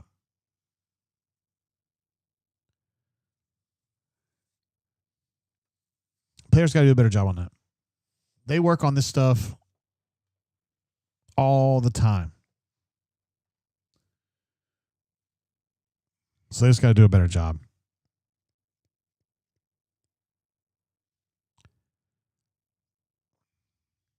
Yeah, 1989, a number says, agree tackling is not good tonight. A lot of shoulder attempts, no wraps. Yeah, wrapping. I don't know. We've seen a lot of good wraps since the first half, and that was Woodyard, and I don't know that Woodyard's still playing. I don't know if he's hurt or they're just kind of preferring to have Atkins in there. I'm not sure. But the defense, again, tackling bad. Super, super bad. This is going to be probably a 20 missed tackle night by the time everything's said and done. Is what I'm guessing. Maybe more. They used to have some game. Last year, they used to oscillate between, let's say, 8 and maybe 15, 17. You did note that, who was that? That was Josh was noting that they have less than 100 yards rushing, which is true. They have 24 carries for 64. They're not going to be happy with that. 2.7 yards per carry. And they've been trying to run the football, but the quarterback's 26 of 46 for 407. 3 tutties, no picks. So he's got a quarterback rating of 152 at this point. AP, bro, I think we got the point about Trigg. He's had a great night. He's got 6 catches for 87 yards, and most of them have been very elementary. They've been too easy. Boom. Champ made a little stop there. Yeah, Dave, 407 yards, and he's just got a few more there. It's a lot of yards to give up. 419 now. They're 5 of 15 on third. I need to get that updated. But, honestly, the bigger issue for Auburn has been fourth down. Let me see what Auburn's third down number. Oh, Darion got a hold of that quarterback. Couldn't quite finish the catch. They're 3 of 6 on fourth down is the thing. Auburn's 4 of 9, by the way. Let me get that updated.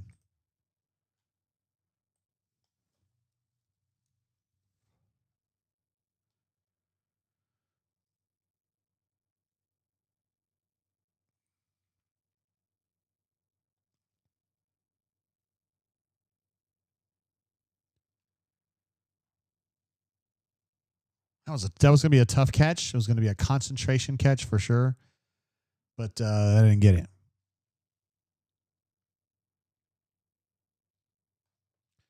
Hey, AP, I'm kind of done with you, bro. I've had enough. So, good night. That's going to wrap it up there with the drop from Trigg in the end zone with Auburn up 2 touchdowns, 1:17 to go. They're just going to wrap this thing up, and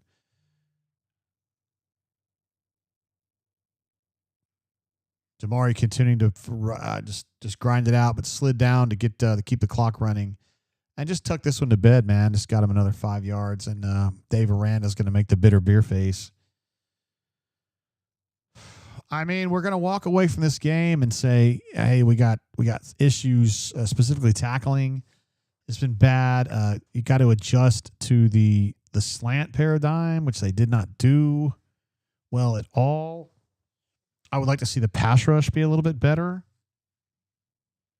But at the end of the day, I mean, you're up 2 touchdowns on the road against a team that, is supposed to be pretty good this year. I don't.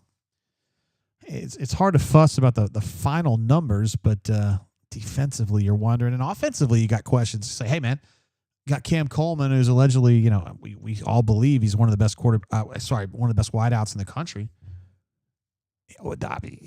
He has 1 catch for 23 yards. And the passing game, I mean, at this point, Jackson's 11 of 17 for 108. I mean, that ain't much. And you kind of look at it now and you say, well, of course they're not going to pass now, but there was a time in the game where some good passing would have been very helpful, and they didn't get it. And they couldn't do it.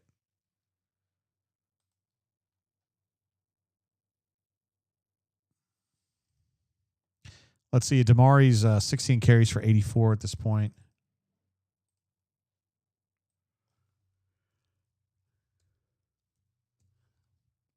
And Jeremiah's at 16 for 74.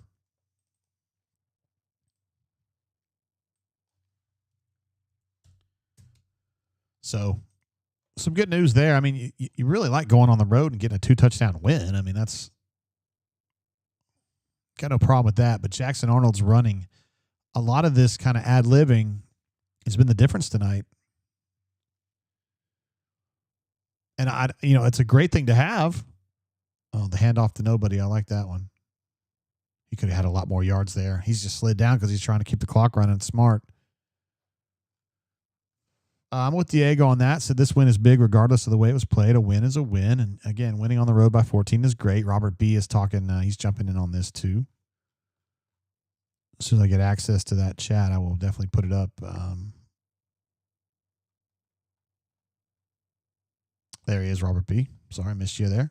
Winning on the road by 14 is great, but hey, we all saw the game come on. I mean, hey, I'm still saying it's good. It's good to win the ball game, and you win it, fairly convincingly.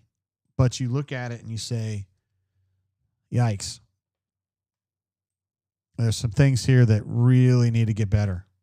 This kind of play right here is good enough to beat Baylor, who play in a league where defense is optional. But this is not going to be good enough to win games consistently against the likes of Oklahoma, Texas A&M, Alabama, Georgia. I don't think this will get it done.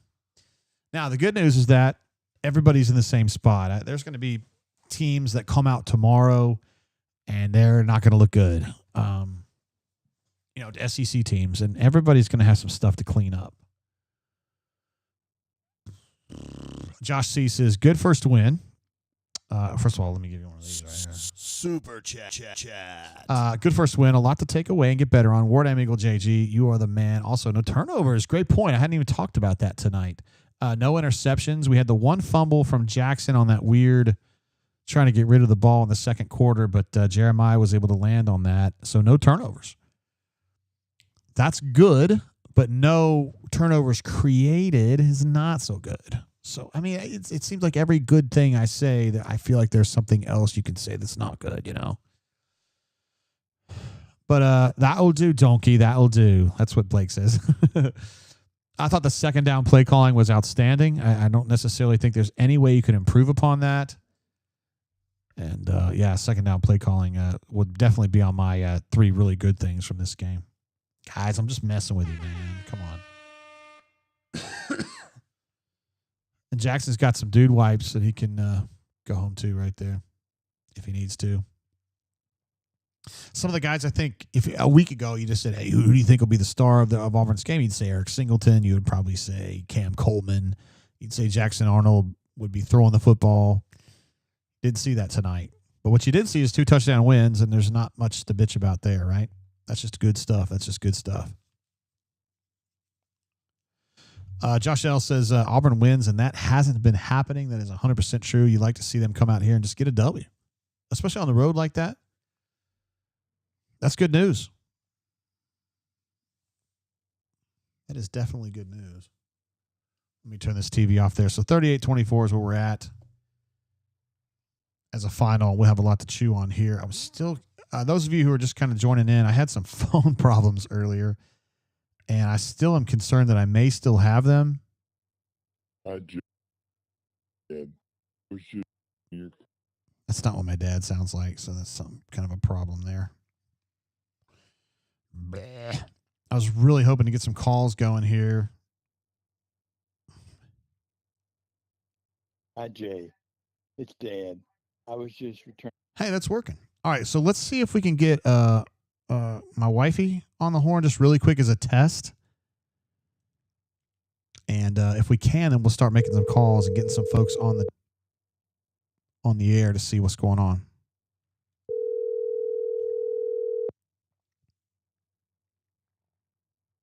Hello? Hey, are you there? Yeah, I'm here, Jeff. Were you watching the Auburn Tigers put away the Baylor Bears? I was not. I'm busy watching Real Housewives. Okay, great. Anyway, Auburn won by 2 touchdowns, and it was good. Yeah, I'm amazed they finished that off. All right. Good job, Courtney. Thank you. Goodbye, Jeff. Goodbye. All right, Real Housewives is what's going on there. That means that we are going to be clear to make a phone call. So what I want to do is let me text real quick J-Head and make sure that he's good to go. I think the phone is working right now. Terrence says, don't do it, JG. You're going to be single by this night's end. I'll be all right, man. I'll be all right now. I promise I will be. We'll find a way to make it work. We've been together 34 years, 33 or 34 years. We got together in March of 92, so 33 years. Yeah, we'll be all right. I'll make it work. We do have some grades coming in. CDF says defense, rush defense B+, pass defense C-. Boy, that's nice, actually. Special teams A+. I feel like we would have been shitting on special teams maybe in the first half, but then when Rayshon gets free, everybody's happy with that. Okay, so here's what we're going to do. We're going to get a J-Head on the horn. Hold on, let me get J-Head set up here. God dang it. And we're going to see if we can make this call work. I'm very optimistic that we can make this work. Here we go.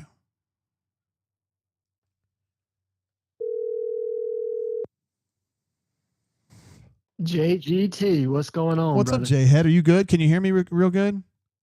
I can hear you fantastically, man. Loud and clear. That's what I'm talking about. Hey, listen, the Auburn Tigers victorious tonight. Victorious in a big way. Probably not how I expected it from an offensive production standpoint, but love seeing Auburn being able to run the football and kind of control the line of scrimmage. And when you can go into Waco in an opening game, in a game that Hugh Freeze needed for momentum, he's an emotional momentum type coach. I think this was just clutch. Any which way you could get it, but to get it by 2 scores, I thought was just a statement game for him. Yes, for sure. I mean, again, there's a lot of things that we'll talk about here on this call, but there's some things that piss me off about this game. But I love getting 2 touchdown wins on the road, and that let's make sure we understand that's a good thing, J-Ed. Yes, that is a good thing. I think where your aggravation and mine comes in, right, is that the presentation may have been different from how we thought it might go, particularly defensively. I thought Baylor did some good things as far as spreading the field. Jake Spavital is a good offensive coordinator, though there were some busts in the secondary that were kind of self-inflicted somewhat. So I get it. A lot to clean up, but it's a first game on the road in Waco, and you're right. To get it by 2 scores, you like that. You like the fact that you were able to run the football for 300-plus yards. You need to see it kind of progress some in the passing game, though, specifically in the vertical passing game. Just not enough shot plays tonight to really kind of open it up, but maybe that was by design, and maybe they wanted to make sure that they kind of ease Jackson into this some, and if that's what it takes, then they did what they needed to do tonight. Yeah, that's an interesting take on that. You were impressed very much with his running ability, right, tonight? Absolutely. His running ability, his toughness. I felt like they did what they needed to do. They controlled the clock. They controlled possessions.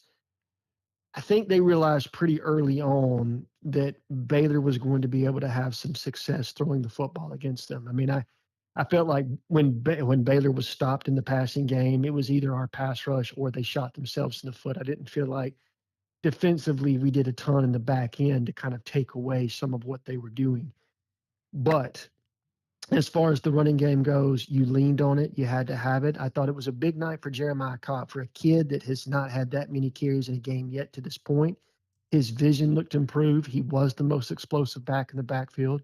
Damari was also a solid contributor all night long and felt like, he was the veteran back there to kind of control things from a pass blocking standpoint. And again, Jackson Arnold was the biggest contributor on the ground. And on a night where he didn't necessarily throw the ball as well as maybe you would have liked or for the yardage that you would have liked, he was absolutely everything that he needed to be on the ground for Auburn to get a big win. Nice.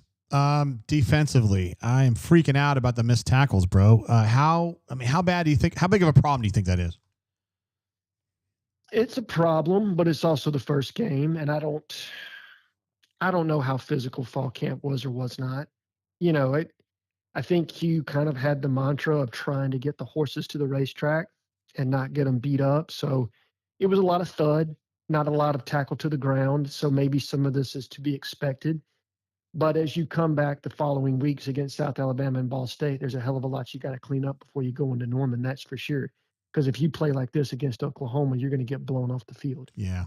I don't think it's a kind of a situation where this can continue. But again, it's a first game, and you don't want to make too much or too little of that. Most progress happens between game 1 and game 2 each and every year. And so DJ is going to have to get back to Auburn. They're going to have to put everything up on tape and have it tell the truth Monday and basically say, guys, this can't happen again. We're going to watch this. We're going to watch this. We're going to make the corrections, and we're going to flush it, and we're going to move forward and be the kind of defensive ball club that we can be. But what they put on the field tonight wasn't acceptable by an Auburn standard, and it wasn't what I expected you or probably anybody else from a defensive standpoint, particularly tackling. That was just, it left something to be desired, to say the least. For sure. Who stood out to you on defense? Who walks away with the J-Head defensive player of the game here? Oh, I don't know, man. That one's tough. I thought Keldrick had a nice sack late. Amaris did some decent things in the pass rush game. Man, from a defensive back standpoint, Jay, I don't know. Champ Anthony, maybe. I don't know, man. It was tough on the back end all night. Didn't love didn't love linebackers in coverage. And again, Spav's a really good offensive coordinator. He found mismatches, particularly Michael Trigg on our linebackers and safeties, and he scratched that itch all night, man, particularly on in-breaking routes.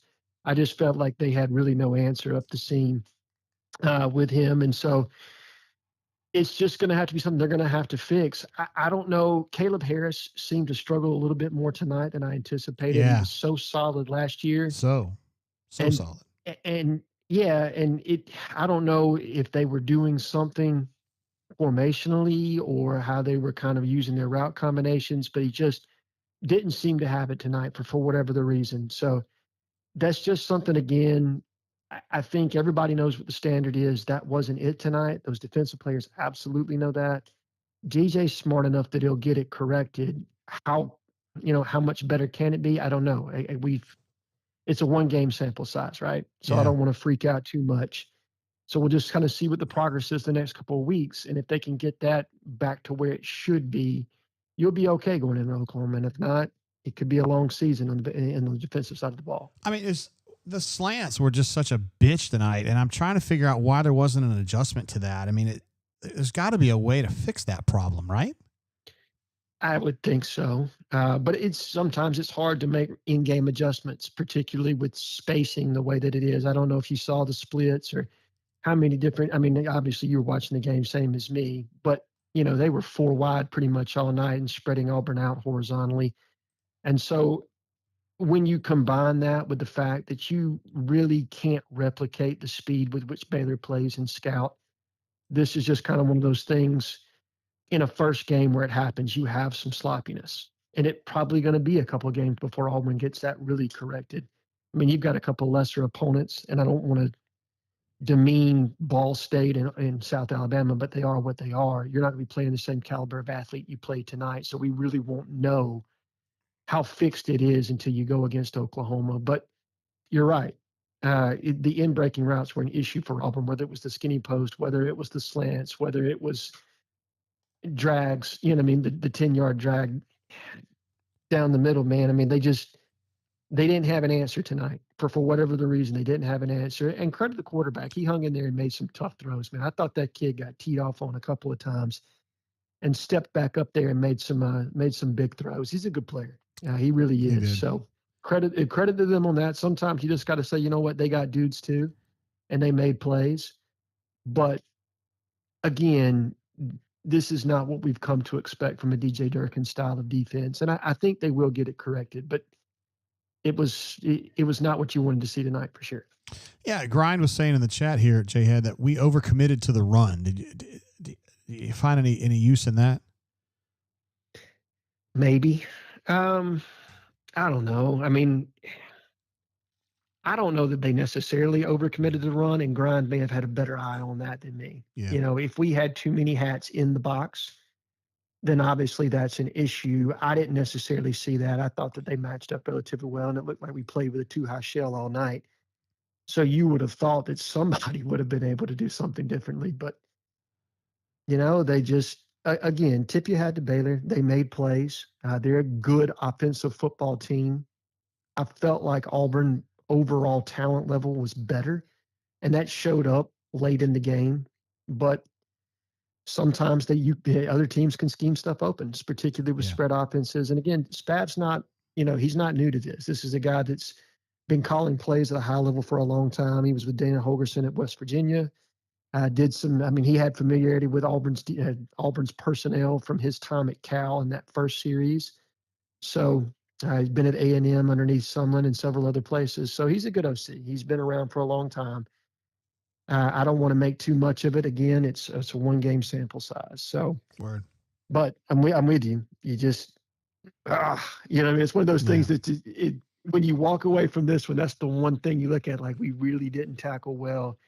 And on the back end, we didn't play it well. Yeah. Rayshawn Pleasant with the kickoff return, 98 yards, was fucking amazing, dude. That was huge. It's awesome having a guy back there that can have that kind of burst and just be gone. I love that. Sure. No, he's an eraser for you, right? Baylor had momentum at that point. And then Rayshawn Pleasant goes out there and absolutely just, is Les Grossman from Tropic Thunder. I mean, you know what I'm saying, dude? Hell like yeah. he effed them up on that. So it was one of those situations, man, where you had to have it, and a kid stepped forward, and a kid that you guys have talked about. I've heard you, you know what I mean, on the rundown. We've talked about him on the show, on the Sunday night show that we do. He's a kid that Auburn expected to make plays in special teams. They expected him to make plays when they put him in at corner or star or wherever they placed him. And I felt like he did that tonight, particularly on special teams. So big night for Chad Lunsford, where special teams were an absolute zero last year. At a minimum, it was a B tonight, because I did feel like we had some, you know, you had a few miscues in the first half where things weren't as clean as exactly you wanted it.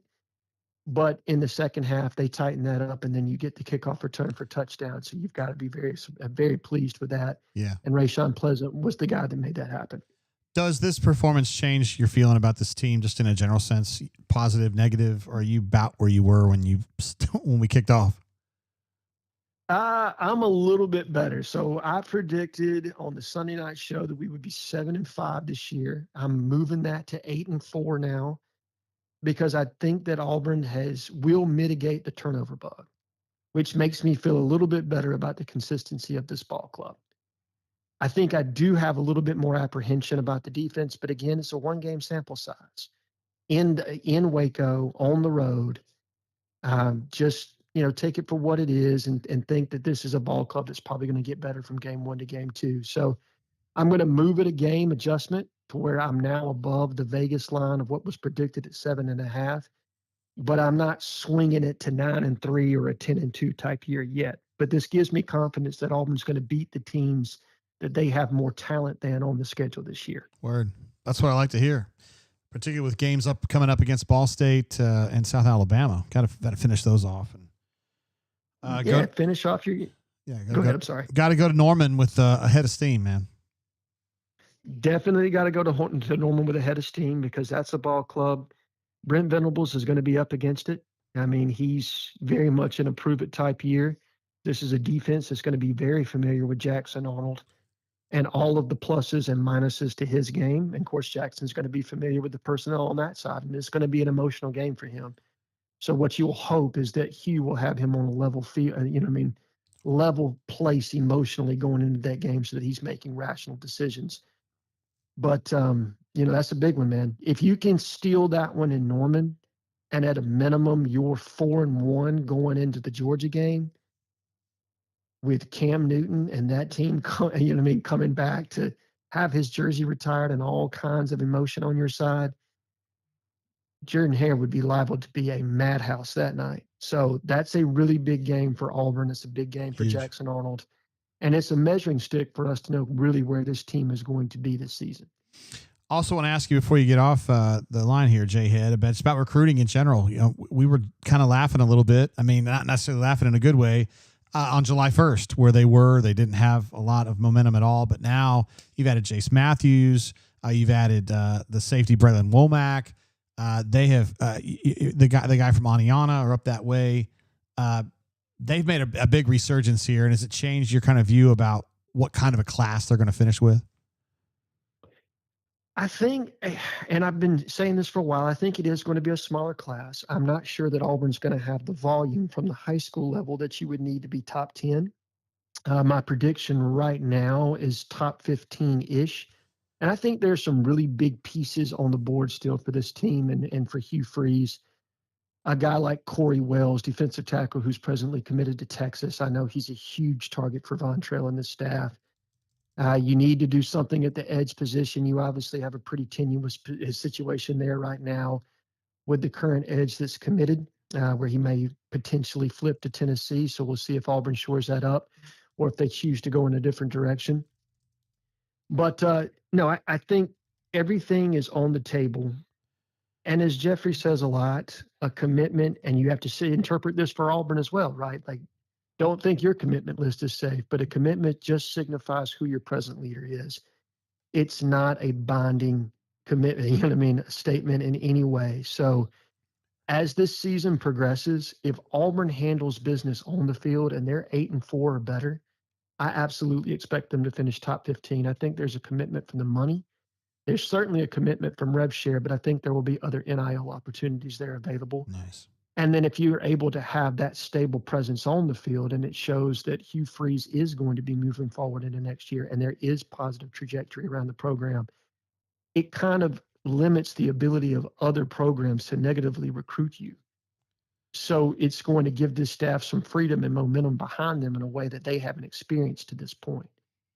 So top 15 because of the volume piece. I just don't think they're going to get north of 20, and that really kind of limits your ceiling as far as where you can be. But per player average, this class is going to be where it needs to be. And realistically, I did have somebody that I speak to quite regularly. He's not on staff, but very connected in the Auburn recruiting operation. And the way they kind of explained it to me, would it be better to invest more money in the transfer portal and shoring up the floor of this roster into next season and kind of solidifying what is going to be a playoff push if we can be 8-4 or better this year? Or is it better to spend money on high school kids where the return might not necessarily be there next season? And so you're kind of not necessarily parlaying momentum to what should be a playoff type team. Yeah. I would say you spend it and keep this team together. I mean, that's just me, though. Yeah. No, I think that's exactly what they plan to do. I think retention is number one. You add some key impact pieces from the high school class, and then you go get what you need from the transfer portal to shore everything else up. I think that's kind of the plan. And, tonight's that's a step forward in that direction, right? Because this is proof that Hugh can win games that he's supposed to win.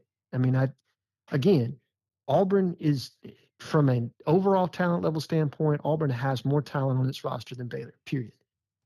And they went in there and they won a game against a team that's competitive, a team that played well tonight, a team on their home field, and they won that game. So that gives you confidence that maybe some of those issues where Auburn shot themselves in the foot last year, maybe they're moving beyond some of that. And so if you can be a consistent, balanced team, and as this young talent continues to mature, because what I want to remind everybody is the majority of the talent ceiling on this team are freshmen and sophomores. Now, you've got some juniors that have some NFL ability, but the majority of the talent on this roster that is going to be playing at the next level, they are freshmen and juniors right now. Freshmen and sophomores right now. So retaining that talent for one more year as they develop through this season will be critical to Auburn being able to be what we hope they all can be, and that's a playoff caliber team in 2026. J-Head, amazing call as usual. I'm glad that me and you are on the same team officially now. I'm just saying, bro. I know you're both, brother. I know you're a free agent, but I know you're a free agent, but all your buddies are on 3 now, so we're all good. Hey, look, I've never been a free agent as it pertains to you, my man. I wouldn't want to be anywhere else but on this show. I promise you that. J-Head, I know they're promoting you now as Allen. I mean, I know that's who you are. I always thought it was cool to stay with you with your handle, but whatever. It's all good. I appreciate you. Look, dude, always. You keep that's special between me and you, brother. So you keep calling me J-Head, okay? I wouldn't want it to be anything else. All right, bro. Thanks for giving us some time tonight, man. I love your level-headed takes. No, I appreciate you, Jay. I hope you and the administrative assistant have a wonderful night and that everybody celebrates this victory. All right, brother. We'll see you, man. Thank you, man. Bye. Bye. There he is, J-Head. We love having him on. No problems with that call at all. I love it when things work the way that I planned them to. It's amazing. I love it. So I want to go next to CDF, who is one of my favorite callers. He always keeps it super, super straight with everybody when we call him. So let's just give him a shot here. Yeah, there we go. That's CDF right there. Jay Jizzle. What up, bro? How you doing, man? Yeah. What's happening, buddy? None. We're just hanging. I hear you. You sound far too sober after a win. I've been drinking a lot, bro. I've had like a quarter of this bottle, but what's your general thoughts on this one, man? Listen, beggars can't be choosers, right? We've been through the last 4 years. I don't give a damn. I'll take a dub. We didn't turn it over. The play calling seemed to be reasonably rational. I see, and I got a bunch of texts about 108 yards and this and that. We didn't have to throw the ball. So, the fact that Hugh and or the other 5 people who call plays were disciplined enough to, to just hammer it out and win, I'm okay with that. Word. Yeah, I think 23 looked good, man. He looked sudden. He was at that second level pretty quick. I think you made the comment he got skinny a few times. He did. As long as he can hold on to the rock, I think he might be the guy. Austin, to me, to quote Gus, he's solid. I joked. It looks like he's running 70% all the time. Like he's just not very quick or fast, but he's sturdy. Yeah, he can do a lot of stuff. I think in an offense like this is frankly what I had hoped, right? When Arnold was announced as the guy, right? Pretty mobile, not to say Nick Marshall, but damn it, if we can run an offense like that, where there's so much pressure on the defense, whether it's Cobb, whether it's jet motion, whether it's the quarterback, popping straight out or around, we're going to be just fine. They're going to have to pick their poison, and that's awesome. That should free up the passing game. So, as far as the D's concerned, oh man, tackling, bro. You had the one, kind of dual hold that they broke that got called back. I felt like the run fits and D was pretty good. The fact that they got lots of people in there and got lots of reps was good. I agree with Jay Head. The linebackers, that's not going to cut it. Even when they were running zone, it looked like they weren't sure what was going on, right? With the crossers specifically. And, that's problematic. And then the secondary for as celebrated as they are and as much talent's back there, I think that was really disappointing. But to Jay Head's point as well, I think they get a lot of that cleaned up. Some of it's likely scheme. But if the opponent can run a slant or an in route whenever the hell they want, we're not going to win many games. No, that hurts. With a pole. Yeah, and Jay Head was saying that might have been something that, Spavital kind of drew up for Auburn, and they didn't really have a good adjustment for it. But, I mean, you can get that cleaned up this next week, and then maybe the next team that tries that, they've got a better plan for that. Maybe it was just kind of getting ambushed a little bit. I mean, that's possible. Yeah. Yeah, well, and part of it is you have a lead, and I think we're a little soft at times. Just we're up 2 scores, that type. So, you would have liked to have seen different, but I think that'll be fine. Special teams. Yeah, there's some stuff to clean up, but damn it, we didn't miss kicks. No, hello, 50 last year. Like I'll take made field goals all damn day. Hell yeah, I love the fact that we kicked it when it made sense. Just put points on the board. And, I think that the punting was solid and good. I mean, good. And then that kick return, of course, is just beautiful. But, all in all, some few things to clean up. But, hell, you go on the road with a lot of question marks. And I would argue there's a lot fewer question marks after the game. So, all good. I think they did what they needed to do. They got out of there with a dub, and now they can go back to the drawing board. They didn't have to show a whole lot, right? That's right. It is hard to get a 1,000-yard receiver when you don't throw the ball. But, at the end of the day, thrilled with how it went. Yeah. I mean, you 1-0, and you got 2 touchdown win on the road, so that's good. What about 10? Was he any word on his injury? I think for the most part unscathed, but it did look like he was walking off very. Yeah, very, I'm gonna have to check in on that one. I've been kind of fretting over making sure these calls work tonight that I haven't checked in with that. Him and also DeMarcus Riddick, that I know he's been having shoulder problems. It looked like when he reached out and knocked that ball down, he was grabbing his shoulder again. It's like, God dang it, man. I definitely would have. I think when I think of a team that spreads the ball out like Baylor did, I feel as though I would have preferred more pressure.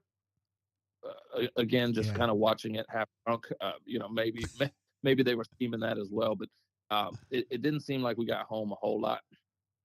We were disruptive, but when you're throwing it 50 times, you'd like to get more pressures. Yeah, for sure. And that's something I think that, again, they can either work through. They have the talent, they have the skill set. Whether you got to scheme it, whatever it is. you know, third and long and fourth and whatever. I just like, fuck, here we I go know, again. dude. You know, I know. it's even though the percentages were good, if you broke out the percentages of third and long, that is not a good number. Yeah. And fourth down. Relative to what? Fourth down was not good either.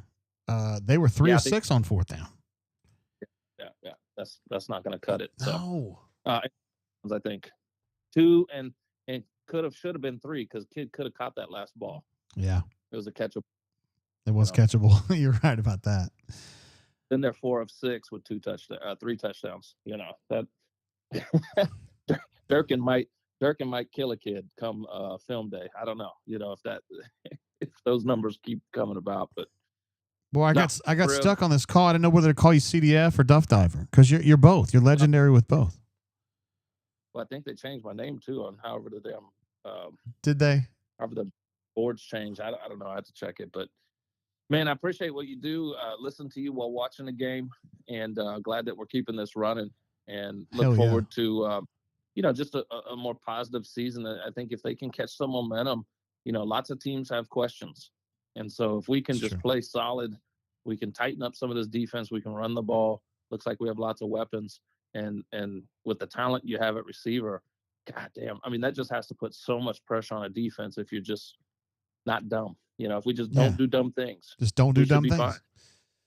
It's that simple. Pay me $5 million. I can figure that out. Hey, man, I appreciate your super chat and just being a badass, man. Thank you. You got it, bud. I hate the fact that our Tigers aren't coming out to the Maui Invitational again, but maybe we'll have to go. Where are they headed to? They're going to Las Vegas for the big one. Oh, I might can make that. You can take the monorail. I'm just teasing, man. Yeah. The said fucking thing don't work. Anyways, all good, Jay. Thanks for the time, buddy. Thanks for the call and thanks for what you do. All right, bro. See you, man. All good. There he is. Boy. CDF, absolute stud. One of my all-time favorite posters, and just funny guy. And also, I thought that had some good stuff there. Just talking about special teams, kind of having that resurgence late. He loves the kickoff, and he loves being able to the kickoff return, obviously 98 yards for a touchdown, but he loves that they can trust Alex again, because he's a badass, and when he's able to play, he's very, very useful. I'm trying to think of who we want to talk to next. I probably want to get one of our staffers next, honestly. Probably we thinking about a little Jay Lee, maybe? I would like to get Jay Lee here on the horn. Let's see if we can get Jay Lee on here. I told them if you see my number, you know it's me on the show, bro. How about you, big dog? How about you, big dog? How you doing? Man, I am living the dream. How about you? There he is. Hell yeah, that dude sounds sexy as hell. Hell yeah, he does. Hey, man, what'd you think about that game in a general sense, man? Dude, I think anytime you can go on the road, give up 400 yards passing, give up the fourth downs, y'all were talking earlier about the third and longs. The third down percentage on defense was pretty damn decent, but it was like 3rd and 16 and you give up 15. There was a lot of asterisks besides that stat. But I think anytime you can go on the road, give up 400 yards passing, miss the tackles that you did, give up the explosive plays that you did, and still win by 2 touchdowns, fuck yeah. Yeah, absolutely. I thought it was good enough, man. I mean, you walk away and you get a 2-touchdown victory on the road against a Power 4 opponent. That's a W to me. You're feeling good. Two nitpicky things.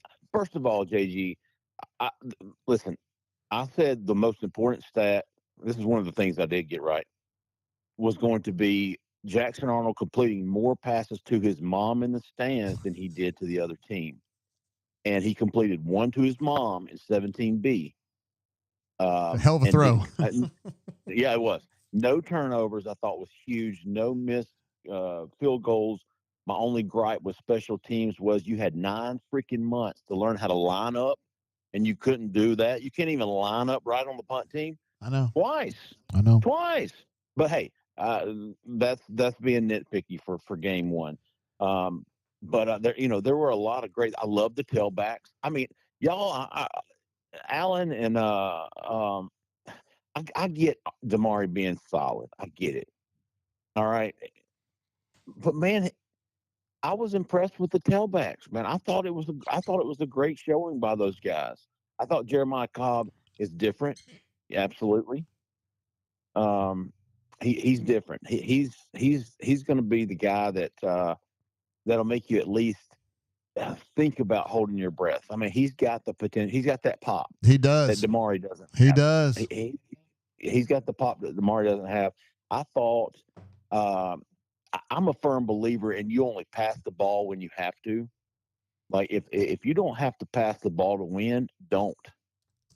And so I was fine with the play calls. I was fine with Jackson Arnold. I thought a lot of his stuff was, I think you said it. It was improvised. Yeah, it was. But a lot of it was kind of designed too. Even the, I thought there were. I thought it was fantastic on offense. I don't care about the passing yards. I don't. If you can rush for 3+, was it 3? You talking about for him? No, for Auburn in total. 52 carries for 307 and 4 touches. Dude, I'll take that all You'll day take long. that all damn day. I know that. Yeah. Hell yeah. Sorry, I had to light my fat bottom Betty. Having me a what are you doing? Having me a victory cigar, man. Are you really? I thought we said me and you weren't going to smoke no more. Well, this is a cigar, man, and Oh, what okay. I've learned is Okay. that they don't have the chemicals in it that the cigarettes do. Okay. Okay. So it's cleaner. I actually saw it was cleaner than I've never vaped in my life. No, hell no. And I never will. That's most Gen Z shit I've ever seen. But yeah, a little Woodford Reserve and a fat bottom Betty. Count me in, big dog. Yes, sir. I got you. I'm drinking a little bit myself, so we're Gucci. Let me look over my notes here. Let me see if I'm leaving anything take a look. out. Take a look. Let's see. Running the damn ball. Here's another thing. Every time Auburn had a two score lead for most of the game, I think since the about 5-minute mark in the second quarter, and every time Baylor cut it to a 1-score game, Auburn had an answer. And I thought that was big, just mentally, just the team mentality. I thought that was big for them to be able to come back immediately after Baylor would cut it to a 1-score game. I think there were 3 different times that happened, if I'm not mistaken. It was 17-3, then it was 17-10, 24-10, 24-17, something like that. Don't quote me on that, but I thought that was it. Caleb Harris, not in the secondary. I mean, the thing about Caleb is that his mistakes in the first half were just so obvious, and I mean, he was sitting there with a thumb up his butt on that Trigg touchdown. Was that Champ Anthony? Was he supposed to come over from the right? I mean, well, we were trying to figure that out. I couldn't tell, man. I was having trouble with the show at that moment, and I couldn't figure out exactly. Champ looked like he expected somebody else to carry that guy, but I didn't understand who it would have been. So. Well, Caleb sat there flat-footed and let the dude run right past him, and I don't think he ever moved. I think he turned around and was like, "Oh, my bad," or like, "Who's got this cat?" I don't know. Whoever. Yeah, but the long distance down, the down and long distance, whether it was 2nd and 20 or 3rd and 16, they gave up a 4th and 9 touchdown. They gave up a 4th and 3 touchdown. They should have given up. Or they could have given up that last touchdown to Trigg there at the end on 4th down. But I thought the best damn. Okay, two things I thought were the big difference in this game. Baylor comes out, opening drive, drives it down the field, settled for a field goal. Auburn goes 3 and out, gives the ball right back to Baylor. They drive it right back down the field. Auburn gets a stop inside the 5 on 4th and goal. Then they take it. I think it was 98 yards for their first touchdown, and they never trailed after that. I thought that was that second drive, I believe, of each team of the game. Baylor took it down there, couldn't score on the 4th down. Auburn stopped them, and then took it the length of the field and punched it in for 7-3. And I don't think they looked back since then. And then I thought the 4th and 1 there at the end where Auburn calls the timeout. And, you know, people were, oh, why is he not letting the play call run out? I get it. But, man, they were ready to lined up, pushing, and he was like, stop freaking out. Yeah. Just call a timeout. Yeah. Let's make sure we get this right. And they did. And I don't think he ever considered field goal. I don't think field goal was an option there. I hope it wasn't. I thought they were running the ball too well. And Jackson Arnold was just having so much success with reading that linebacker and the RPO that he was really good, dude. Yeah. He was really, really good. I don't think I'm saying anything anybody didn't see. I'm not worried about his passing right now. He wasn't on passing. I don't know that anybody really expected him to come out there and light it up. I think people started freaking out after I think it was the first possession when he missed Cam Coleman. I think you led him too much. And, oh, my God. Yeah. Here we go again. Here we go. Peyton Thorne part 2. Here we go. But the tight ends, I thought, Brandon Frazier has some good stuff. Preston Howard has some good stuff. Played a bunch of snaps, yeah. Absolutely. Saw a lot of true freshmen in there. Saw Malik Autry, saw Melendez, saw Eric Winters. I thought we saw Caleb Harris's playing time decline after that atrocious first half. I thought we saw a little bit more of what Jaquez Robinson. He made a couple of plays. He also had some. I mean, everybody in the secondary messed up. Yeah. At some point or another. Mm-hmm. But like I said, dude, anytime you can go in, give up 24 points, 400 yards passing, and still win by 2 touchdowns on the road in the opener with a new quarterback, no turnovers. I thought the penalties were way too many. I think Auburn had 9 or 10 penalties total, and that was unacceptable. Yeah. I get it, but I think anytime you can go in there and make the mistakes Auburn did, give up the yards passing Auburn did, and still come out of there with the penalties that Auburn had, and still come out of there with a 2 touchdown win. You can't be anything but excited. Now again, I agree with Jay Head here. It doesn't move the needle for me as far as win total goes.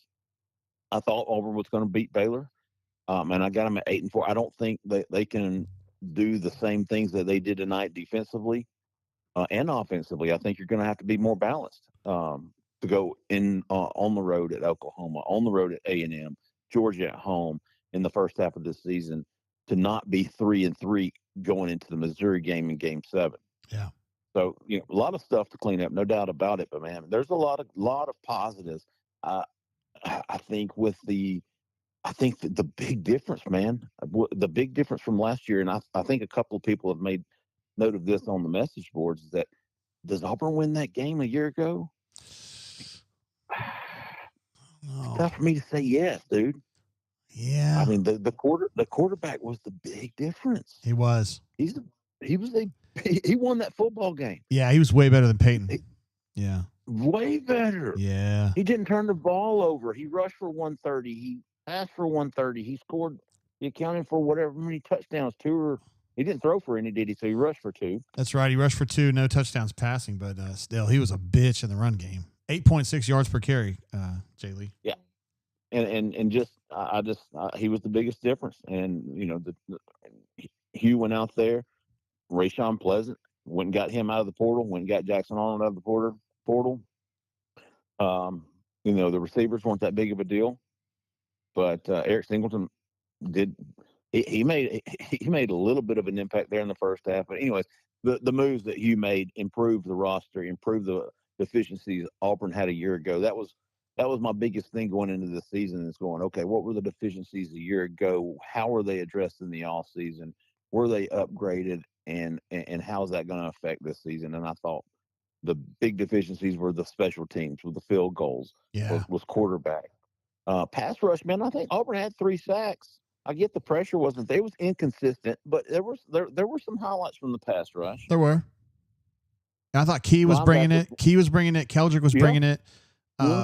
Yeah. It just didn't quite get home enough. Murray was in there. They were so fucking close. They should have had 3 or 4 more sacks, Jay Lee. You're right.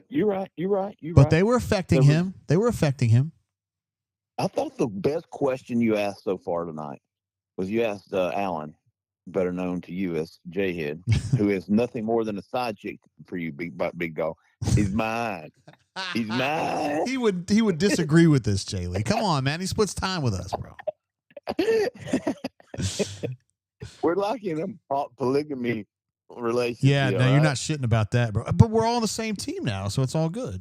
Isn't that so awesome? Yes, it's fucking amazing. Somebody asked me earlier, said, Hey, G, has this worked out for you? I said, are you fucking kidding me? I'm on a network that works. The CEO is an assassin. Like, yeah, my teammates kick ass. I love it, man. I mean, it's been fantastic. And for us and for our members, everybody, man, it's a win-win for everybody. And the site is absolutely thriving. Like, we are just great. Just controlling the world, honestly. What were we talking about? Fuck, I don't know. That fat bottom thing you're sucking on or whatever. Yeah. Hey. Hey, no, we were talking about Allen, and you asked him a question about who was the most valuable player on defense. Yeah? What are you laughing about? It made me laugh as a motherfucker. I mean, seriously, who would it be? I mean, honestly, you know, somebody said, hey, gun to the head, big dog. I was a Keldrick Falk. I would just by default Keldrick Falk. Otherwise, like the linebackers were pretty much non-factors. Well, you know, so Woodyard was really good in the first half, but then I don't know as though he played a lot after that. That's exactly what I was about to say. In the first half, I saw Robert Woodyard make some plays. He made a really good. I think he was a bubble screen or something out in the flat, and he wouldn't tackle a guy. Made a good play, but other than that, man, like I don't know anybody that was like, oh wow, he played a good game. You know, Champ Anthony made some plays, but shit, he also got burned on some. Yeah, he did.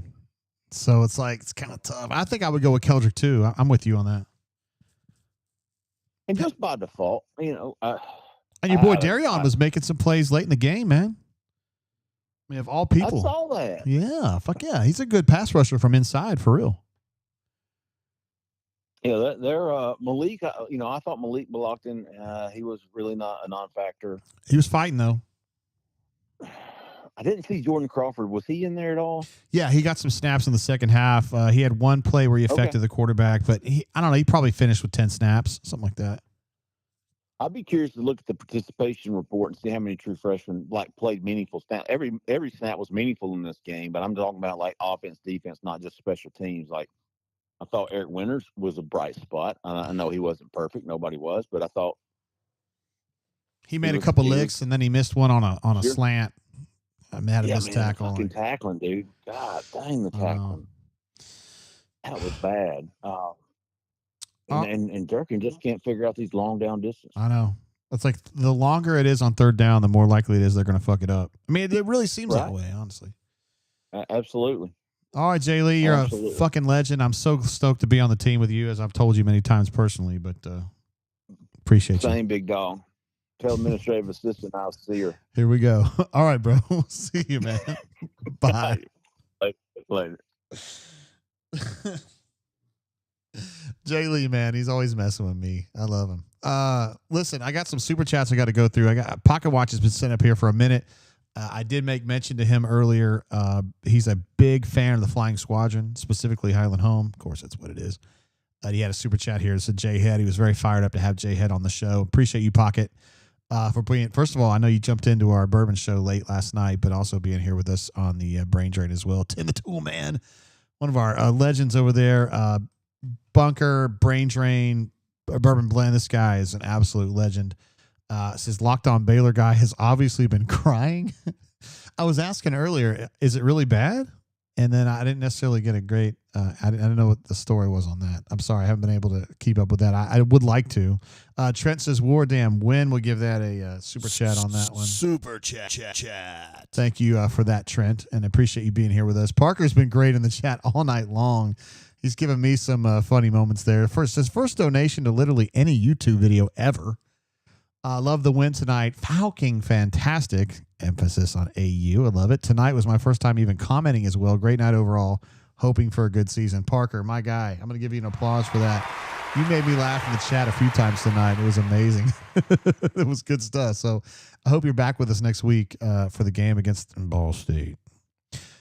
Auburn hadn't played Ball State since I think 5. My grandma died that week. Golly, it's been 20 years, bro. That was what's funny about that game is that Tristan had a great game. Tristan Davis had a great game that day against Ball State. And I had been clamoring for him in the Montgomery Advertiser for fucking weeks about play Tristan. And they finally did. He had a great game against Ball State. And that was the one game I wasn't there because my grandmother had passed away. It was like, what am I doing? Trent says, Wardam Auburn fam. Appreciate that. That's a second super chat there that you dropped. And I appreciate that, Trent. Hope you're here with us next week. Don Proper Dickens says, Jay Lee's smoking a fat bottom. LOL. I didn't know what he was talking about out there. I'm not a cigar smoker, so I didn't know what he was talking about. But that was great. It was a great call from him, for sure. And then Trent dropped another super chat just for the War Eagle. Trent's fired up, man. He's fired up about Auburn winning this football game, and I don't blame him. It was a nice win. Also, Spare Empire jumps in, says, got the W, which is all that matters. But there was still some, quote, last year stuff that reared its ugly head. We still have to learn how to win. I thought Jay Lee brought up a good point there. He was like, does this team win this game last year? And that's a good question because I don't know that they do, right? I don't know that they do. This reminded me kind of a little bit of the Cal game from a couple years ago. But this team with Jackson Arnold was much better equipped to handle the situation. And I thought they were stronger, just in a general sense. But anyway, good call from Jay Lee. We're going to go to Cole.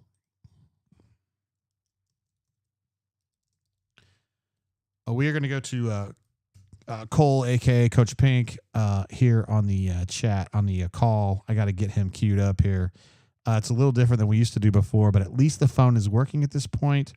And that means that I can at least get the calls through. So let's get on the horn to Cole and see what he thinks about this. Cole, of course, looks at it as more of a coach, you know.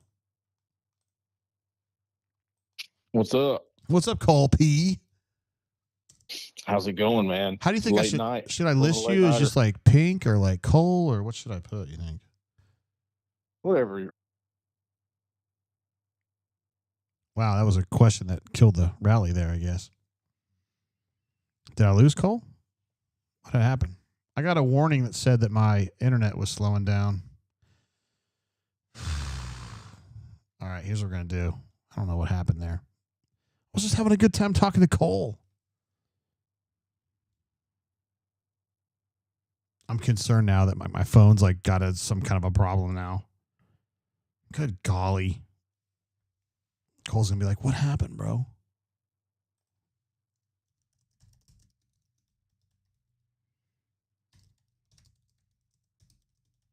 All right. First things first, we got to make sure I can get my dad's voicemail first. That tells me that the Bluetooth connection is working. Let's see if you can hear my dad on here. Hi, Jay. It's Dad. Yep. Okay. So now we'll call him back. And I'm not sure what happened on that. I'm sure that's on me.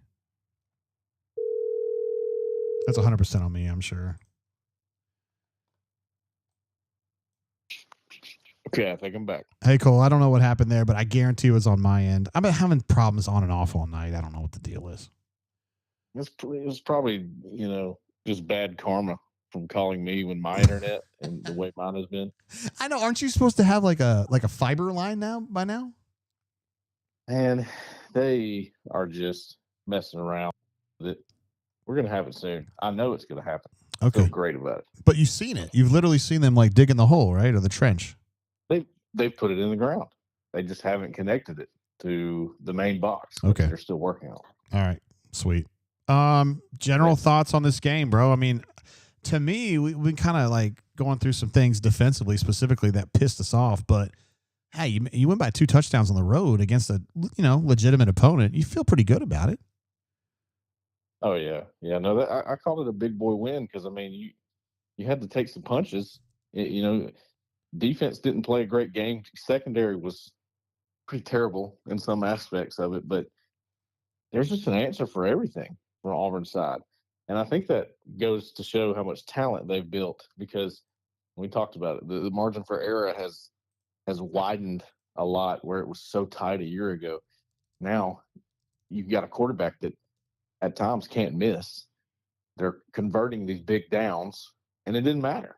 Auburn was a step ahead of them the entire game. That's huge. That tells me a lot. Yeah.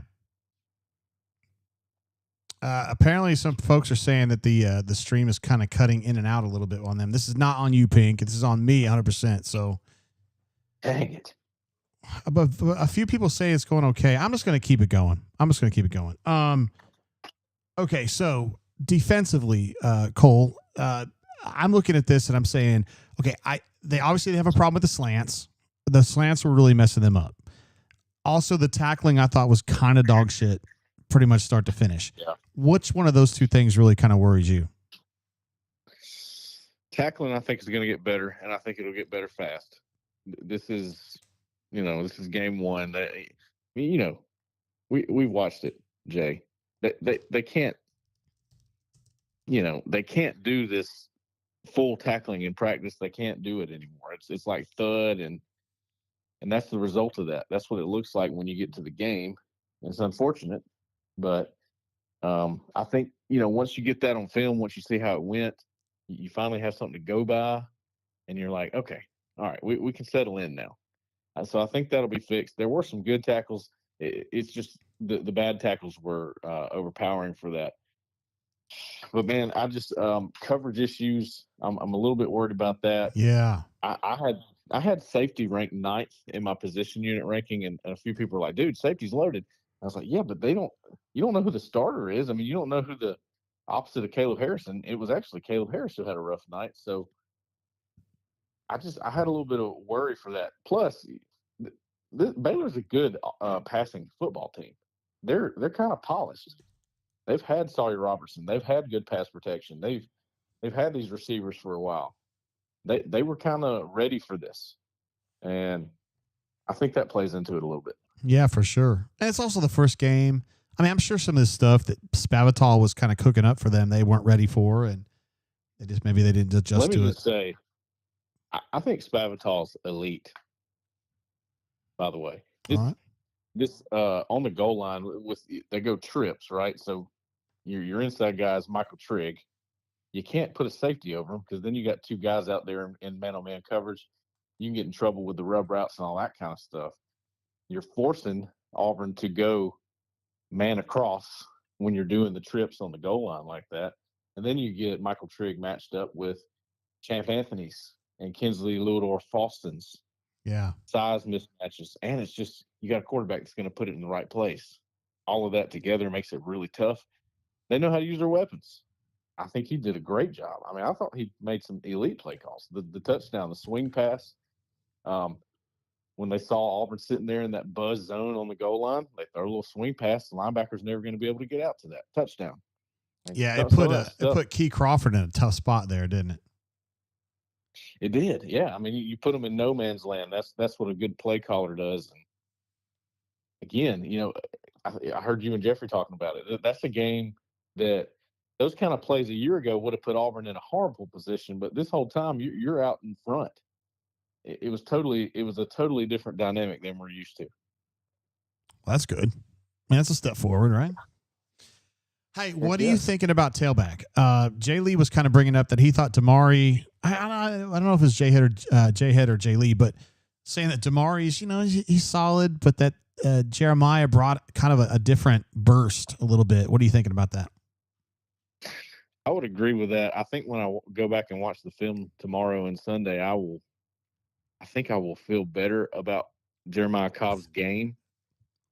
But there are some times where Cobb, to me, he's not getting extra yardage. He's not making moves on guys, or he's going down too easy, losing his footing, things like that. There was one play at the end there. It looked like it was going to be an easy conversion, and Cobb sort of slipped.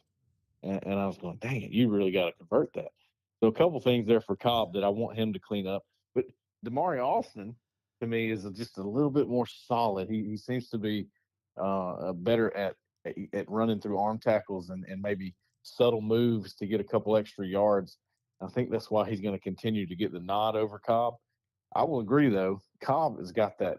he's got a great burst on those short yardage plays. He was the hammer. You know what I mean? Yeah, for sure. He has acceleration. Yeah. Yeah. I think he's going to end up being the star of the show here. He could. I think he gets a couple of those things cleaned up. If he can show that he can consistently stay on his feet and get the extra yardage, he'll be the guy because he's got more burst than Damari.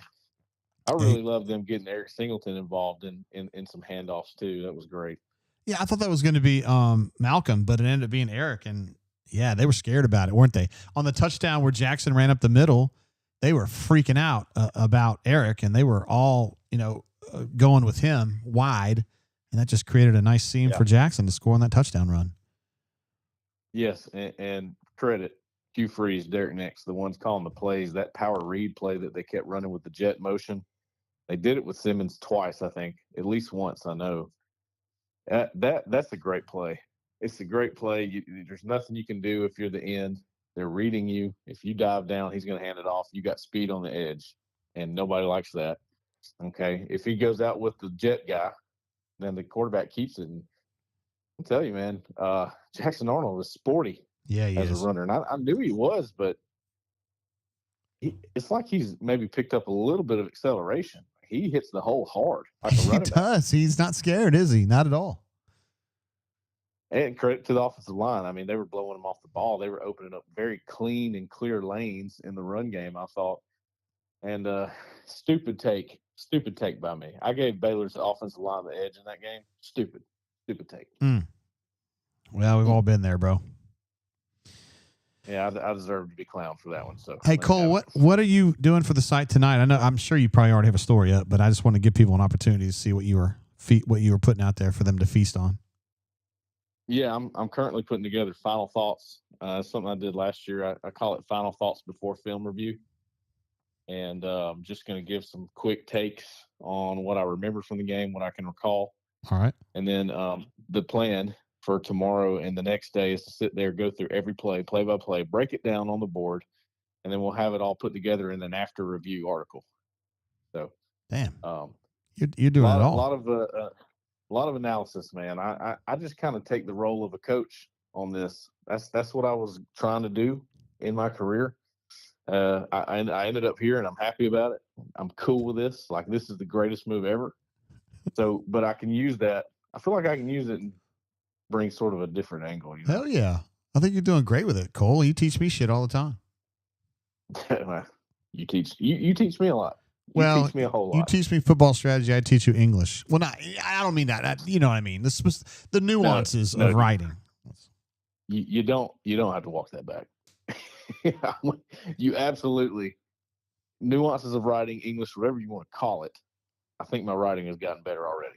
Hell yeah, you're doing good, man. I'm really glad to be on the team with you, bro. Like, actually, you're a good friend too. You're a good dude. The fact that Caleb Jones was covering one of Auburn's top quarterback targets tonight during the Auburn game, and we'll have interviews from that. That just shows you we got every angle covered, man. It's incredible. Yeah, this is Phillip Rivers' kid, right? Gunnar Rivers. Caleb texted me during that game. He said that Gunnar Rivers has the big time QB look, and from everything we've heard, that's the guy Auburn's going to absolutely go hard after. And if they could get Phillip Rivers' kid over there, that would be amazing, right? Well, yeah. I mean, Auburn wanted his daddy to play tight end. So did Alabama, for what it's worth. Yeah. NC State. I know, because the guy offered him a chance to play quarterback, you know. Yeah, you just you don't feel like this Gunnar Rivers kid is going to have some kind of loyalty to NC State, you know? It just doesn't feel like that. No, who gives a shit about NC State? He's going to come to Auburn. But he plays in Birmingham, though, right? Yeah. I'm not exactly sure what the school is called. Okay. John Carroll or something like that. John Carroll? Yeah, it's not John Carroll. It's a private school in Birmingham. Okay, word. But, you know, his daddy's from Athens, so I thought they would have stayed up there, but I guess not, huh? Yeah, I don't know. I'll be looking forward to what Caleb has from that. I think it'll be good. I think that kid is a big priority. How could you not? You watch Jackson Arnold tonight and go, man, that looks fun. I know. Fun. And we still haven't seen Deuce. You know, I mean, I'm not saying you should have. I'm just saying, like, Deuce is still a present to be opened. And then, no doubt. Yeah, then you might get to Gunnar Rivers, and you're like, holy shiz, man. Wow. I know, it's incredible. Cole, you're a fucking. How much different? Oh. How much different is it, by the way, real quick? Yeah. To watch Peyton Thorne struggle and just fight and claw and just have the worst. Looks like he's just miserable. And then you go tonight and Jackson Arnold's walking backwards in the end zone for a touchdown. Like, yeah, those two guys are a little different. Yeah. Well, they're different, but it's all different. Like I think he's just confident because he knows everything around him is good. I mean, the offensive line's better. They're better. I feel much better about that. Hey, Cole, I got to correct myself on a fuck up I had earlier. I said he was playing in Birmingham. He's in Fairhope. He's at St. Michael's Catholic in Fairhope. Oh. So okay. I wasn't even in the right part of the state. I'm lucky I was in the right state. Jesus.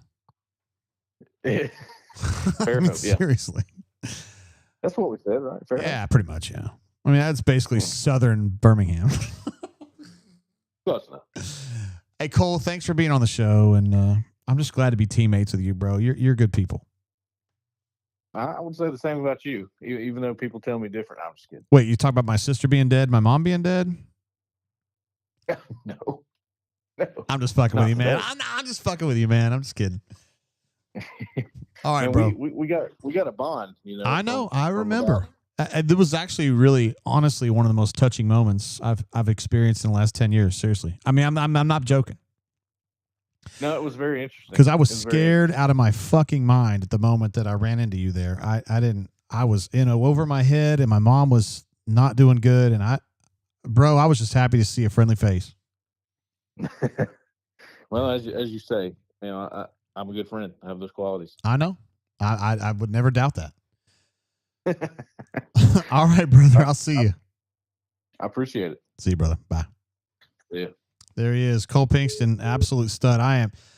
Terrence was asking me earlier. I don't know if Terrence is still in the chat, but he was like, hey, man, what's it been like moving over to this new team? And I'm like, first of all, you guys know Jay Lee's like guy that he's like a brother to me. I don't have any brothers in real life. I just have a dead sister, but Jay Lee's been like a brother to me, and B-Matt's been like a brother to me, and those guys.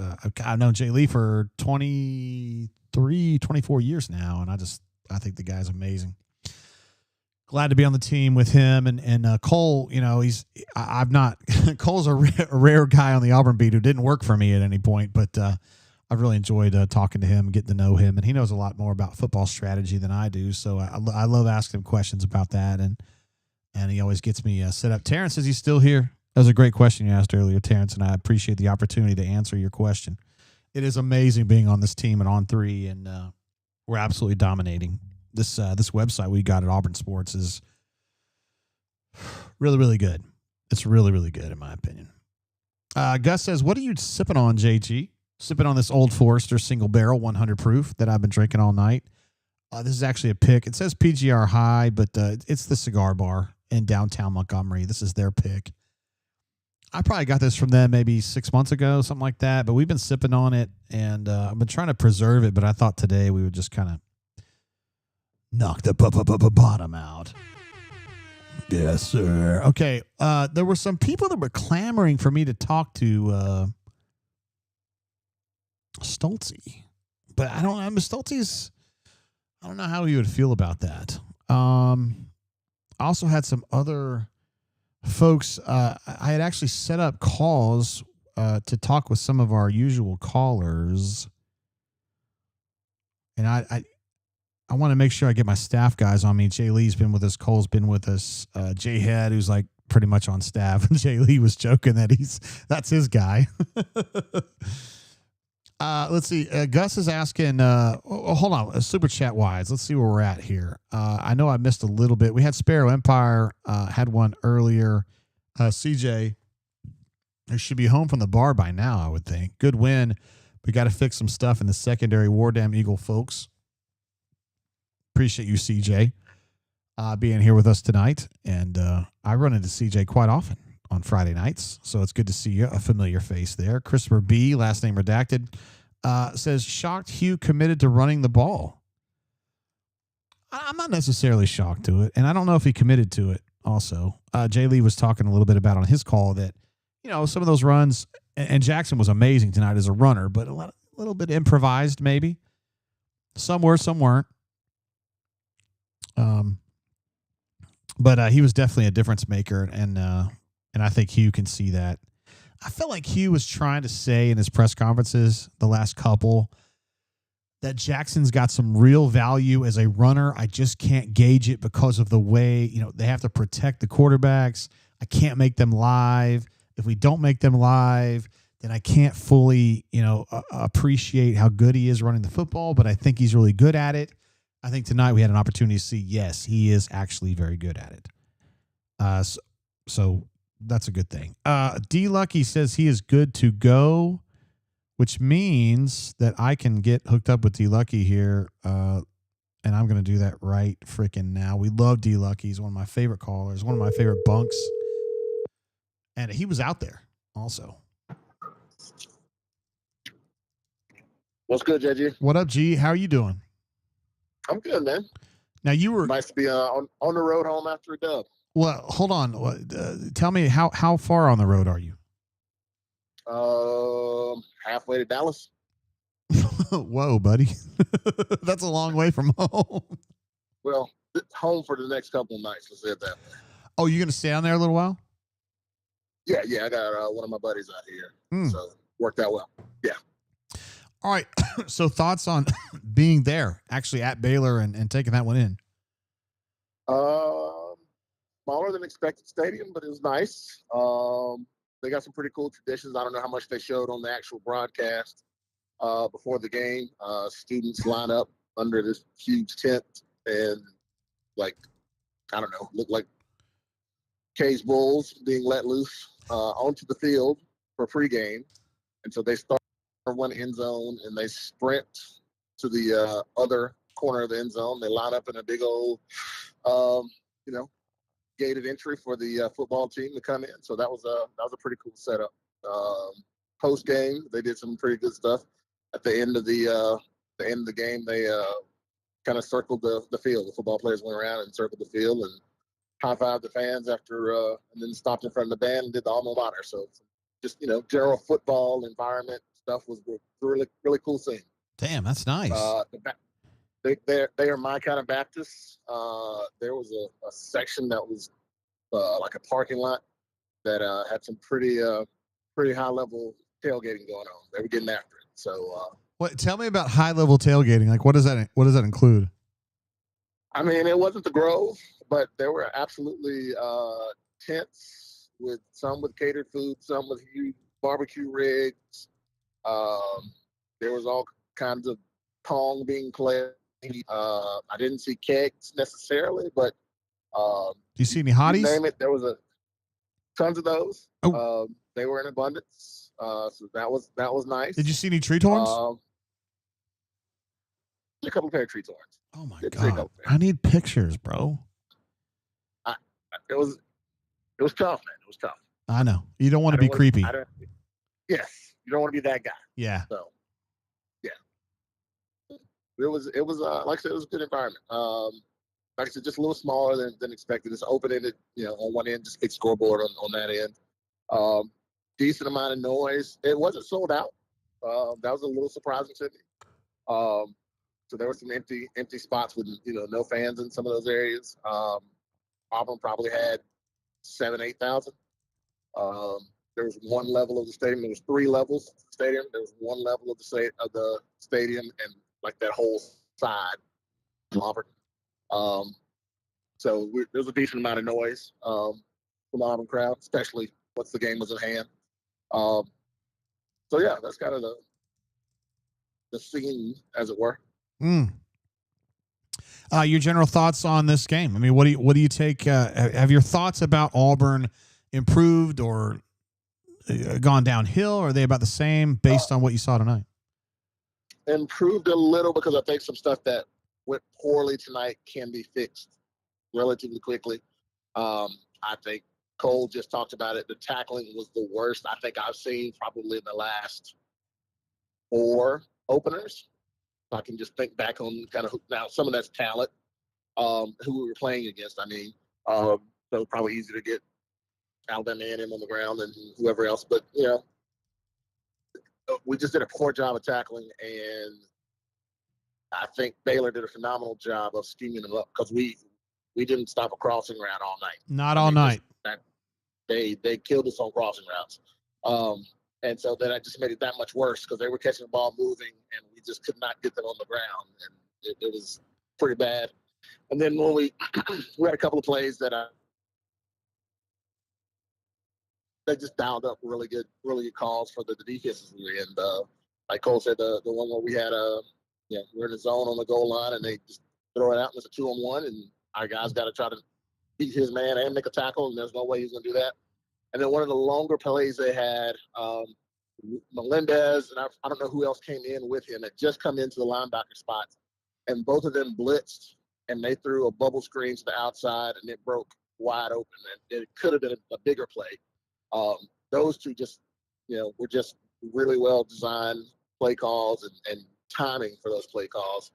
And then the one in the end zone towards the back end, where they got their Trigg, they got him one-on-one with our slot. He had no chance. That was a miss. And so, there was stuff like that not a lot we could do, but I think some of that will be fixed really quickly. Jackson was better than I expected running, way more aggressive trying to run. So the question you asked earlier about whether we win that with Peyton, not a chance. You don't think so, huh? No, because there were too many plays that Jackson just held the ball and then took off and got not just good yardage, but first down, keep the drive alive yardage, and then he got down. He didn't put himself in harm's way. Made a smart play, got down. Peyton probably throws that ball up for grabs. Sadly, there were a couple of those I just just have to have that feeling. The closest Jackson came was I think he tried to force a pass on the one that he threw backwards. I think he saw something and he was trying to get it out there. Yeah. And then at the last second tried to pull it back. So I think I know Hugh has been trying to tell him to get the ball out of his hands, and I think he just saw one there and he was trying to let it come open and just couldn't. Other than that, I didn't see a lot of plays that I was like, what's he doing? And I felt like we had a lot of plays like that with Peyton last year. Yeah, he's careful with the ball. He knows that turning the ball over sucks, and he won't do that. Yeah. Now he put one in harm's way, like you mentioned, that Cobb was able to get his hands on and cover up that weird throwback or whatever he was doing. But he's generally very good with the ball. He don't want to turn it over. No, I think he did a great job of that. I think he was a little nervous coming out. The first pass to Coleman was like he might have rushed that a little bit. I didn't see that really the rest of the game. I thought he was pretty accurate on the other throws that he had. So I'm pleased with that. I think we'll see more development with him as his confidence builds. So I'm excited for that part. The Cobb Alston back and forth. Maybe it's just me. Maybe it's my vantage point. I think there are yards that Cobb leaves on the field with his vision. Interesting. I think that's his biggest drawback. There were some plays where if he just presses one hole over, he's got a big game, and he's just running in somebody's back otherwise. Now, he's running in their full speed. I know, but he's got acceleration that Damari don't got, right? He does, but I think some of that acceleration, if he could bundle it with some patience, he might have bigger plays available to him. I just think he just misses holes that are there. There were just a couple of runs that, if he had just pressed just a little bit over, just one little jump cut, and he could have, sprinted for 25, 30 yards easy. And he, like I said, nice. He just ran into somebody's back instead, and, got 3 yards, which, it was productive, and we needed that just to keep the sticks moving. So I was happy with that. We were as aggressive as we needed to be throwing the ball, and we just kept pounding them over and over again. Yeah, they got pounded into the dirt. I mean, they really did. Yeah. Special teams were great.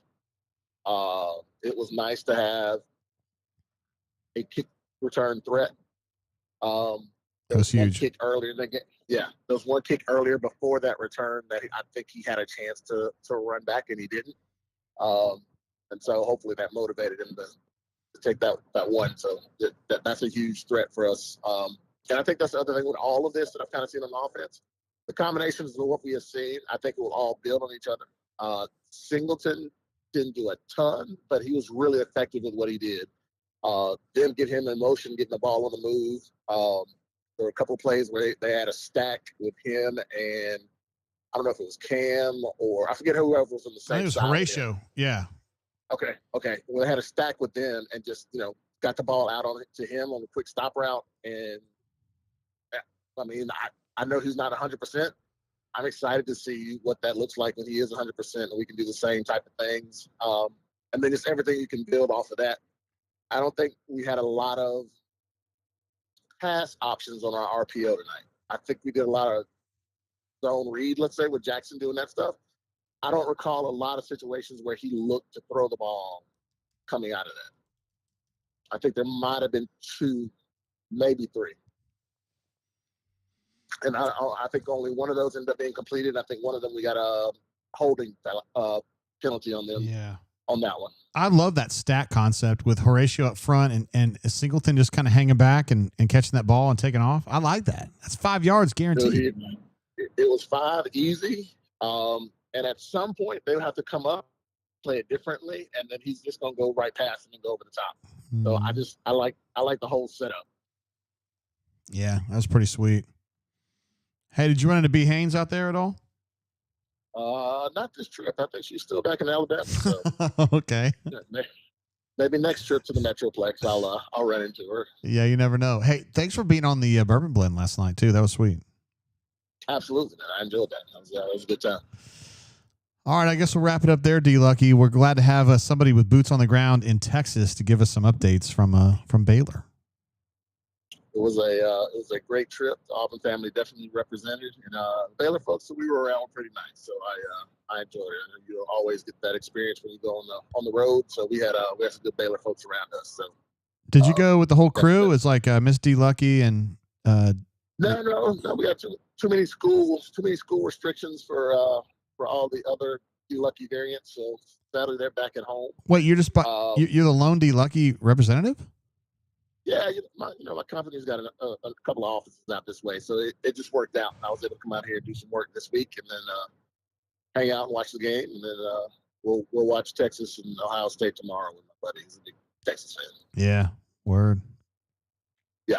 All right, bro. Yeah. Thanks for jumping on, man. Because I was having telephony problems earlier, but I appreciate you waiting it out and being part of the show. Absolutely. Bro. I saw a little bit of that on the chat. I was trying to keep up as much as I can and also keep up with the game. So everyone looked like they were having a good time. So I'm looking forward to being back in the chat in the coming weeks. There he is, D. Lucky. Thanks for jumping on with us, brother. Have a good trip. Absolutely, man. Appreciate y'all. Have a good night. See you, man. Peace. There he goes, D. Lucky, absolute legend. We love having him on the show, and he's good. He's as good as they get, man. If we're being real about it. There it goes. He's off. He gone. I couldn't figure out the red button to turn him off at the end. Hayes, in the chat, by the way, Hayes, you're walking a very fine line right now, so be cool. Well, I tell you what, when in doubt, just ban. So I'm just going to ban him. Wesley Witt right there. All right, so we've had J-Head, CDF, J. Lee, Cole, and D. Lucky on. That is a murderer's row of absolute legends right there. Some really good calls so far. I was texting Doc, and people said they wanted to hear from Doc, but Doc did not get back with me on this. Now, Doc may have fallen asleep. He's been chasing Phillies around all day. You never know what goes on. MW was wanting to jump on, and we love MWD, so I'm going to go ahead and give him a call here and see if we can get him on the horn.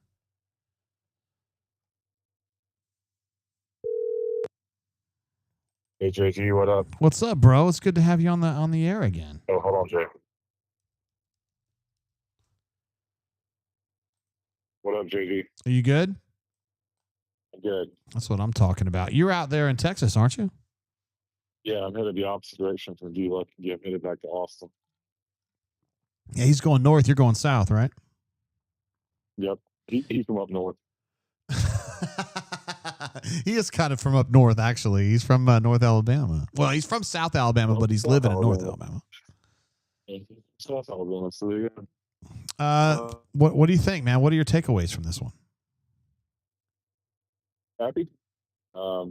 It was started a little rough. I was kind of getting concerned about things that I thought I'd seen when I watched them practice, but it didn't look like the offensive line was going to be able to dominate, and they came back out there and they did it the rest of the game. So it was, I thought offensively, probably the first game against a major opponent I remember where I feel like, they stuck to a game plan. They didn't get desperate to try cute things. They were methodical and they hammered it home. They definitely hammered it home.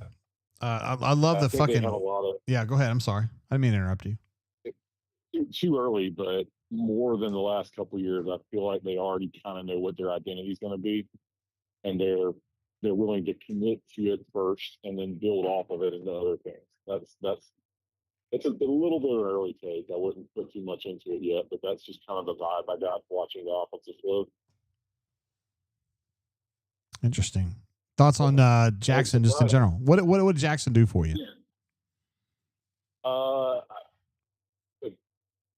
can't judge it too much off one game, but what I saw today, he kind of looks like he's one of those quarterbacks that just naturally understands the read option, the give or take, and he times it right, and it creates more of a hole for him. I mean, obviously Nick Marshall was the master of that, and he's athletic. He's not Nick Marshall athletic, nobody is, kind of thing. But he's got a knack for the pull versus give. He knows how to time that right. And when you incorporate that into the passing element of the RPO, that's a little different. But they found something that was working well with the power read. It looked a lot more like, I mean, I have to go back and watch it, but it looked more like an inverted veer kind of thing, like what happened with Cam Newton in 2010 that it did with Nick Marshall in his own read. But it opened up those holes up the middle, and he just, he took off. Yeah, he ran great. We've been talking a lot about missed tackles too, bro. What's the solution to that problem?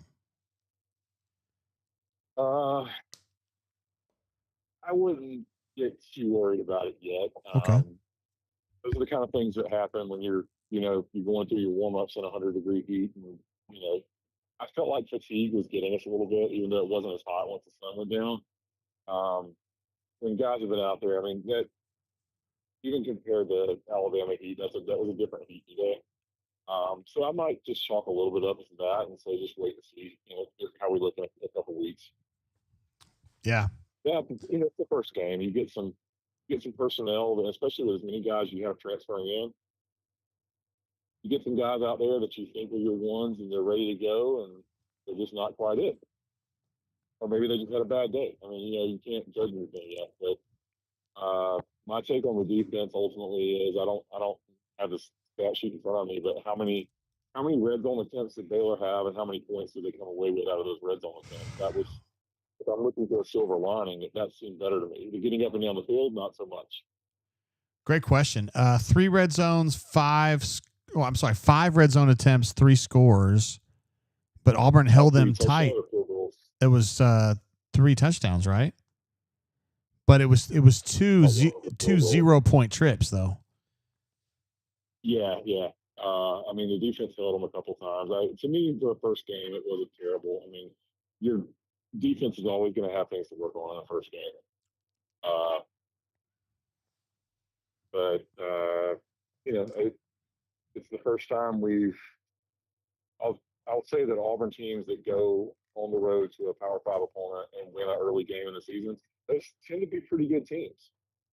So it gives you a little bit of optimism. Word. Does this change your general thought about the season? As far as how many wins they're going to get, et cetera, et cetera? Yeah. But coming into the game, I probably would have been a over/under 7.5, and now I might move it to 8.5. I mean, I think they could definitely be a 9-win team. Probably not an 11-win team, but no, I don't think so. I mean, they got a lot of talent. One thing that really surprised me, Jay, I feel like early in the game, even our talent, which I didn't expect that.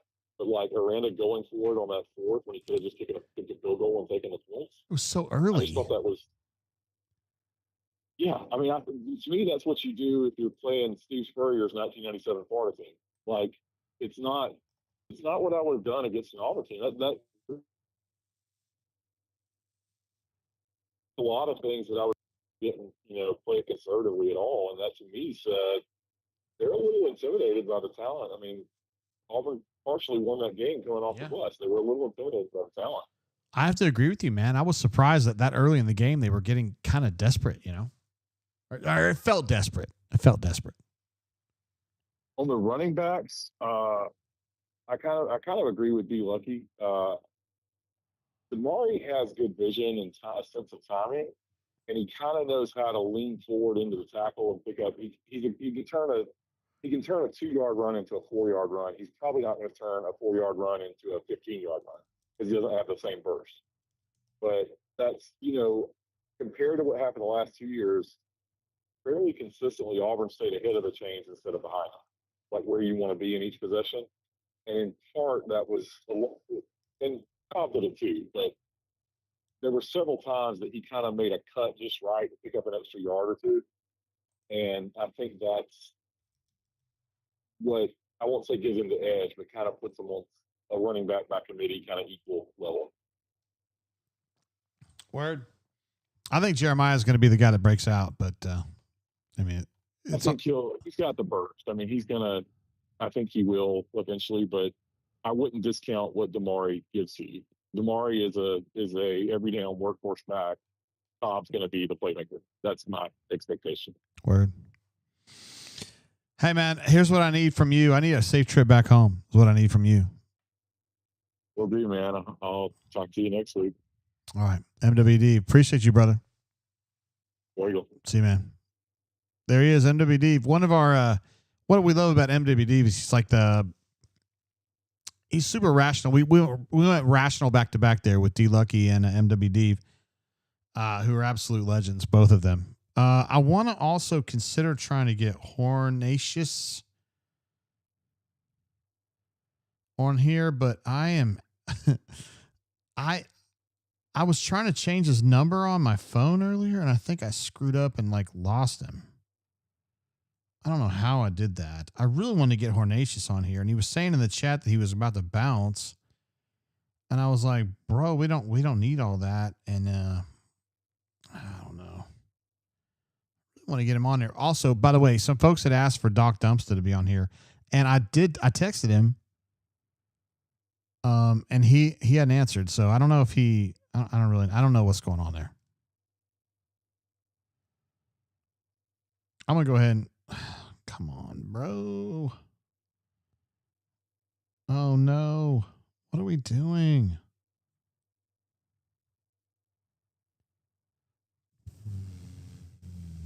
Man.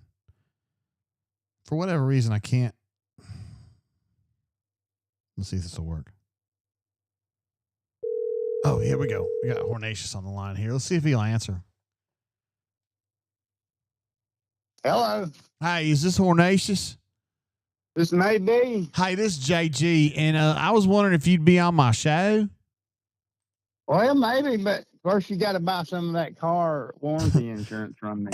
Hey, would you like to have a warranty on your vehicle? Is your refrigerator running? Hey, what up, bro? How you been?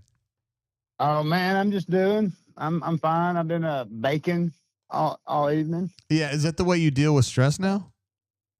I guess so. Just try to stay busy.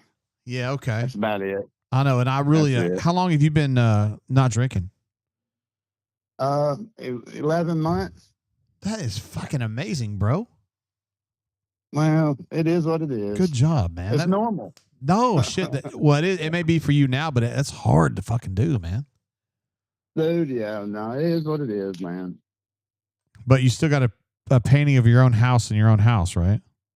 Oh, hell yeah, I do. I'm looking at it right now.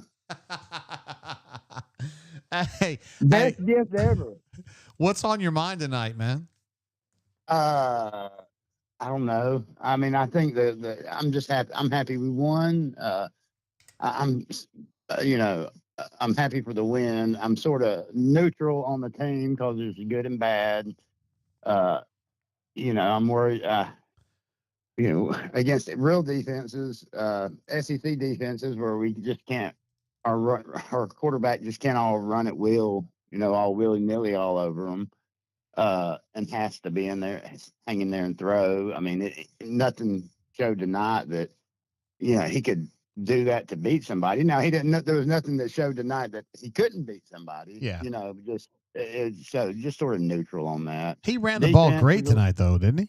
Oh, he did. No, he did. Fucking he badass. Did. Can he do that? Can he do that against like a Georgia or Alabama's defense? Good question. That and still be in one piece. Yeah, they're going to hit him hard, aren't they? I mean, I guess he's done it against Alabama before, but week in and week out, can he do that? Yeah.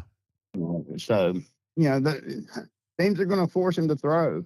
I mean, if I'm a defensive coach, that's what I'd try to do. I mean, I was surprised that Baylor didn't sell out for the run more than they did. They were just like begging Auburn to run, playing too deep, So yeah, they were begging you to run, weren't they?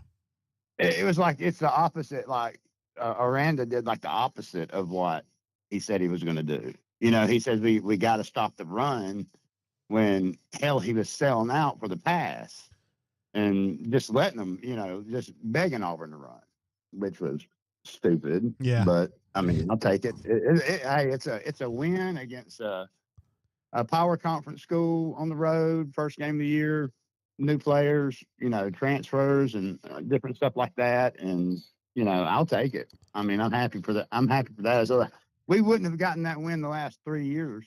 Yeah, you're probably right. 52 carries for 307 yards, Horn. Yep. 5 No, they just begged. They just begged for it. Well, they got fucked real good then, didn't they? No, they just bent over and said, my whatever, I can't. My son just walked out here, so I got to watch what I say. A damn bastard. Don't say that. Oh, well, I mean, we don't know who his daddy is, so, I mean, doesn't that make him one? I know, but we used to call you Thimble Dick back in the day. I don't know if that's still the case. Hey, man, what were you baking tonight, bro? It's the motion of the ocean. Do what? What were you baking tonight? Oh, man, I made some strawberry and cheese, cream cheese turnovers, and then I have got some, made some apple, cinnamon, basically sweet rolls. Yeah. And I got those in the fridge waiting to be cooked in the morning. Oh, that's good, man. You've really gotten ahead. Dude, I'm like a damn Martha Stewart. Well, she has big tits. I don't know if you do. Hey, she used to be hot. I know. She's still like sort of hot. I'd probably still. I mean, I guess for her, well, that's the problem, when you're into older chicks, that gets to be an issue when you're like as old as you are, Jay. Wait, hold on. What does that mean? What are you insinuating here? That means like, at your age, the hot older chicks that you used to like are now like 80. So like, wait, hold on. Look a little different. 80's a little much, but I was thinking like 50s. 50s. Well, when you were 20, you liked them when they were 50, and now that you're 50, they're 80. Wait, it sounds like you're projecting, bro. I think this is your shit, not mine. No, it is. No, we're in the same boat. I'm in the same boat. Okay. We're in the same boat. That's why. I just want you to know that the whole bunker is very proud of what you've done here, man. That's 11 months is amazing. Well, they can all lick my grundle. God bless. This is what you give them. They support you, and you want to tell them to lick your grundle. Well, I mean, that would be a nice thing to do. Yeah. Well, if it's done correctly, yeah. No, man, I love the bunk. Yeah. Even though Rice, man, I can't wait to hear him talk about how right all his opinions are Monday. Yeah. I cannot wait. Well, you know what's going to happen Monday about 5:59 in the morning, right? Oh my gosh, yeah, or whatever time he's got to be at work, 8:01 or whatever. That's right. That's right. We won't hear from him all week, but he'll forget about like the last 4 or 5 years of looking like a fool. Yeah, it happens. I know. I like old Rice. He thinks I'm all pissy when I'm debating and arguing with him, when I'm just laughing my ass off and just trying to get him to keep doubling down you're on just what he fucking does. around, man. You're just having fun, man. Yep. Well, man, hey, it's good hearing from you, brother. All right, man. Thanks for being on our show tonight, brother. Hey, no problem. You go take care of them frosted tips. All right, man. See ya. All right. Bye. He loves doing the frosted tip shit. That stuff makes me laugh. Purple Haze says he's a state treasure. We love Hornatius. I am a huge fan of Hornatius. I Feel Like a Stranger says Martha Stewart is 84. I did not know that. I mean, I know me, and I probably would. I mean, I don't even know if that's like a big, like a hot take there. I mean, she's worth like a lot of money. And even if you just get like a little, pitiful payday or whatever, you can bring home $500,000 if you did it right. You know what I'm saying? MWD jumps in, who called earlier. TE may be the biggest sleeper position. They look pretty dang good tonight. Yes, they did. MWD. Thanks for mentioning that, bro. Preston Howard, to me, was kind of an afterthought going into this game. And he played a bunch of snaps. And I think he caught one maybe. But he played a lot of snaps, and he was kind of a factor in this game. I mean, obviously they cared about him. He did not catch a pass. I don't know why I said that, but hold on. I was looking at the wrong stat box. He did catch a pass, 1 catch for 7 yards. Thank you, Jay. I'm glad I got that right. The leading receiver for the Auburn Tigers tonight was Eric Singleton, 3 catches for 20. Well, he was the leading receiver from catches. I guess Malcolm was the leading receiver from yards. 1 catch for 26 yards. Coleman had the 1 catch for 23, so not great. MWD super chatted and called in the same night. That is unusual, but it's amazing. That's what I call contributing in multiple ways. Enjoyed that. Let's see. D-Lucky and Terrence, who are 2 of my favorite chatters on here. Terrence, welcome to being an Auburn fan. We suck so bad. We're going to lose. We are going to go lose. Now we suck because we didn't win the way they wanted. Terrence says, D-Lucky, I'm well aware. I just wish we had these expectations in basketball if we're going to have them, if you know what I mean. I don't think you can put basketball and football together. It doesn't mean that I say that what Bruce Pearl and his staff has accomplished is any less significant, because it's, in fact, I would say it's insane what they have been able to accomplish. But it's with basketball, when you've got BP and you can recruit like he can, because he's just got this thing, like he's just God,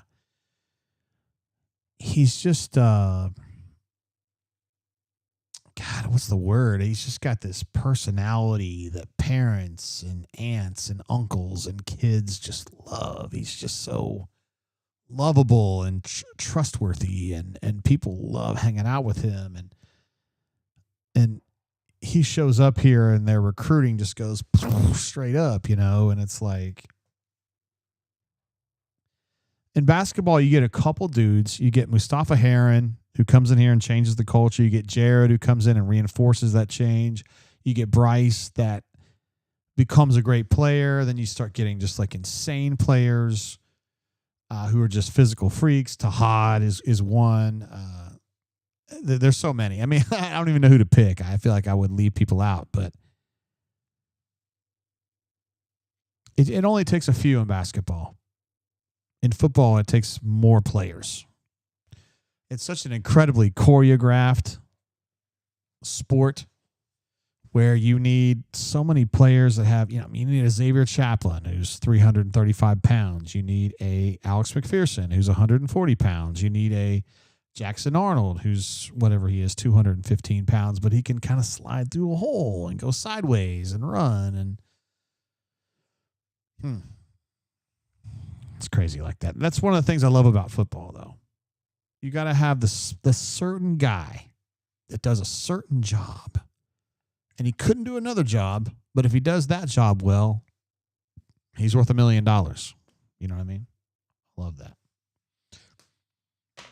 Currently, Gus, on a scale of 1 to 10, how chapped are my lips? Probably a 2. I like to ride my bike around the neighborhood in the mornings, which I did technically, since it's 12:21 in my time zone, yesterday morning. But I go for about 30, 35 minutes riding around my neighborhood, and at that point, my lips do get chapped.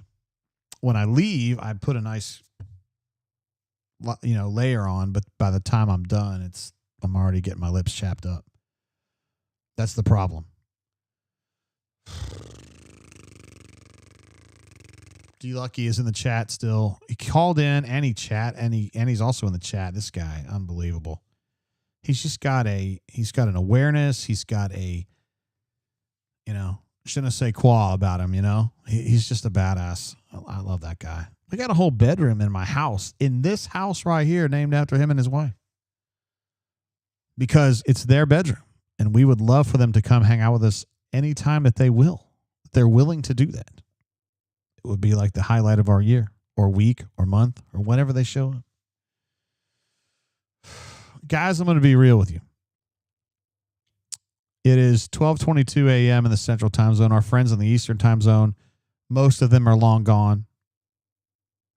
1:22 in the Eastern Time Zone. But here's where I feel a little bit unfulfilled. We're at 5 hours and 52 minutes live.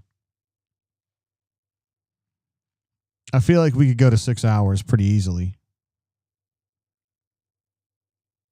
We're only like 7.5 minutes away. And I think we should try to get there. Whale Driver says, BP is a man of the people. Truly gifted. Pocket Watch says, whoa, 1 a.m. beaches. Gus says Zach Blackberry and then call it a night. I strongly suspect that Zach has called into our show before.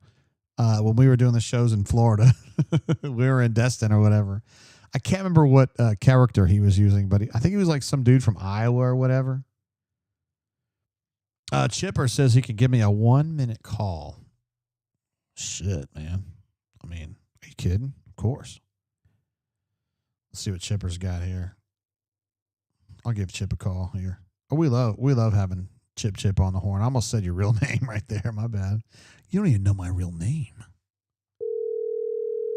I'm so glad the numbers don't ring out. What's up, JG? What up, Chipper? Hey, man. Hey, was a good game. Hey, let me ask you, where are you located? Are you in Mobile or are you down at the party zone? Heading to the party zone tomorrow morning. Oh, so you're in Mobile? Yep. Headed out first thing in the morning. Well, hey, what did we get that we wanted, that we lived for? Wait, we got a W, right? A W. We got a W. What do we have this year more of than we had? The answer to that would be dudes. Dudes. That's what we need. I'm so good. Yeah. More dudes, more W's. Me and you got the right equation on this. You get dudes, win games. They got dudes. Now it's time to win games, right? Now you saw the result. So do you think this team... They wouldn't have won last year. Yeah. Do you think this is one they wouldn't have won last year? Nah. It probably would have been closer, and they probably would have found a way to lose it. Now we got the dudes to win it. And you also think that Jackson brings some girth, maybe that Peyton didn't bring? Yes, some much needed acumen in the run game. He was good. Speaking of acumen, I've got to shout out your feat of technical acumen tonight to get this shit working in the middle of the stream. That was very impressive. I don't know how I did this, bro. I had to fuck around. You know, because I've talked to you about this a bunch leading up to this show. It worked. That it was dicey a little bit.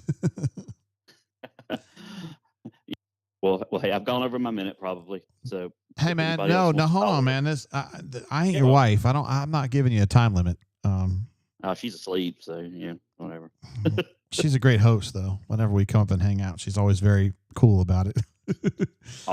As always. So we got this game against Ball State coming up. Nobody gives a fuck. South Alabama, which you might care about a little bit just because you're down that way. Well, I do give a fuck about the Ball State game in a neat way. I was That was the team they played the day we got married back in 01 on 9/1. We're playing Ball State, which is why I agreed to get married that day, because that's fair. I knew we were going to kick their ass, and Tubbs beat them 30-0, and it was a shitty game, and we had more fun at the wedding. Oh, well, obviously, yeah. So there we go. And I'll be up there for that one next week. You said a lot of great things, about your wife in the group chat, and so I know she's not listening because she's probably asleep, but it's really inspiring, some of the nice things you said about her. Well, it's 4 years worth she's put up with me, so here we are. And you got married in 01, is that right? 01, that's it. Didn't Auburn play them again? They played them again in 05, right?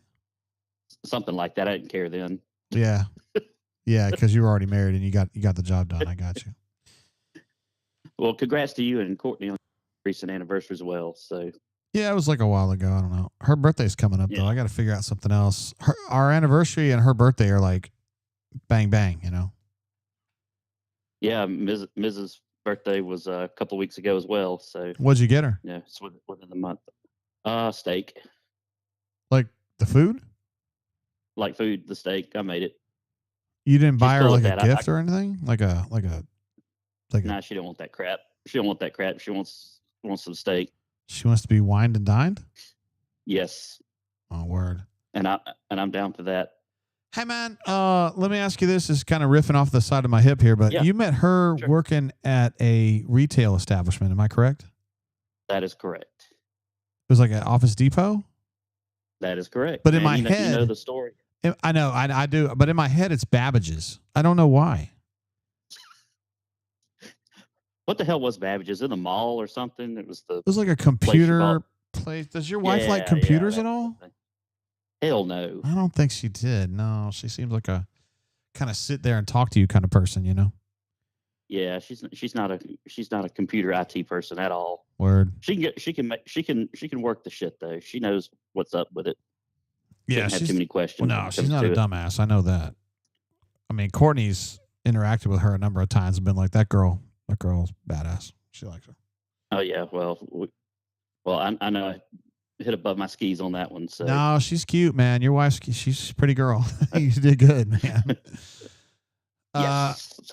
All right, I'm gonna let you bounce, Chipper. You gave us a lot of great minutes here, actually, believe it or not. Okay.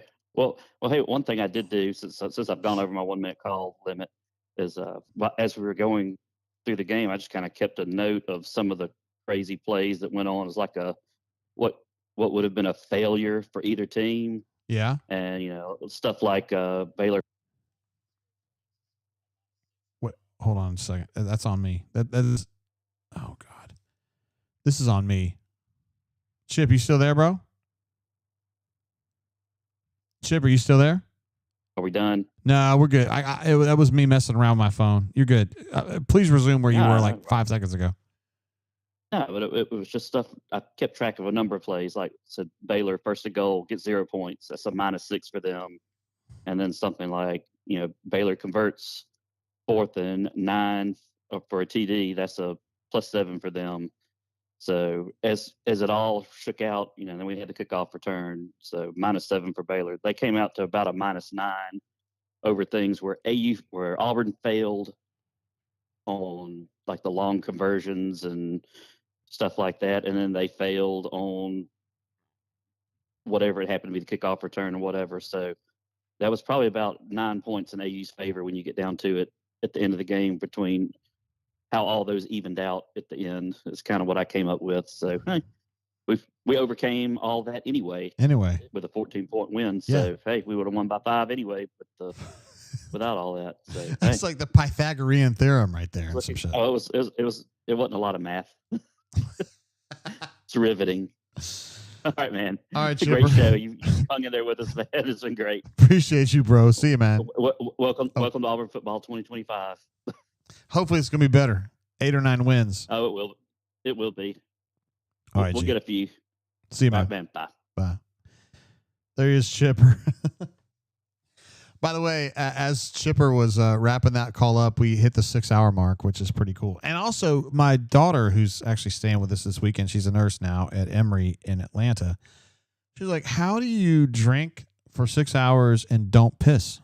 That's not good for your kidneys. Here, I got a solution to this. I got a way to deal with this. So I exercise right before I get on the air. I know you guys are thinking, JG, what? I exercise right before I get on. I was actually working out at so we got on the air at 6:30. I finished my workout at 6. Took a shower, got on the air. So I'm kind of like semi-dehydrated when I get on the air, and then when I drink, then I just get hydrated, right? I don't end up needing to go to the bathroom because I'm Gucci. Terrence says, JGT is saying the how you met your wife story is too boring, so he is sprucing it up for in his head.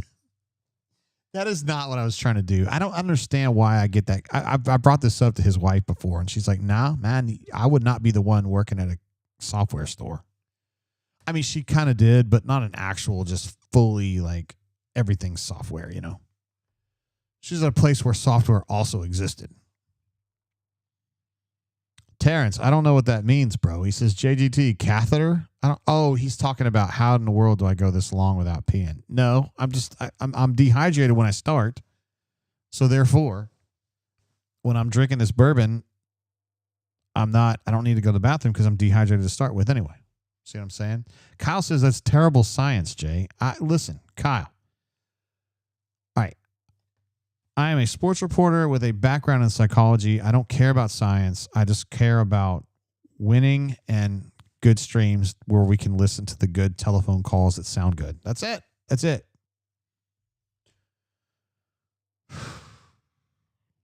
Chipper says, I had so many SKU numbers memorized at Office Depot. Come on, man.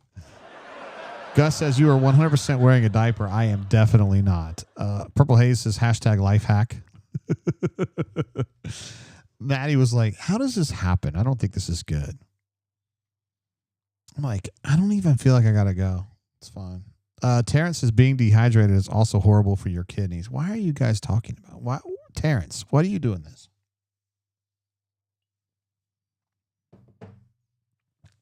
All right. Well, kind of like Auburn's defense, I'm not sure how to grade this performance by me on this chat tonight because we didn't get Kozan at halftime because my shit wasn't working. But we came back in the second half, and we had great calls in the second half from J-Head, CDF, J-Lee, Cole, D-Lucky, MWD, Hornatius, and Chip Chip. So, and all of those calls worked good, worked well. So that was a positive. But I am concerned that next time that we want to do a show for the Ball State game next weekend, which is a 6:30 kickoff, by the way, that the shit's not going to work, which is going to be like, oh. But we are going to have a new phone by that point, and it doesn't have the developers iOS 26 preview or whatever, so that's good. Whale Driver says, I've ran over 1,000 miles in the last year. Let's give him an applause for that. I'm not sure we should applaud that, but that's a hell of a lot more than I've run in the last year.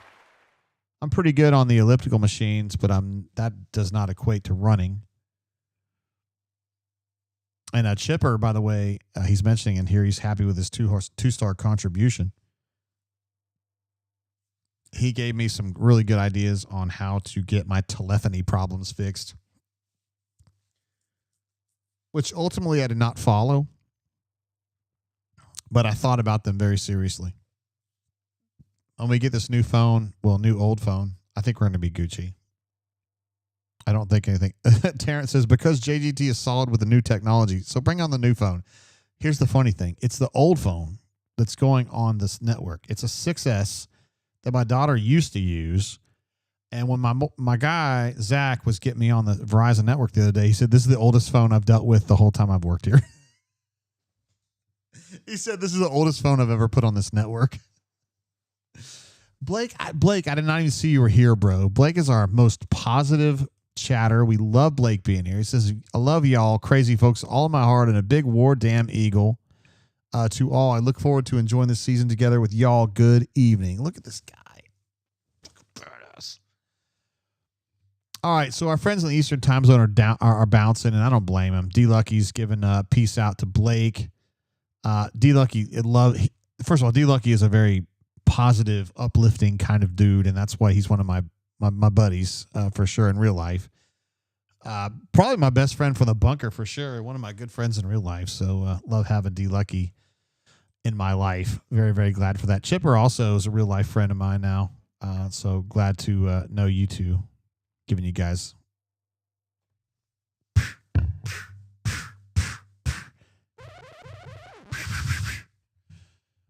Purple says, I love everyone in the Eastern time zone. By the way, I banned Purple earlier because I thought he was just being annoying. It turns out I didn't realize it was Purple Haze, who has called into our show, who's been a great chatter for a long, long time. And I'm sorry that I banned you, bro. I apologize. Kyle says, I'll never leave. You leave when this chat goes dead, G. I think it's time to go. We've given it 6 good hours here. 6 hours and 6 minutes. That's irrespective of time zone. Bottom line is this. The Auburn Tigers won by 2 touchdowns. I said they were going to win by 17. They won by 14. Terrence, I actually kind of don't. I'm going to before I go to bed, but I don't really feel like I got to go to the bathroom that badly. Tomorrow's going to be amazing. We've got really good football. I really enjoyed this game. This is the one that I really cared about, obviously. But we got Bammers against Gus tomorrow. We've got LSU and Clemson with a P in it. I feel like there's another game that's good tomorrow. Is it maybe Ohio State and some slapdick team that they're playing? I don't know. I feel like there's a lot of good football tomorrow. We're probably going to be hanging out with Cuz and Becky and AA, and we'll just kind of see what happens. But it's been a good night. I'm glad that Auburn won by a lot, and that's good. Good thing. So I'm going to probably wrap it up there. I think we made it happen. We made miracles happen tonight. Appreciate y'all who stuck with me through the telephony issues all the way through halftime. Unbelievable that it screwed up. And then it started working post-game. Thank God. We had some great calls. Pocket Watch says, great show, Commodore. I don't know, Pocket. With all that crap that went on at halftime, I feel like I failed. But at the same time, I'm glad that I made it all the way through. And thank you, Pocket, for your support, G. You're an absolute legend. All right, guys. We'll check you guys. We'll be on the air, obviously, next week. Let's see. That's a 6:30 kickoff, I think. So we'll probably start around 6. We'll go through some stuff. And if you guys are not a subscriber at Auburn Sports, you need to be ASAFP. We have an amazing staff. I've talked about it all night. It is not the same Auburn Sports that we had 3 months ago. It is way better. We got Jay Lee with us. We got Cole with us. We got Hoke with us. And of course, it's me, B. Matt, and Caleb. So we got 6 guys like that just writing about Auburn all day long. And I know Stoltze's not here with us, but Stoltze's over at Fly War Eagle, and he's also doing some Duke stuff. We love Stoltze. I wish that we could have gotten him on the air tonight, but we're going to endeavor to get him on at some point pretty soon. Chipper says, restart the phone for any future failures. Sometimes Bluetooth shats the bed and needs a hard restart. That's kind of what I had to do tonight. Hate to say it, but I wish I'd have followed your advice before I did. Anyway, guys, thanks for hanging out with us tonight. Super Chatters, I love you guys. Chatters, I love you guys. Auburn people, I love you guys. Auburn Sports subscribers, I love you guys. 14-point win on the road, as Mike B said. Hard to complain with that. And yeah, I'm fairly satisfied with that. There's some things that I want to nitpick about. We've talked about it all night, but got to clean up the slot. Well, not necessarily slot. It's the slant situation. Got to work on the tackling. I feel like the passing game's got to work on that a little bit. But, hey, man, you get 14-point win on the road. You feel pretty good about it. Anyway, guys, we'll check you guys next time. Until then, keep your feet on the ground. Keep reaching for the stars. See you at Auburn Sports. Peace.